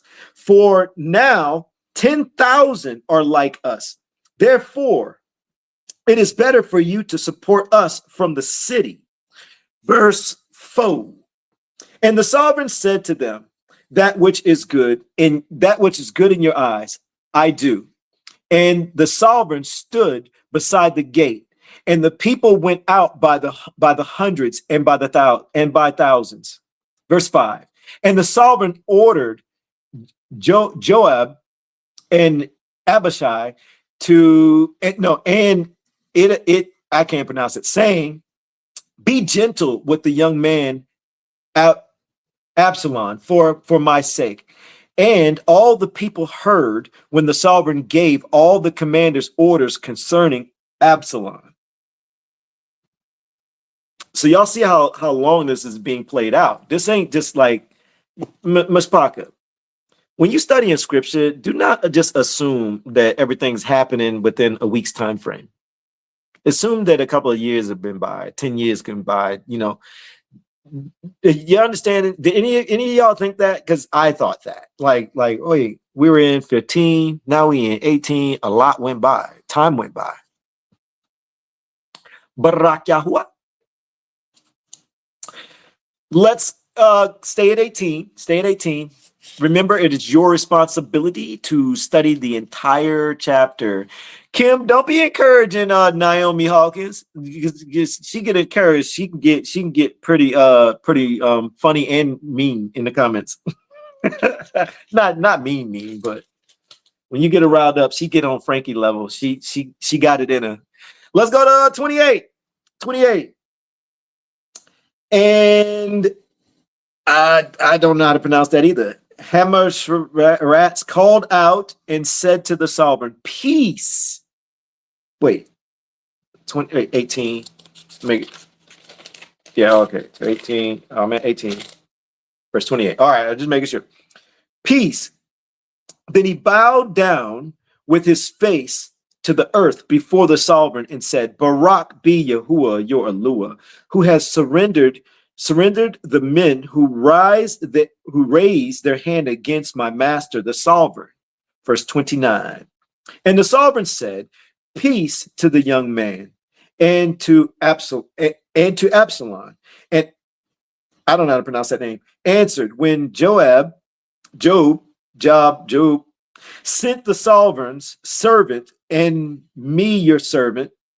I saw a great crowd, but I did not know why. Verse 30. And the sovereign said, turn aside and stand here. And he turned aside and stood still. And see, the Cushite came. And the Cushite said, receive news, my master, the sovereign. For Yahuwah has judged this day all those who rose against you. 32. And the sovereign said to the Cushite, peace to the young man, to Absalom. He's asking, what about his son? What's the outcome of his son is what he's asking. And the Cushite answered, let the enemies of my master, the sovereign, and all who rise against you for evil be as that young man is. He's telling him his son is dead. 33. And the sovereign was shaken and went up to the room over the gate and wept. And as he went, he said this, oh, my son Absalom, my son Absalom, if only I had died instead of you, oh Absalom, my son, Myshpaka. Hold up. So let's back this up again. Yahuwah told Nathan the prophet to go to David and say, look, I got an issue with you. You killed this guy, took his family, so to speak, right? He says, I forgive you, but I'm not going to kill you, but I'm going to make you lose everything. Your child's going to take your spot, and he's going to sleep with all your wives, and he's going to die. All that popped off. What? Absalom's rebellion remained wicked. David's grief remained real. We're going to talk about that too. Compassion does not call evil good. Judgment does not require delight in suffering. Myshpaka, let's not neglect the fact that, okay, David's own son went ham on the whole situation, right? And David mourned his death still. Look at that heart. How many of us family members have hurt us, or you've hurt another family member, and you don't want to have nothing to do with them no more because they went that far. Absalom went that far. And David's mourning for him. Barak Yahuwah. Let's keep going. 2 Samuel chapter 19. Next chapter, verse 1. And it was reported to Joab, see, the sovereign is weeping and mourning for Absalom. So the deliverance that day was turned into mourning for all the people. For the people heard on that day saying, the sovereign has been grieved for his son. Yo, real quick. See that, all right, so a lot of those people went through a lot too, through this whole ordeal. They felt every bit of David's punishment. If y'all picked up on that, others were affected by David's actions, right? Is that fair to say? You're talking about a whole city of people, right? Okay, now, but also they're learning by David's actions. He's leading by example. He's also showing that, look, when a person does something to you, you don't have to celebrate their death or celebrate their downfall. He's also showing compassion. That's big. That's a big thing not to miss. We cannot miss the fact that the people, you don't think these people are glad that the ordeal is over? But when they found out that that David is feeling some type of way, what did they do? They felt with him. They aligned with his emotions. And what does that do? That helps them in their personal, private lives on how to treat people. If the leader, if the king himself can show and conduct himself in a way that Yahuwah is in line with, what happens to everyone else that is affected by it? They learn and grow closer to him too. Barak Yahuwah. Chapter 19. Chapter 19. We're at 3. We're at 3. And the people stole back into the city that day, as people who were ashamed steal away when they fled in battle. Verse 4. And the sovereign covered his face, and the sovereign cried out with a loud voice, "Oh, my son Absalom, Absalom! Oh, Absalom, my son, my son!" And Absalom came into, and Joab, I just said Absalom so many times I couldn't hold back. And Joab came into the house of the sovereign and said, "Today you have put to shame all your servants who today have saved your life, and the lives of your sons and daughters, and the lives of your wives, and the lives of your concubines." 6. By loving those who hate you, and by hating those who love you. Ooh, did we just got through talking about that? For you have made it clear today that you have neither commanders nor servants. For today I know that if Absalom had lived and all of us had died today, then it would be right in your eyes. Verse 7. And now arise, go out and speak to the heart of your servants. For I swear by Yahuwah, if you do not go out, not one passes the night with you. And that is worse for you than all the evil that has come upon you from your youth until now.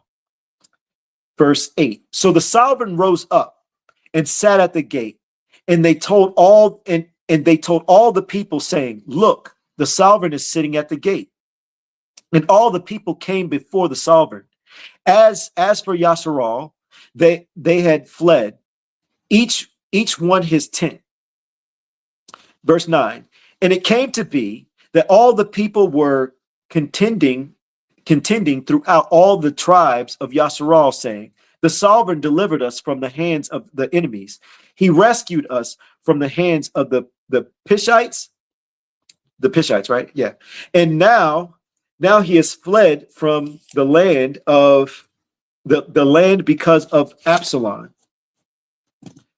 Myshpaka. Oh, I just read through 9. My bad. I kept reading. The text does not shame healthy grief. It shows a leadership crisis after the battle. David's grief was demoralizing those who had saved his life and house. David had to return to the responsibility of the living, meaning being a king again. Let's keep going. We're going to be at 16, same chapter. 16, same chapter. Where's 16? There it is. And Shimei, y'all already know me, son of Gear, a Benjamite, who was from y'all, I can't even do it, hastened and came down with the men of Yahudah to meet the sovereign David. 17. And with him are 1,000 men of Benjamin, and I can't pronounce that, servant of the house of Saul, and 15 sons, and his 20 servants with him. And they rushed over to the Jordan before the sovereign. Verse 18. And they passed over the ford to bring over the sovereign's household, and to do what it was good in his eyes. And Shimei, son of I tried, fell down before the sovereign when he has passed over the Jordan, and said to the sovereign, "Do not let my master reckon wickedness to me." neither remember the wickedness your servant did on the day my master, the sovereign, left Jerusalem, that the sovereign should take it to heart.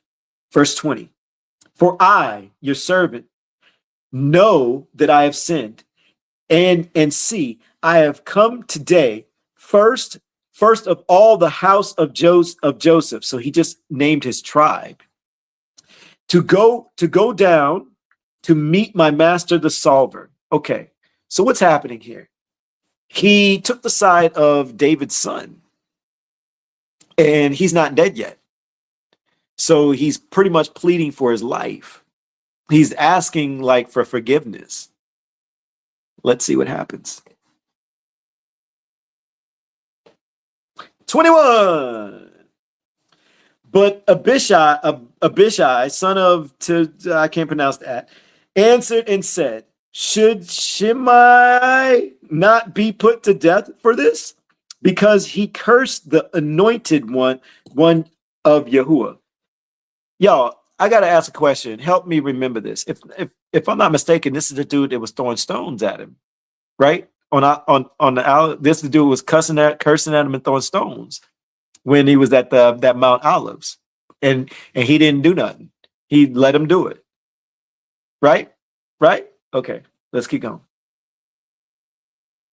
Ooh, this is getting deep. Where we at? 22. We had 22.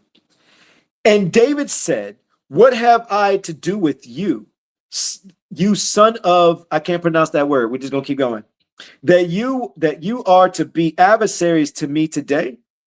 Should any man be put to death in Yasharal today? For do I not know that I, the sovereign over Yasharal today? Verse 23. So the sovereign said to Shimei, that's what I'm just going to call him, you do not die. And the sovereign swore to him. So he saved his life, Myshpaka. He's like, okay, I'm not going to kill you, dude. I'm going to spare you. I'm going to show compassion. Ooh-wee. Keep in mind, this dude told David that like he like teamed up with Satan. Ooh, yeah, put that one back. He called him a son of Satan, Barak Yahuwah. David does not call Shimei earlier cursing righteous. David refuses blood revenge on the day of restoration. Scripture does not require us to claim that trust is fully restored. Mercy can stop punishment without reopening unsafe access. All right, let's look at this. What happened? The offense was real. The humiliation was public. The betrayal was close. The grief was deep. What must be placed before him? The reaction, meaning before Yahuwah. The reaction, the hand, the mouth, and the grief. Myshpaka. Look, if you ain't taking notes, I'd screenshot this or write this down. The reaction, you got to give it to Yahuwah. Don't react. The hand, that's the actual action. Don't do anything. Give it to Yahuwah. The mouth, guard your mouth. Don't respond. Don't give a reaction. Don't do it on your own terms. You don't have to speak up for yourself, right? Give that to Yahuwah. And give your grief to Yahuwah.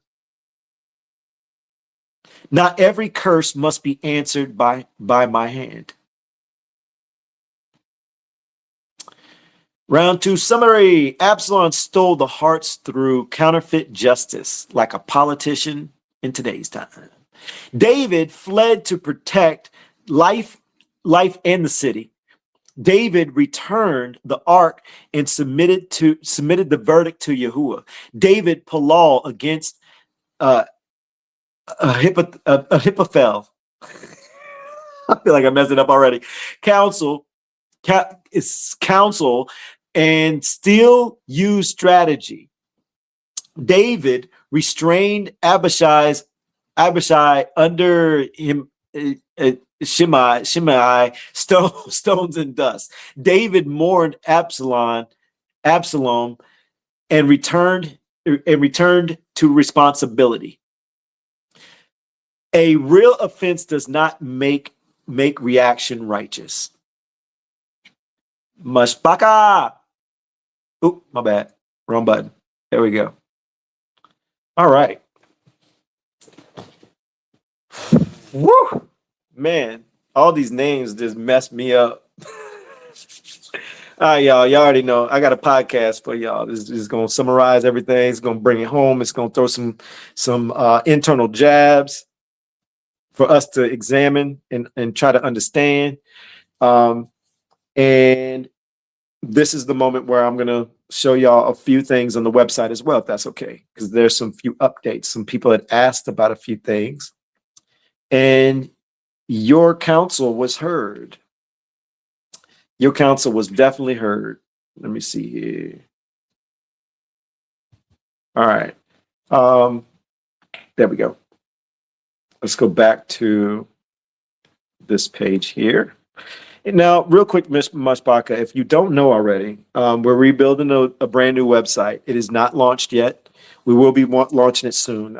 We did a whole live on this on a couple of Shabbats ago. So if you want to get a full overview, but I'm just going to glance through and kind of show you just some new things. That's all. All right. So our website is going to be based around read, listen, and learn. All right. So all of Scripture is going to be free to you. Right now we have the book of Jesher in there. We're putting a couple of different modes in there. Source mode, milk mode, and solid food mode for the ones who are at a higher level of understanding the words. All right, just let you get a quick glance at it. I'm not going to go deep because I want to get to this podcast. So that's read mode. This is the only book we got in it so far, but I'm working on restoring other texts right now. And as we finish restoring text, we're going to keep adding on. So when we launch, you're going to be seeing books being updated and launched on the site in real time. So you guys get to experience the growth of this site book by book, so to speak. All right, listening. You're going to get all of We the Assembly music. I got to go back and add in all of our old albums, old songs. You're going to have access to everything. We'll go to the other live, and so you can get a full look at that. In the learn area, this is probably the dopest, the most lit area in the whole thing. You got restored names, meanings. So you're going to be able to, search words and get full understandings. You'll be able to play the audio and hear how the word's supposed to be, pronounced. Then we have restoration games, which Myshpaka, for the ones who were there, can you let me know in the comments, boring or Barak Yahuwah, if the games is pretty fire, it's pretty lit, especially the assembly room with the multiplayer games. It was pretty lit. So you want to know more about that, check that out. Check the couple of, it's on YouTube, by the way. It might still be up on Facebook. But we're opening up another area before we launch, and it's the scripture study room. Now, in the scripture study room, this area here to the right, the guided studies, I'm still putting it together. It's going to be pretty lit. It's pretty much, I'm not going to tell you what it is just yet, but it's locked out for right now. I'm still building it out. But you'll be able to click on broadcast. And when you click on broadcast, it's going to open up this area for you where we're putting all of our studies at a deeper level. All right, we're on this one right here. But before we do that, you got two buttons. You got a study room and a broadcast, so you can navigate back and forth. All right, so you're going to have access to all this, Myshpaka. All right, and it's divided between series and also single studies. But when you click on open study, now you have twisting my words. Let's go back. Open broadcast stage. We're going to listen to this podcast in a minute, but I just want to kind of let you glance at the study room. All right, so the study room has the podcast in it, It has the video that we played earlier. So if you click on watch, When we are wronged, and you can speed it up, you can control the sound, the whole kit and caboodle, and all the scripture study slides that we just went over. They're going to also be put in there for you. And the transcript for the podcast is going to be in there word for word. And you can also play it. Right. And they can still begin moving toward a completely unrighteous response. Now, by the way, you could turn off follow the audio, because if you turn it on, it'll just going to follow with the way when it speaks, it's going to follow along with it. So you can be hands-free. Let me see. And there's a study guide area. It's not fully put together yet, but each study is going to have like an upgraded study guide for you, like going more detailed, breaking down everything for you. And then there's going to be a notes area for people who have a free account. So you don't need to pay for anything to be able to do that. So if you want to take notes while you study. So the whole goal is to try to make your study experience easy, understandable. And I'm also going to, this is something I didn't think about. This is something I didn't think about until as of recently. I'm also going to take the YouTube videos and embed them into here as well. That way you don't have to be bouncing back and forth. So if you wanted to, if a person's new, you'll be able to watch our study of it in real time. Or, if you just want a refresher, just quick access. So I'm going to put, so this particular one for this one will be eventually there as well. All right, so let's get into this podcast, Myshpaka. Oh, wrong button. I'm in the wrong area. Oopsie. Broadcast stage. All right. And real quick, when you hit, I'm going to show y'all something. I'm going to let it keep playing once I hit play. Let me back that up. But right here, you can increase the sound level. A person can be truly wronged. I mean, holding absolute undeniable evidence of an offense. Right. And they can still begin moving toward a completely unrighteous response. That is the sobering reality we are stepping into for this deep dive. It is a heavy one. Yeah, it really is. Yeah. Because you can possess the receipt of how someone betrayed you or insulted you or attacked you. And yet, in the very act of responding to that legitimate injury, you can begin to build something wicked. Yes. It's a devastating tension to hold. So today we are analyzing the historical records found in 1st and 2nd Samuel, alongside the personal real-time agonizing recorded in Psalms 41 and 55. Our mission is to extract a specific lesson from the ancient African Hebrew setting of Yasharal. Specifically focusing on the record of David. Exactly.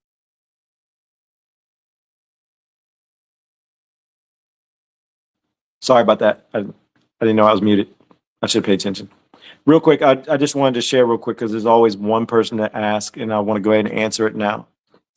Yes, these are AIs.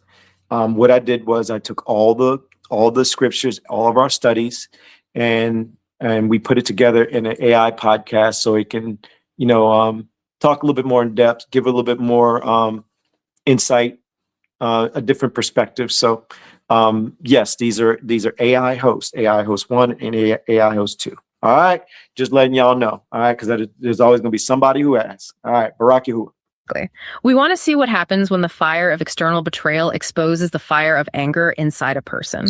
And that requires profound honesty to examine. I mean, the central burden we have to carry throughout this discussion is this. An enemy can act wickedly. They can be entirely in the wrong, while Yahweh is simultaneously exposing, correcting, or restraining the person under attack. Wow. Wait, say that again, because that cuts right to it. An enemy can be entirely wrong while Yahweh is still exposing and correcting you. The fact that the person who hurt you is guilty does not automatically make your reaction clean. That immediately strips away a defense mechanism so many people use. Absolutely. Because when someone is confronted about their anger or their retaliation, the first instinct is always to point back to the original offense. You want to hold up the evidence and say, but look at what they did. Right. As if their guilt cancels out your own accountability. But David's true strength wasn't that his first reaction was always flawless. His strength was that he remained reachable. He was correctable, and he was willing to leave ultimate outcomes to Yahweh. Which is incredibly hard. And, restraining your sword against a foolish neighbor like Nabal, who we'll talk about, that's one thing. But the weight of this changes entirely when the person trying to destroy you isn't a stranger. It's your own blood. Or your trusted counselor, exactly. So let us begin in the wilderness with a real offense that demands a reaction. We are looking at the record of David, Nabal, and Abigail in 1 Samuel 25. To really understand the gravity of Nabal's insult, we have to establish the physical and economic mechanics of the wilderness of Paran. Right, setting the scene. Right. David and his men, about 600 of them, are dwelling there as fugitives. Right. But they are not acting as bandits. The ancient text is explicit through the later testimony of Nabal's own servants. David's men acted as a protective wall. A literal wall. Yes, by night and by day. They were a shield for Nabal's shepherds and his immense flocks. In the ancient African Hebrew agrarian economy, that wilderness was highly vulnerable to raiders, predators, and thieves. So David's men are providing a massive unpaid security force. Exactly. A force that allowed Nabal's wealth to multiply safely. And this leads up to the time of sheep shearing, which, this isn't just an agricultural chore. It is the economic climax of the year. It's payday. It's payday. Culturally, it is a time of immense feasting, hospitality, and settling accounts. So David sends 10 young men to Nabal in Carmel, and they bring a peaceful, deeply respectful request, asking for a portion of the harvest that David's own men helped secure. It is a completely legitimate request for provision. Completely legitimate. But Nabal's response is not just a polite decline. No, it is a calculated public degradation. Nabal says, who is David? And who is the son of Jesse? Yeah. There be many servants nowadays that break away every man from his master. He calls him a runaway slave. He does. He looks at a legitimate anointed leader of Yasharal, a man who provided a literal wall of protection for him, and dismisses him entirely. He takes the very protection David offered and weaponizes it into public humiliation. I want to push back on how we often read this, though, because it's easy to view David's subsequent anger as just an overreaction to a bad name. But Nabal isn't just calling David a name. He is economically exploiting David's labor. Yes. And then publicly stripping him of his honor in an honor-shame society. Doesn't David, as a military leader, have a duty to establish justice? If he lets this man steal from him and mock him, doesn't he lose the respect of his own 600 men? It's a fair question. The offense is entirely real, and that distinction must remain anchored throughout this entire discussion. The narrative does not minimize Nabal's wickedness to make David look better. Nabal returned contempt for protection. Exactly. But this is exactly where the tension lies. There is a vast difference between authorized justice and unchecked personal vengeance. When you are operating out of bruised ego and personal pain. You easily confuse the two. You do? We see this exact dynamic play out in a workplace or a community today. Think about it. You spend months protecting someone's work. You cover their absence. You quietly fix their mistakes. You support their household when they're vulnerable. Right. And then in a public meeting or a communal setting, they dismiss you as though your help never happened. They degrade your name to elevate themselves. The pain of that is totally justified. The offense is real. The offense is real. The question is what you allow that pain to dictate next. And what David dictates next is a terrifying escalation. He looks at his men and issues a single command. Gird ye on every man his sword. Just immediately to the sword. Immediately. David girds on his own sword. 400 armed men mobilize to march on Nabal's estate, and David's stated intent is devastating. He vows that by the morning light, he will wipe out every male in Nabal's household. He is going to slaughter the very shepherds his men previously protected. Yes. This is the anatomy of a reaction becoming wicked. This is an injured leader turning his personal pain into a violent mandate. He isn't just having a private, angry thought in his tent. He is actively recruiting others into his vengeance. The personal offense is becoming collective punishment. The danger in the wilderness is no longer just Nabal's contempt. The most lethal danger in that moment is David's reaction. Because he's mobilizing a small army to commit mass murder over the insult of one foolish man. Precisely. And you see the exact same contagion of anger in modern environments. A hurt individual takes a screenshot of a real disrespect or a genuine betrayal, and they drop it into a group chat. We see that all the time. They lay out the evidence of the insult. Suddenly, other people are angry on their behalf. They are drafting aggressive responses, forming a campaign, echoing the outrage. And that support feels like loyalty in the moment. It feels like absolute validation because the crowd is affirming the injury, but the crowd is actually just helping the anger grow legs. That is the precise danger of a supportive crowd when you are wounded. A crowd can make anger feel righteous without making it clean. That's a sobering thought. It is. David had 400 men willing to march with him, and not one of them stopped to say, is slaughtering a household an appropriate response to a bruised ego? They just fed the momentum. Which brings us to a line that requires absolute sober self-examination. You can be right about what they did and wrong about what you are about to do. The receipt in your hand does not make the revenge in your heart righteous. No, it doesn't. David was entirely right that Nabal was wicked, arrogant, and ungrateful. Nabal was exactly what his name means, a fool. But David was entirely wrong to march 400 men to shed blood. And this is why the interruption comes. Abigail, Nabal's wife, hears of the impending slaughter from one of the servants. And the servant specifically notes that David's men were good to them, validating David's initial claim. Right. The servant admits the truth of it. So Abigail moves with incredible speed. She gathers bread, wine, sheep, parched corn, raisins, and figs, and she rides out to intercept an army of 400 enraged men before a single drop of blood is shed. The mechanics of Abigail's intervention offer one of the most brilliant master classes in ancient counsel. When she meets David, she bows to the ground.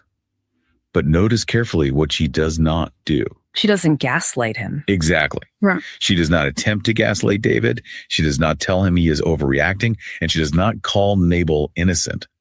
She names her husband's folly clearly, saying, as his name is, so is he. Nabal is his name, and folly is with him. So she completely validates the reality of the insult. She does, but she refuses to hand David the sword. She validates the pain, but she stands directly in the path of the vengeance. She holds up a mirror to David. Yes. She tells him that Yahweh has held him back from coming to shed blood and from avenging himself with his own hand. She names the lethal danger in David's intended retaliation. This changes the entire framework of how we view accountability. Correction is not betrayal. No, it isn't. A person can validate your injury while still warning you that your reaction is becoming unclean.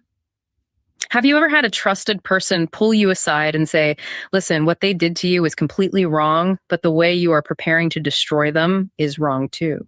The immediate temptation for any injured party is to view that kind of correction as a secondary attack. Oh, absolutely. Because when you are operating purely out of your pain, you look at the person trying to restrain you and you accuse them of taking the enemy's side. The wounded ego says, if you were really my friend, you would help me draft the response. You would hand me the sword, not stand in my way. But sometimes Yahweh answers Pallel by sending someone to stop you, not someone to destroy them. That is profound. You might be lifting a Pallel for vindication. Right. For Yahweh to strike down the person who humiliated you.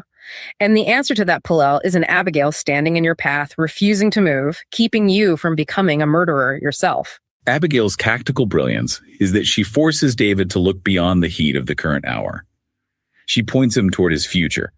She tells him that when Yahweh ultimately establishes his house as the leader of Yasharal, David will not want this specific grief and offensive heart on his record. That he shed blood without cause. Right, or avenged himself. She is asking him a devastating question.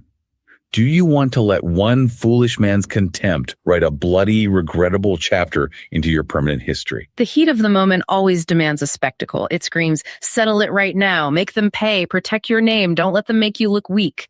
But Abigail's counsel asks what this emotional reaction will cost tomorrow.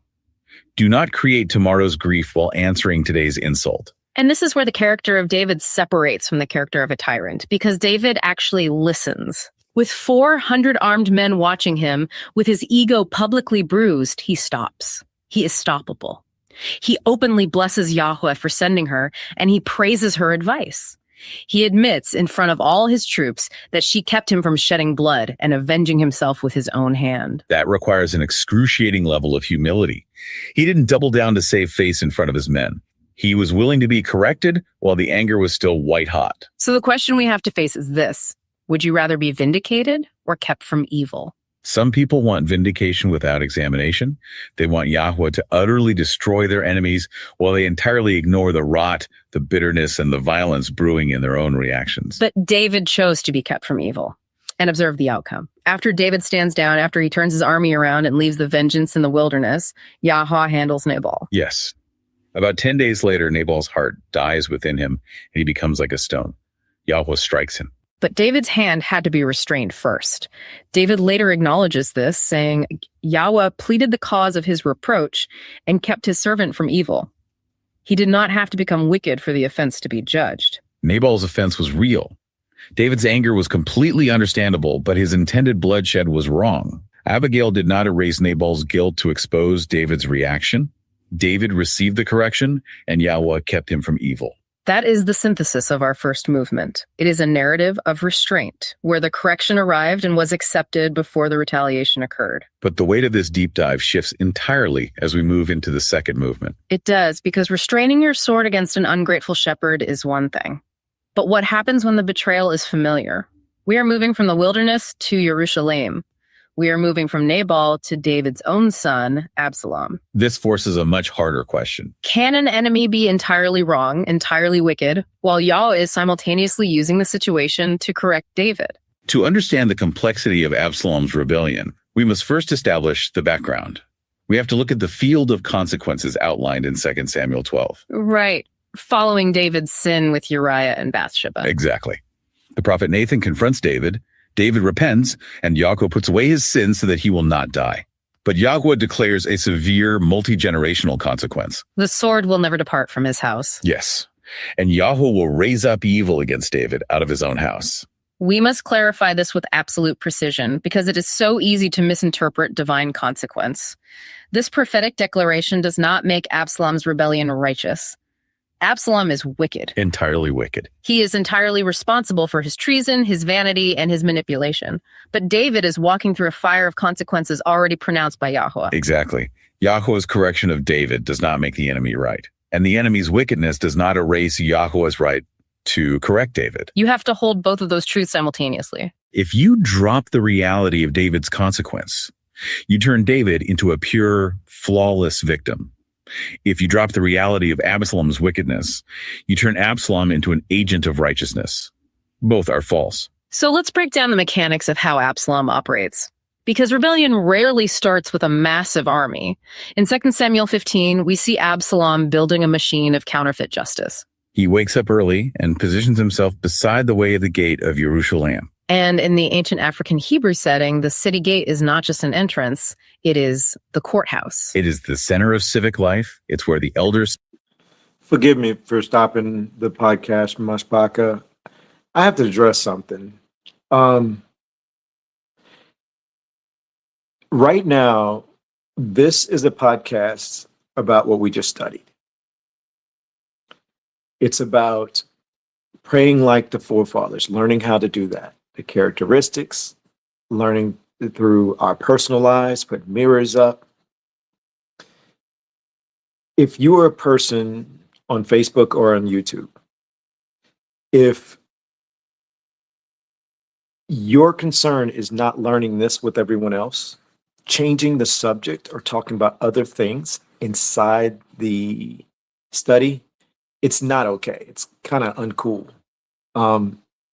So I'm going to ask everybody, if you're going to focus, if you're going to hang out with us, stay on topic.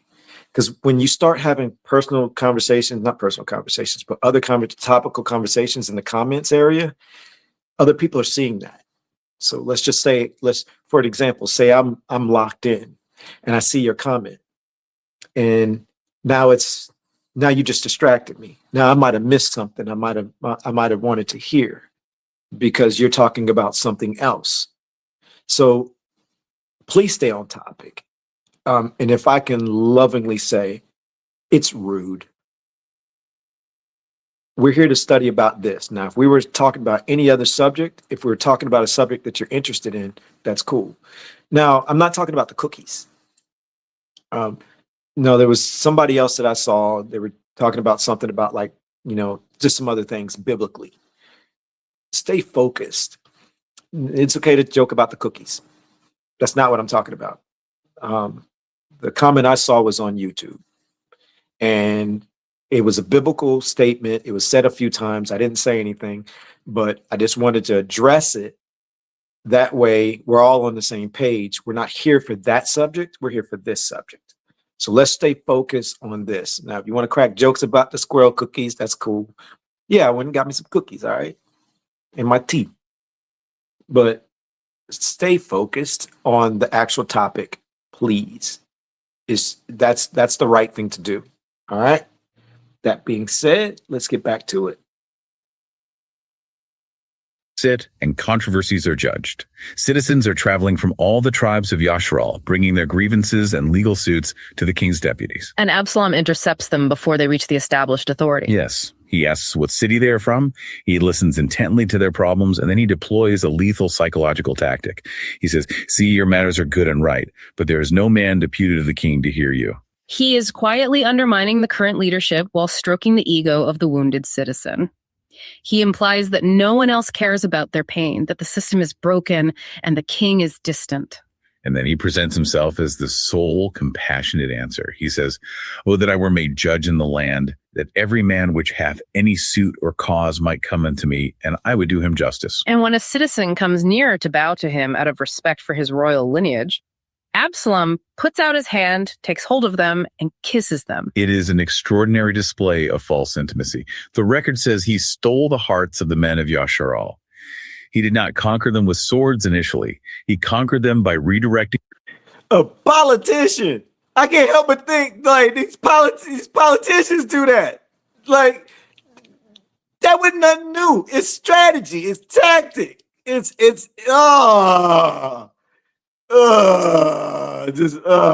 sorry, y'all. I know I can't be the only one that ain't picked up on it. I'm just saying. Barack Ewing. Their loyalty through shared grievances. This mechanism is identical to community leadership betrayals today. A person builds influence not by open, immediate attack, but by collecting everyone's private grievances. They pull individuals aside. They pull them aside, listen to their frustrations, and make each wounded person feel uniquely understood. They quietly suggest that the current leadership is out of touch, uncaring, or fundamentally flawed. The issues they are collecting might even have fragments of truth to them. But the loyalty of the community is being deliberately redirected toward the collector. You may be calling it accountability when what you really want is an audience. That is a cutting reality. Absalom spent years collecting the hurts of others to build a platform for himself. If you are listening to this, ask yourself, have you ever played the role of Absalom? Have you ever positioned yourself at the gate of someone's pain, validating every complaint solely to draw their allegiance to yourself? Absalom's influence grows quietly until it erupts into open, undeniable warfare. When a messenger comes to David and tells him that the hearts of the men of Yasharal are after Absalom, David makes a critical, immediate decision. He looks at his servants in Jerusalem and says, "Arise and let us flee, for we can else escape from Absalom." He does not stay to fight in the city. He leaves to protect the lives of his household and to prevent Jerusalem from being smitten with the edge of the sword. Flight is not automatic unbelief. Right. Leaving a toxic, volatile place is not the same as admitting the rebel is right. He is taking protective action to prevent a massacre. But as they are fleeing the city, a massive scene of submission unfolds. Zadok the priest and the Levites arrive, bearing the Ark of the Covenant to accompany David in his exile. The Ark of the Covenant is the ultimate symbol of Yahuwah's presence. It signifies the covenant, the chosen status of the people, and the divine authority of the throne. Having the Ark with you in battle historically meant that Yahuwah was marching with the armies of Yashar. Which makes David's next actions so difficult to comprehend from a human survival standpoint. He looks at Zadok and tells him to carry the Ark back into the city. He leaves it behind. Yes, he does. I have to challenge this because from a psychological and tactical standpoint, taking the Ark gives your fleeing, terrified army a massive morale boost. It visibly says Yahuwah is with us and Absalom is illegitimate. Leaving it seems like tactical suicide. Why would he strip away his own divine insurance policy? Because David refuses to use a sacred object as insurance. He recognizes the profound difference between the presence of Eluash and a religious prop. Listen to the absolute submission in his words. All right. He says, carry back the Ark of Eluash into the city. If I shall find favor in the eyes of Yahweh, he will bring me again and show me both it and his habitation. But if he thus say, I have no delight in thee, behold, here am I, Let him do to me as seemeth good unto him. That is staggering. He is refusing to weaponize his sacred identity. Exactly. He won't use his former calling, his anointing, or his public position to force Yahweh's hand. He is explicitly saying, the outcome of this rebellion belongs to Yahweh, not to my manipulation of holy things. It is the ultimate rejection of presumption. Think about the people who weaponize their calling in modern disputes. When a person is in a bitter conflict, especially within a community or family, the temptation is always to drag the ark, the symbol of divine endorsement, their title, their past service, into their personal fight. To prove they are right. You may not be asking Yahweh to judge the situation. You may just be asking him to approve the sentence you already wrote against your enemy. David refused to do that. He sent the ark back. He surrendered the outcome entirely to the consequence field. And this submission is not a cold, emotionless theology. As David ascends the Mount of Olives, escaping the city, the text describes a visceral agony. He goes up weeping. His head is covered. He walks barefoot through the dirt of the mountain. Yes, and all the people with him cover their heads and weep as they ascend. He is a father, a king, a man under severe consequence, and a hunted fugitive. Walking barefoot and covered is the posture of a mourner. It's a man stripped of all pretension. Submission does not mean pretending the fire is cold. Faith does not require you to turn off your humanity, your fear, or your profound grief. And it is exactly in this moment of raw, vulnerable assent that David receives the most devastating practical news of the rebellion. Someone tells him Ahithophel is among the conspirators with Absalom. Ahithophel. This wasn't just a random soldier defecting. This was David's trusted counselor. In 2 Samuel 16, the record notes that the counsel of Ahithophel was esteemed as though a man had inquired at the oracle of Aluah. His strategic mind was peerless. It was. The betrayal here comes from deep proximity. The pain of familiar betrayal cuts entirely differently because the betrayer knows exactly where your weak places are. They know your logistics, your fears, your habits, and your vulnerabilities. Yes. We see the agonizing echo of this specific kind of betrayal in Psalms 41 and 55. In Psalm 41, David writes of whispering counsel, enemy speech, and the devastating reality of a familiar friend, someone who ate bread with him, lifting up his heel against him. And Psalm 55 expands on this psychological torment. He describes betrayal not by an enemy, but by an equal, a guide, an acquaintance, someone with whom he took sweet counsel and walked to the house of Aluah and company. While we don't force a direct, explicit historical label onto the anonymous companion in Psalm 55, the pattern of close companion betrayal is undeniable. It carries the exact weight, the exact psychological torment of the Ahithophel crisis. David's heart is sore pained within him. The terrors of death fall upon him. Fearfulness and trembling overwhelm him, and he wishes he had wings like a dove to fly away and be at rest in the wilderness. He doesn't deny the wound. He doesn't project a false, invincible stoicism. But look carefully at what he does with the terror. He changes where he carries it. He casts the burden upon Yahweh. When he learns of Ahithophel's treason on the mountain, David does not panic. He prays. He lifts a very specific Palal. He says, "O Yahweh, I pray thee, turn the counsel of Ahithophel into foolishness." It is a clean, hard, incredibly focused petition. Notice what it is not. He does not command a private execution of his former friend. No, he doesn't ask for the ground to open up and swallow Ahithophel. He aims the petition squarely at the plan. He asks Yahweh to break the power of the counsel designed to harm him. You can carry evidence without carrying vengeance. Asking Yahweh to defeat wicked counsel is not the same as demanding personal revenge. And David's Palel is not passive. Immediately after he prays, he reaches the top of the mount and encounters Hushai, his loyal friend. David sends Hushai back into the city to actively infiltrate Absalom's court and counter Ahithophel's advice. He sets up a covert communication network using the sons of the priests. Palel and practical wisdom are not enemies.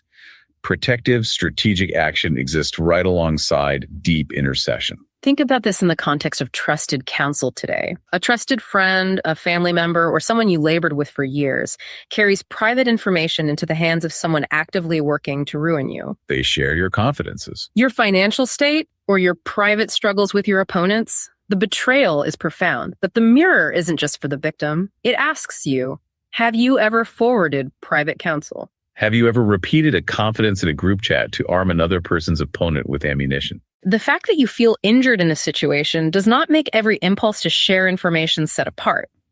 And the mechanism of how Yahweh answers David's palal against Ahithophel is vital to understand. Yahweh doesn't answer through visible cinematic sorcery in the sky. He answers through human psychology and military strategy. In 2 Samuel 17, Ahithophel gives Absalom a lethal, tactically flawless plan. Ahithophel says, "Let me choose 12,000 men, and I will arise and pursue after David this night." He plans to strike while David is weary and weak-handed, causing mass panic among David's few supporters. Ahithophel says he will strike only the king and then peacefully bring all the people back to Absalom. It was a surgical, highly effective military strategy that would have ended David that very night. But Hushai counters it, and Hushai does it by brilliantly manipulating Absalom's narcissism. Hushai says Ahithophel's counsel is not good at this time. He reminds Absalom that David and his men are mighty men chafed in their minds like a bear robbed of her whelps in the field. But then Hushai paints a picture. He suggests gathering all Yasharal from Dan to Beersheba, as numerous as the sand by the sea, and that Absalom himself should lead this massive, glorious army into battle. Hushai knew Absalom. He knew the young man who stole hearts at the gate wanted the glory of a massive cinematic victory with himself at the front. Ahithophel's plan was efficient, but it didn't give Absalom the spotlight. Hushai's plan appealed to the vanity of the rebel, and Absalom and the men of Yasharal chose Hushai's counsel. The record explicitly states that Yahweh had appointed to defeat the good counsel of Ahithophel to the intent that Yahweh might bring evil upon Absalom. The outcome unfolds through human timing. Through psychological manipulation, through messengers running in the night, and through a rebel's own blinding pride. Yahweh frustrates the plan through movement and communication. The listener does not need to dictate Yahweh's method of deliverance. While this strategic maneuvering is happening in the city, David is experiencing extreme, visceral public collapse on his journey. The public narrative is entirely hostile. In Psalm 3, written as he fled from Absalom, David notes that many are rising up against him. People are openly declaring there is no help for him in Ayalua. But public agreement does not decide whether Yahweh remains your shield. David writes, "But thou, O Yahweh, art a shield for me, my glory and the lifter up of mine head." He actually lies down and sleeps in the midst of a violent coup because Yahweh sustains him. That public hostility reaches its absolute peak in 2 Samuel 16 with the appearance of a man named Shimei. As David and his exhausted men come to Bahurim, Shimei, a man from the family of the house of Saul, comes out continuously cursing. And he isn't just yelling from a distance. He is throwing stones at David and at all his servants. He is casting dust into the air, creating a chaotic spectacle. He is publicly humiliating the king in front of his mighty men.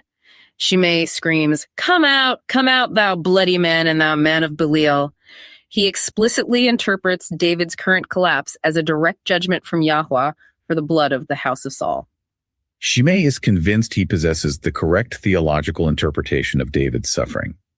He looks at David's humiliation, sees the consequence of Absalom's rebellion, and decides it absolutely proves every historic accusation he holds against David regarding Saul's dynasty. This is a brutal mirror for the reality of public embarrassment today. Think about public comments, aggressive posts, or live streams. Shimei threw physical stones with his hands. Modern people throw stones with posts, hostile messages, whispers, and forwarded screenshots. You are mocked in a public setting. You are accused in front of your community, your workplace, or your family. And the people around you, the people who love you, react exactly like David's men. They urge you to answer. Yo, I don't know why, but it just hit me. I know this has happened to me. I've done it in the past, but then I just didn't see it being valuable. Ooh, let's see how many of y'all could put a mirror up on this one. You know what's just as bad? There's no difference in this. So tell me if you don't have to say on what side you've been on, whether it's been to you or you did it. Just you could just say, I can relate. All right, so don't identify what side you want. All right, you ever been in a relationship? And ladies, forgive me, but y'all are known to do this way more than us men. I'm not saying we haven't now, but y'all good for doing it quick. You're in a relationship. Y'all are having an argument, or you're going through things. And the Pinterest quotes. Men ain't this. when a woman needs this and the man does that. Women do this, but men need this. And everybody in your social media circle know that you a couple. You know what you essentially doing? You telling everybody, I'm mad at him. I'm mad at her. You ain't even gotta say it. It's the same thing. It's the same thing. You doing it to your own loved one. Well, maybe in that moment you don't love him or her. I don't know. You act like it, but it is a thing, and that falls right into that category. Just throwing that out there. If you're on either side, put I can relate in the comments, please. Let's continue. Barak Yahuwah. Back immediately. Abishai, David's fiercely loyal nephew and military commander, looks at the humiliation and says, "Why should this dead dog curse my lord the king? Let me go over, I pray thee, and take off his head." Abishai wants to stop the public embarrassment with immediate lethal force. He wants to defend the honor of the throne. And shouldn't David let him? If you are the anointed leader and a man is throwing stones and calling you a man of Belial, doesn't allowing that to continue undermine your authority? Not when you're yielding to the consequence field of Yahuwah. David refuses Abishai's request. He says, "What have I to do with you, ye sons of Zeruiah? So let him curse. Because Yahuwah hath said unto him, Curse David, who shall then say, Wherefore hast thou done so?" We must preserve a very careful distinction here. Refusing retaliation is not the same as agreeing with the slander. David does not confess that Shimei's specific accusations are true. Correct. He doesn't say, "Yes, I have a man of Belial, and yes, I maliciously murdered Saul's family." But he refuses to let public humiliation seize his hand. He understands that being publicly humiliated does not promote you to Yahuwah's seat of judgment.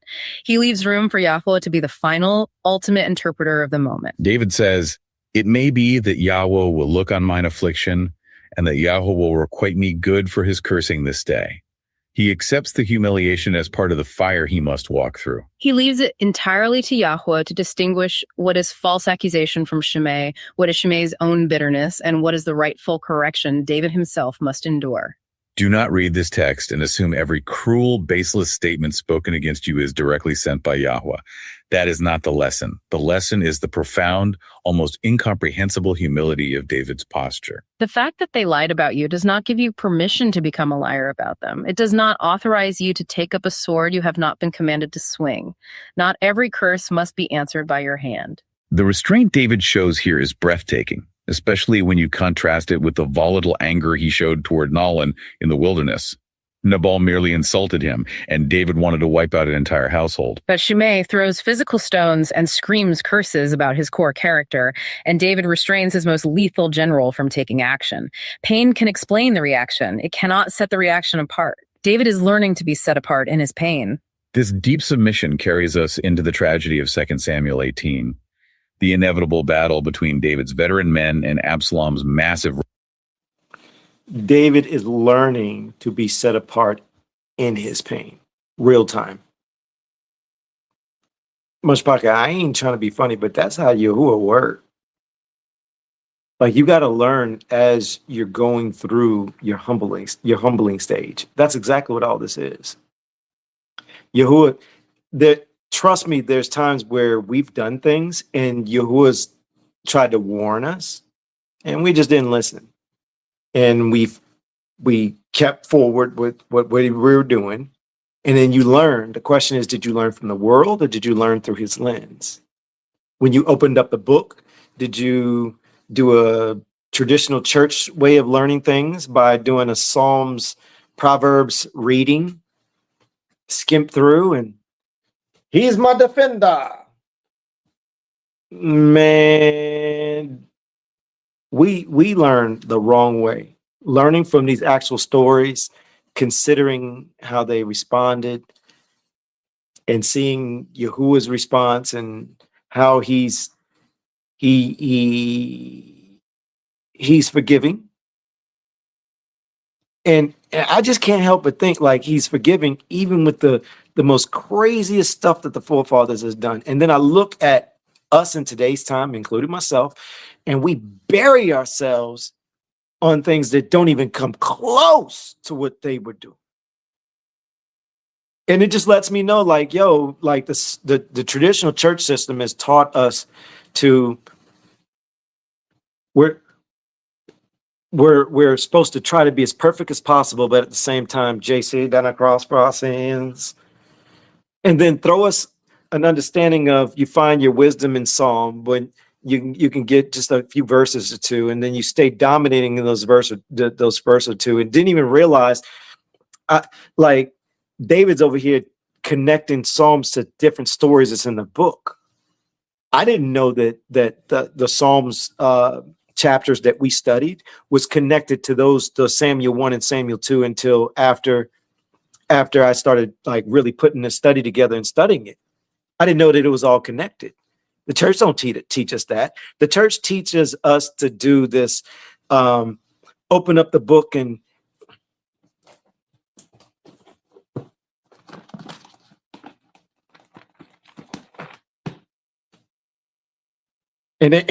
that's apparently that's what you're supposed to. Okay, maybe y'all know what I'm saying. You know what I'm saying?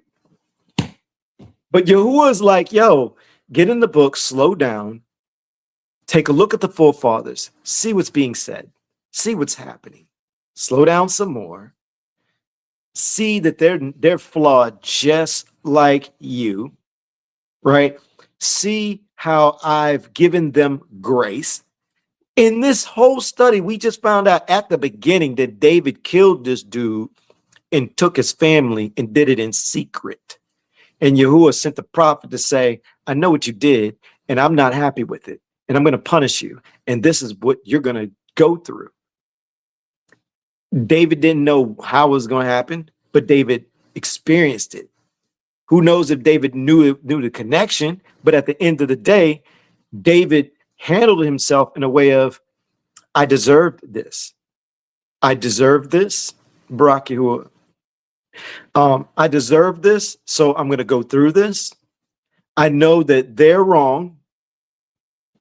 I'm not wrong in this present scenario, but I was wrong back then. How many of us can do that? How many of us in this time frame right now, if you got fire coming at you from all type of different angles, and you know, like, yo, this time period has been pretty chill. I ain't been doing much of nothing that you can think of, right? But if you think about last month, the month before, last year, a couple of years ago, like you did this, and you forgot about it. Oh, but Yahuwah doesn't forget about those. Like, oh no, we were just building up the momentum to your right ruling for that. I'm still kind of upset because you did this again, then you did it differently with this person. Then you didn't do anything to fix it and make it better. But then you did it again, but this time you morphed it into something else. And then you added this on top. Oh yeah, your time is coming. That's the reason why you're experiencing this, experiencing that, experiencing this, experiencing that, because I'm allowing it to go down. Is this hidden? Is this hidden? Y'all, this is how I think. When I'm studying, I look at all this. We learn as we going through our trials and tribulations. The question is, are you going to lock in? Are you going to lock in and take it serious? This year, this season is where I locked in. Yeah, I keep saying it. That's when I was like, dude, being still. I've said it before. He is our defender. I've said it before. And I thought about it. I was like, have I been still? Because he promises these specific things if we're to be still. And I ain't experienced that. So have I been still?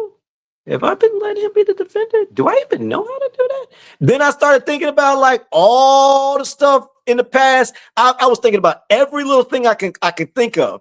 Conversations, relationships, friendships, jobs. And I started playing it all back, going nice and slow. Wait a minute. I remember when this happened, I said I was going to be still. But I remember talking to such and such about it, such and such about it, such and such about it, such and such about it, such and such about it, such and such about it. And then on top of that, while I'm doing that, I'm calling my creator out of his name. I didn't know that. And on top of that, in sports and idolization, so worshiping other gods, focusing on money and everything else other than our creator. Yo, it's like we all got a bunch of grievances. We're just piling them up. We're piling them up. You gotta add all that in there. I'm sorry, y'all. I just squirreled out.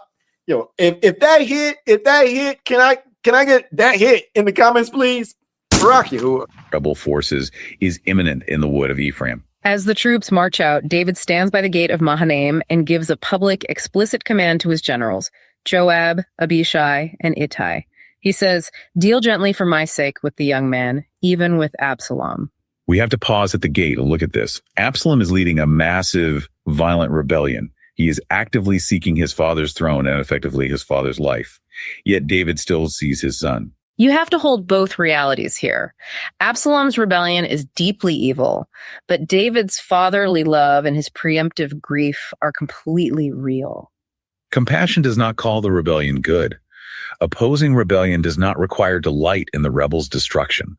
Think of a parent grieving a child who is making destructive, violent choices, or a leader mourning someone who turned against them to tear down a community. You can deeply mourn the person while completely opposing their wickedness. But the reality of war does not honor the hopes of a grieving father. Myshpaka, I can't help but think, like, when it said that makes sense. Okay, we've been big lately on spiritual warfare, right? So one of the things in this season that I've locked into is recognizing what is Ruach, what is not Ruach. And if you've been hanging around we.theassembly for at least, 3-4 months, honestly, since we started this series here, then this will make sense to you. Especially because I keep saying it, but I couldn't help but think, like, what this year, I just remember asking, okay, what is Ruach? What is not Ruach? And to me, that question was just so simple to understand. And then when I realized, like, we don't even really participate in that understanding. Okay, so what is Ruach? So if you watch a person online and you see that a person wants the downfall of somebody, that's not Ruach. There's no getting around that. You can't convince yourself of that. It doesn't align with book, no matter what. At any level, home, family, work, celebrities and television, TMZ, online, it don't matter. If somebody is actively trying to destroy someone and they are adamant at it, in this season, I cannot help but notice, like, that's not Ruach. Okay, so look, let's go for example. Let's talk about it in a very practical sense. We're not going to go local or home body, the friends, and we're going to go people we don't know. Let's go celebrity status. Celebrity status. Think about the public, the wars, things that are being said, names that start with a T and an R, a U, M, and a P. Anybody who's actively going against this man, watch. I'm not rooting for him. If you're with we.theassembly, I don't care. I don't even take part in that. I'm just trying to hit a point. If a person is saying, I hate him or her, right? A celebrity, basketball teams, all that, it's not Ruach. It's not Ruach. If a person shows anger, it's not Ruach. If they're showing strife and discord, it's not Ruach. Period. You can see the person's fruits, and you should be able to identify it in seconds based on what they're saying. That's what the book says. That's how you know. That's how you know who to believe. That's how you know who might be sitting more with. Now, if both of them are tossing stones back and forth, not Ruach. So what is Ruach? It's love. It's self-control. It's mercy. It's kindness. Is this making sense? Anything outside that, if someone's out to destroy you, slander you, talk about you, make you lose your job, your family members that say you cray. I ain't talking about you, Robin. They say you crazy. They say you in a cult. They get angry because you're not participating in stuff anymore. You automatically know, wait a minute, why am I getting in my feelings? Why am I getting my feelings? Because mom is mad because I don't want to do Mother's Day because I don't participate in that stuff no more. And she's actively trying to make me feel bad. She's talking about me to all the family members and this and that. And everybody thinks I'm crazy. And she just started slander and gossip my own mother. Is that you? Your mama ain't in Ruach. I don't care to say it. It is what it is. Your mama ain't in Ruach.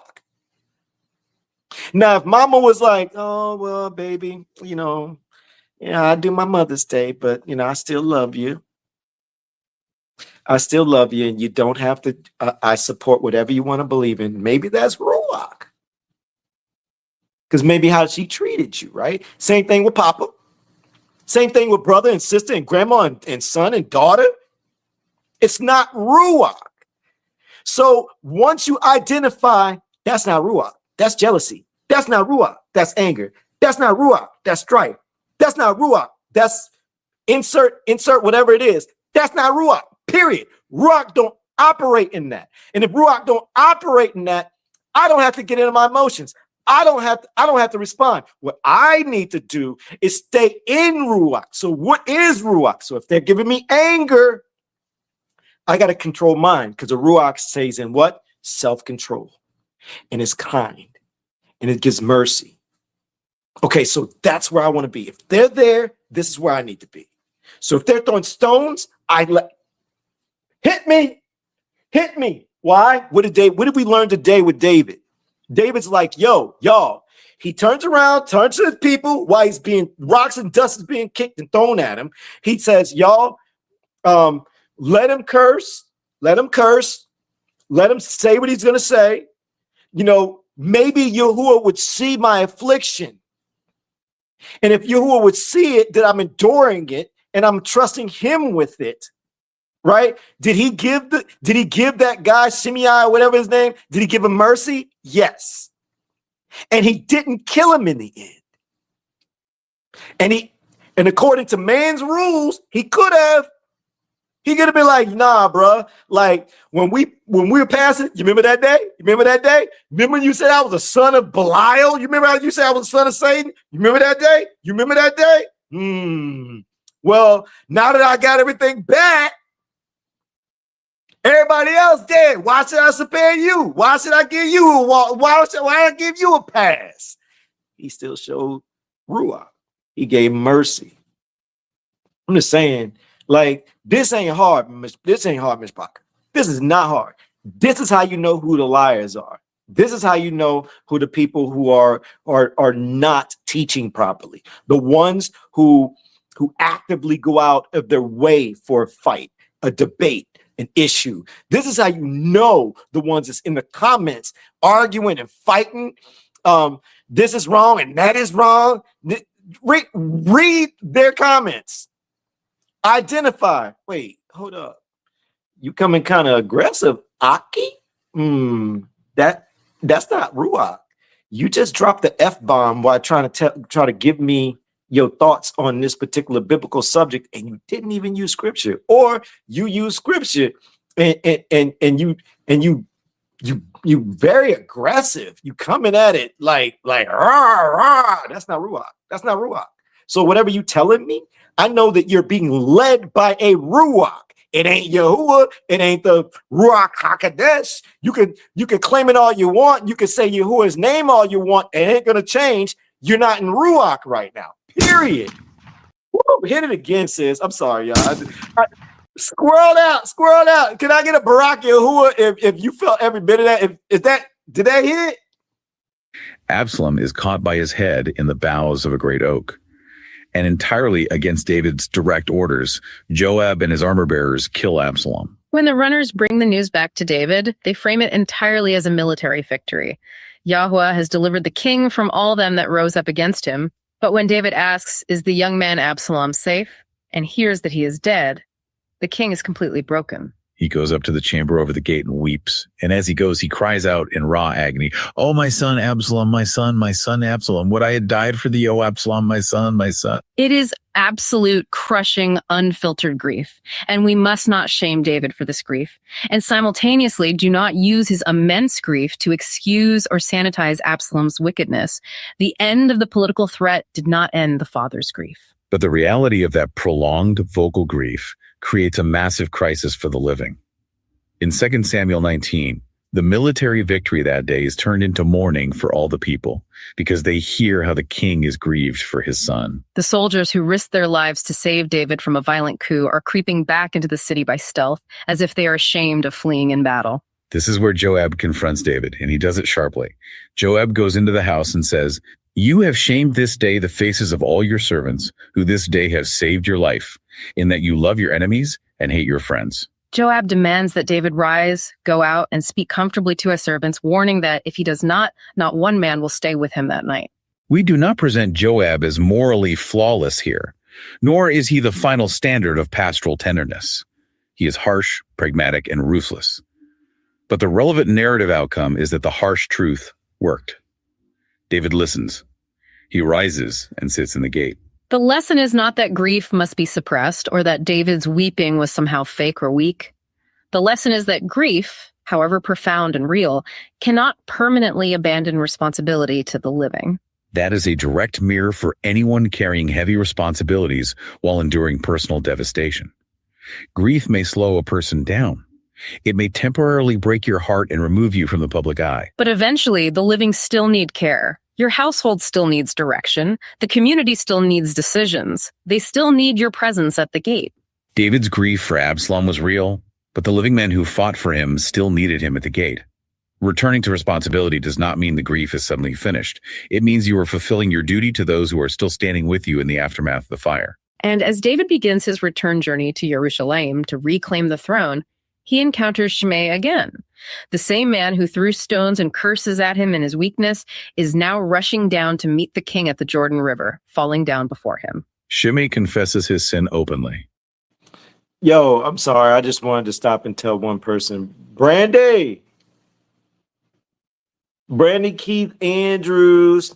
I just want to let you know, since I've been in Palau for you. That's all. That's all. Shabbat Shalom. He says, "Let not my Lord impute iniquity unto me, neither do thou remember that which thy servant did perversely. For thy servant doth know that I have sinned." Once again, Abishai is standing right there, and his instinct is unchanged. He asks, "Shall not Shimei be put to death for this, because he cursed Yahweh's anointed?" And once again, David refuses the execution.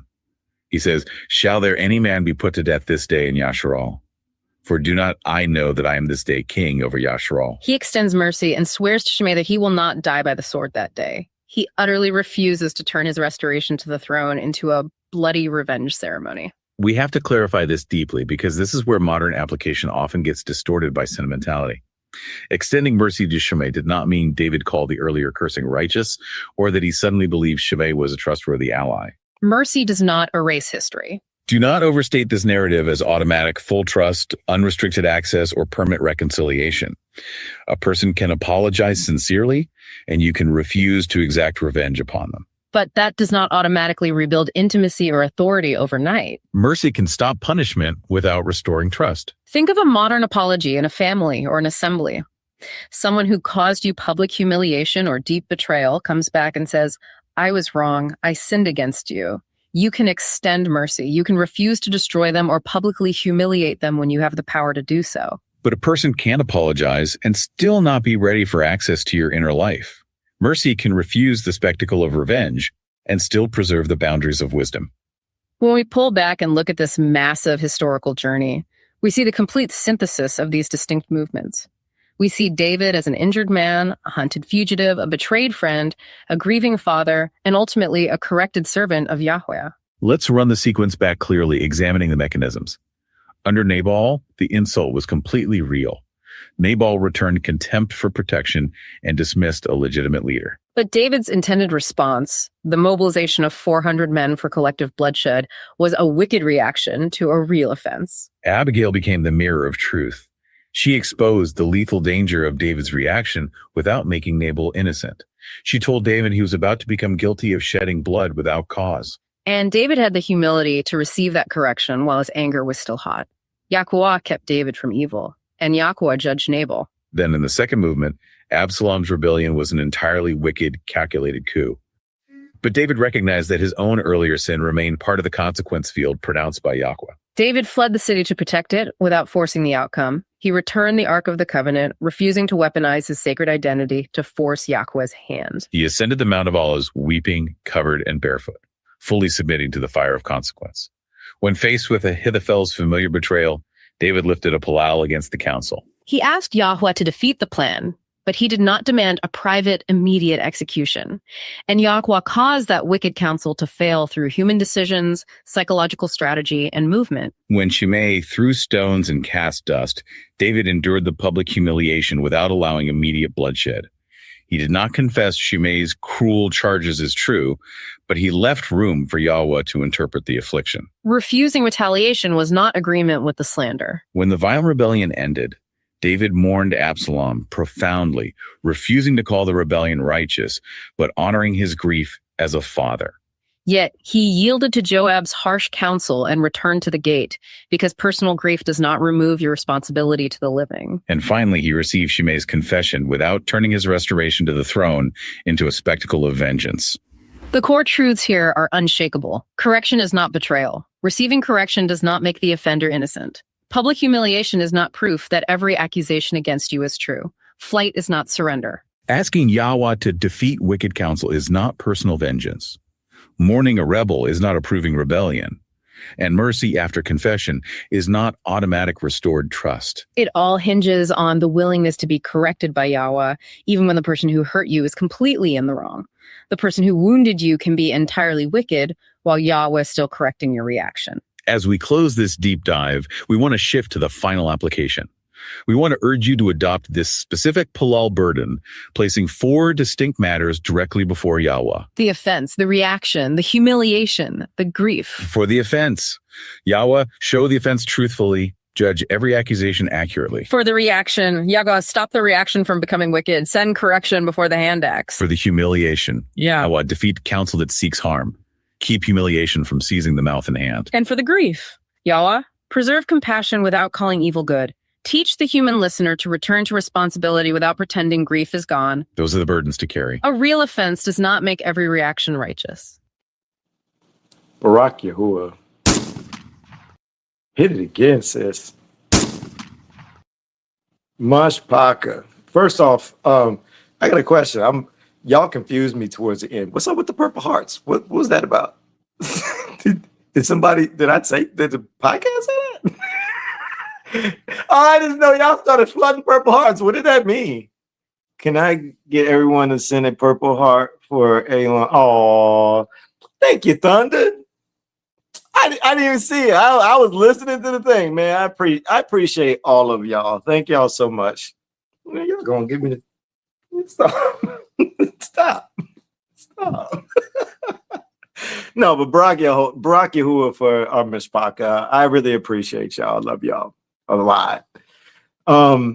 Somebody had also asked talk about a particular statement. I guess something was said in the podcast. I caught that. But it was talking about so many things, and my mind was just like, ooh. So I don't know which statement you were talking about, but this is what I do want to share. I think on Sundays, what I'm going to do is I'm going to start going live on TikTok, and give you all an opportunity to join on TikTok, and you can talk. I think it was it Bailey? I think it was East Bailey, something like that. E Bailey. Was it you, sis? I think you had said something you asked about something. I don't know. I just at a glance. Either way. But it'll give everybody an opportunity to be able to join the panel, ask questions. And the whole goal would be to talk about our scripture study from the day before, which is like today. And then also give you an opportunity to talk about maybe a testimony or something else you want to talk about. But I'd like to try to keep it locked down to mostly to what we've learned in our studies. That way we can stay organized with it. Not saying you can't share anything like that, anything other than that. But so I think we're going to make that an annual thing. And the last scripture study we had, we were in narrative change or covenant return. We still have to finish that. So I think we got like maybe 40 something slides. I'm trying to figure out where to fit it in. I think it's probably going to be midweek. Because I want to get ahead on this one, on this particular study. Because we got a whole lot of ground to cover. Believe it or not, we're only on part 6 of the series, and this particular pray like the forefathers, like pray like David. There is 5 parts, 5 rounds. We just finished round 2, so that means we got 3, 4, 5. We got 3 more rounds just on David alone. This is a big series, a slow down series. And I wanted to ask y'all something. I know there's a lot of people going through a lot of challenges. And a lot of the OGs you already know, but a lot of the new Myshpaka, I'm noticing they're going through stuff that we've kind of already studied. And I'm kind of thinking about revamping the study that I did with going through your wilderness season. So I kind of want to ask the OGs, the Myshpaka that's been around for a while, and you were there during that season. Y'all remember when the wilderness season study? It's on YouTube, but I was thinking about just upgrading it and trying to go deeper with it. Because I'm seeing a lot of the new Myshpaka, they sound like a lot of the familiar faces that's here now, that's been with us for a while, and that have said the same things. And I could see, okay, I know that I've grown a lot in spiritual maturity, just matured because of our studies, and I see a lot of you have grown as well. But I'm seeing a lot of the new Myshpaka, they don't know about these studies. And it's a little bit different when we're able to do it like this, opposed to not knowing it's there or going to watch it later on. So I think that's something I want to do, a revamp. I'm already seeing it. Revamp. Consider it done. We will be doing another series. I'm not sure. It's probably right now, let's just say preliminary. It's going to be wilderness season. Might change something else, but you'll know. Let me see here. I wanted to share that with y'all. TikTok. I'm not sure what time frame. What I do want to get, I want to get with the admins and the other smaller group, because they're helping out with the TikTok, and I want to make sure that Sundays will be solid for them, and it's not going to get in the way of their schedules. And I'll let y'all know about when we're going to finish up those last 40 something slides on that last study. However, but tomorrow I'm gonna talk to the TikTok people that's gonna help with TikTok, them and the admins, and see if we can do tomorrow. So if you do have questions about today's study, write them down if you haven't already, and then we'll give you an opportunity to join. Marilyn, can you pull up Angela? Yeah, sis. You know what I'm about to say. You didn't do nothing wrong. You know you didn't do nothing wrong. I'm just talking. I want to bring up that TikTok. Y'all, I went into this TikTok, right? And it was this Hebrew Israelite dude. And I just want to give a shout out to Angela, because she had enough guts to get up there with us. And she put a game face on. Dude was very rude, disrespectful. Y'all know how TikTok is. But she held it down. I just want to tell you, sis, you held it down. I just couldn't stay in there any longer. So I got tired of the disrespect. Like, there was a lot of, how many of y'all were in there on that live where she tried to talk about the names? I tried to talk about Exodus and a couple other things, and dude was just looking over everything that we were bringing up. Like, he didn't care. He didn't care about book. He cared about his emotions to the book that he wanted to give. And that dude stayed in Romans. And I kept telling him, Paul doesn't trump Yahusha. Let's make that very clear. And it goes Yahuwah, Yahusha, and Paul just fits in the group somewhere. Dude stayed all Paul. I brought up Yahusha, he went back to Paul. Like I never said Yahusha. I asked him, I said, do you do Passover? He said, yeah. He said, why? Are you not supposed to do it? I said, no. He looked shocked. And then I read book.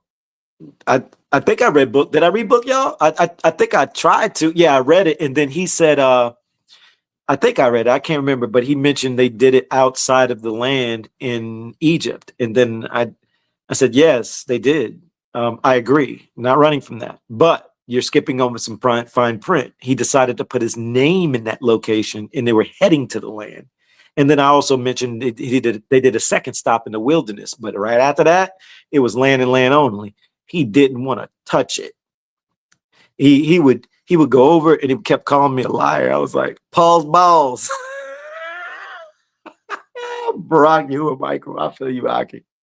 But yeah, I just want to tell you, sis, because I know that it takes a lot of guts to get on there with people like that. And I honestly, I did not expect you to hop in there and try to at least share.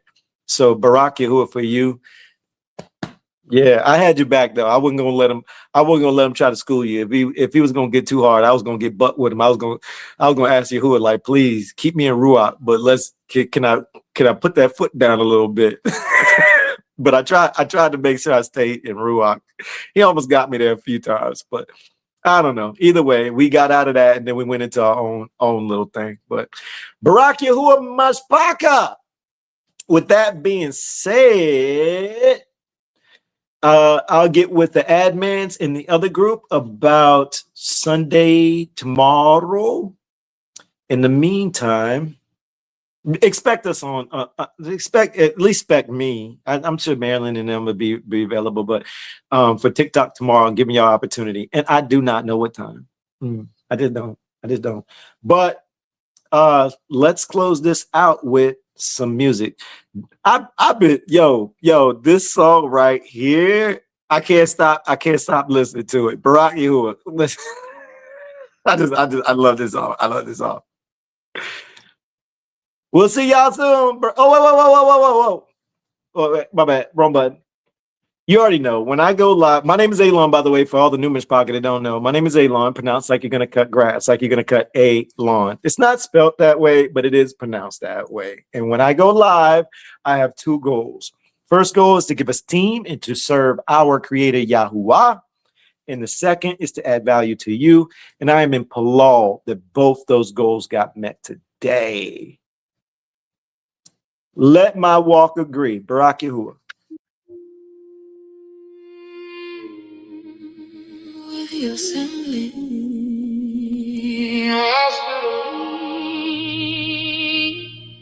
I asked you to lead, then outran what you said. I asked you to speak, then I spoke in your stead. Yahweh, let my walk agree.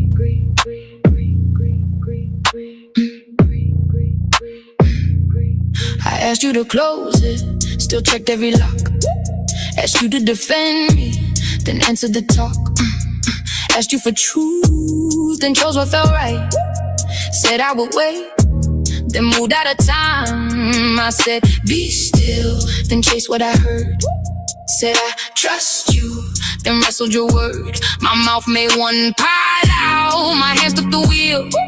I asked you to lead, then found what was real. Let my walk agree, the palette on my knees. Let my feet say yes to the truth, my mouth believe. I said lead the way, then I ran ahead. Yahuwah, let my walk agree with every word I said.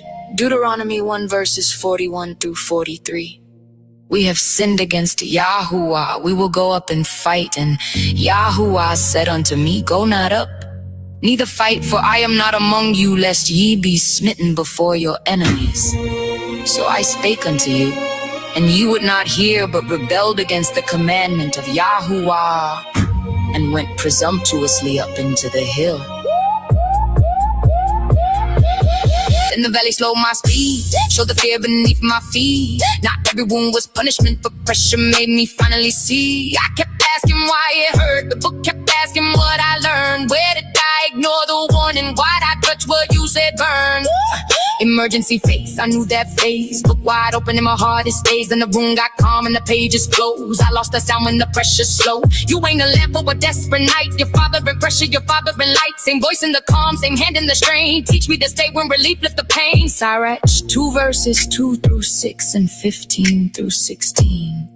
Set thy heart aright and constantly endure, and make not haste in time of trouble. Cleave unto him, and depart not away, that thou mayest be increased at thy last end. Whatsoever is brought upon thee, take cheerfully, and be patient when thou art changed to a lower state. For gold is tried in the fire, and acceptable men in the furnace of adversity. Believe in him, and he will help thee. Order thy way aright, and trust in him. They that fear Yahuwah will not disobey his word, and they that love him will keep his ways. We the assembly, don't waste the correction. Don't waste the correction. Let the wall answer. If you say guard it, let silence remain.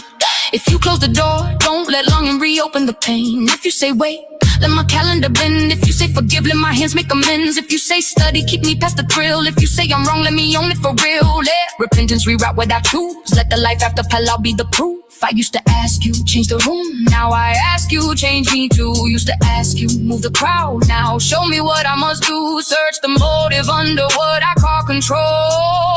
If the answer cuts my choice, let obedience make me whole. Joshua 1 verse 8. This book of the Torah shall not depart out of thy mouth, but thou shalt meditate therein day and night, that thou mayest observe to do according to all that is written therein. Matthew 7 verse 24. Whosoever heareth these sayings of mine and doeth them, I will liken him unto a wise man which built his house upon a rock.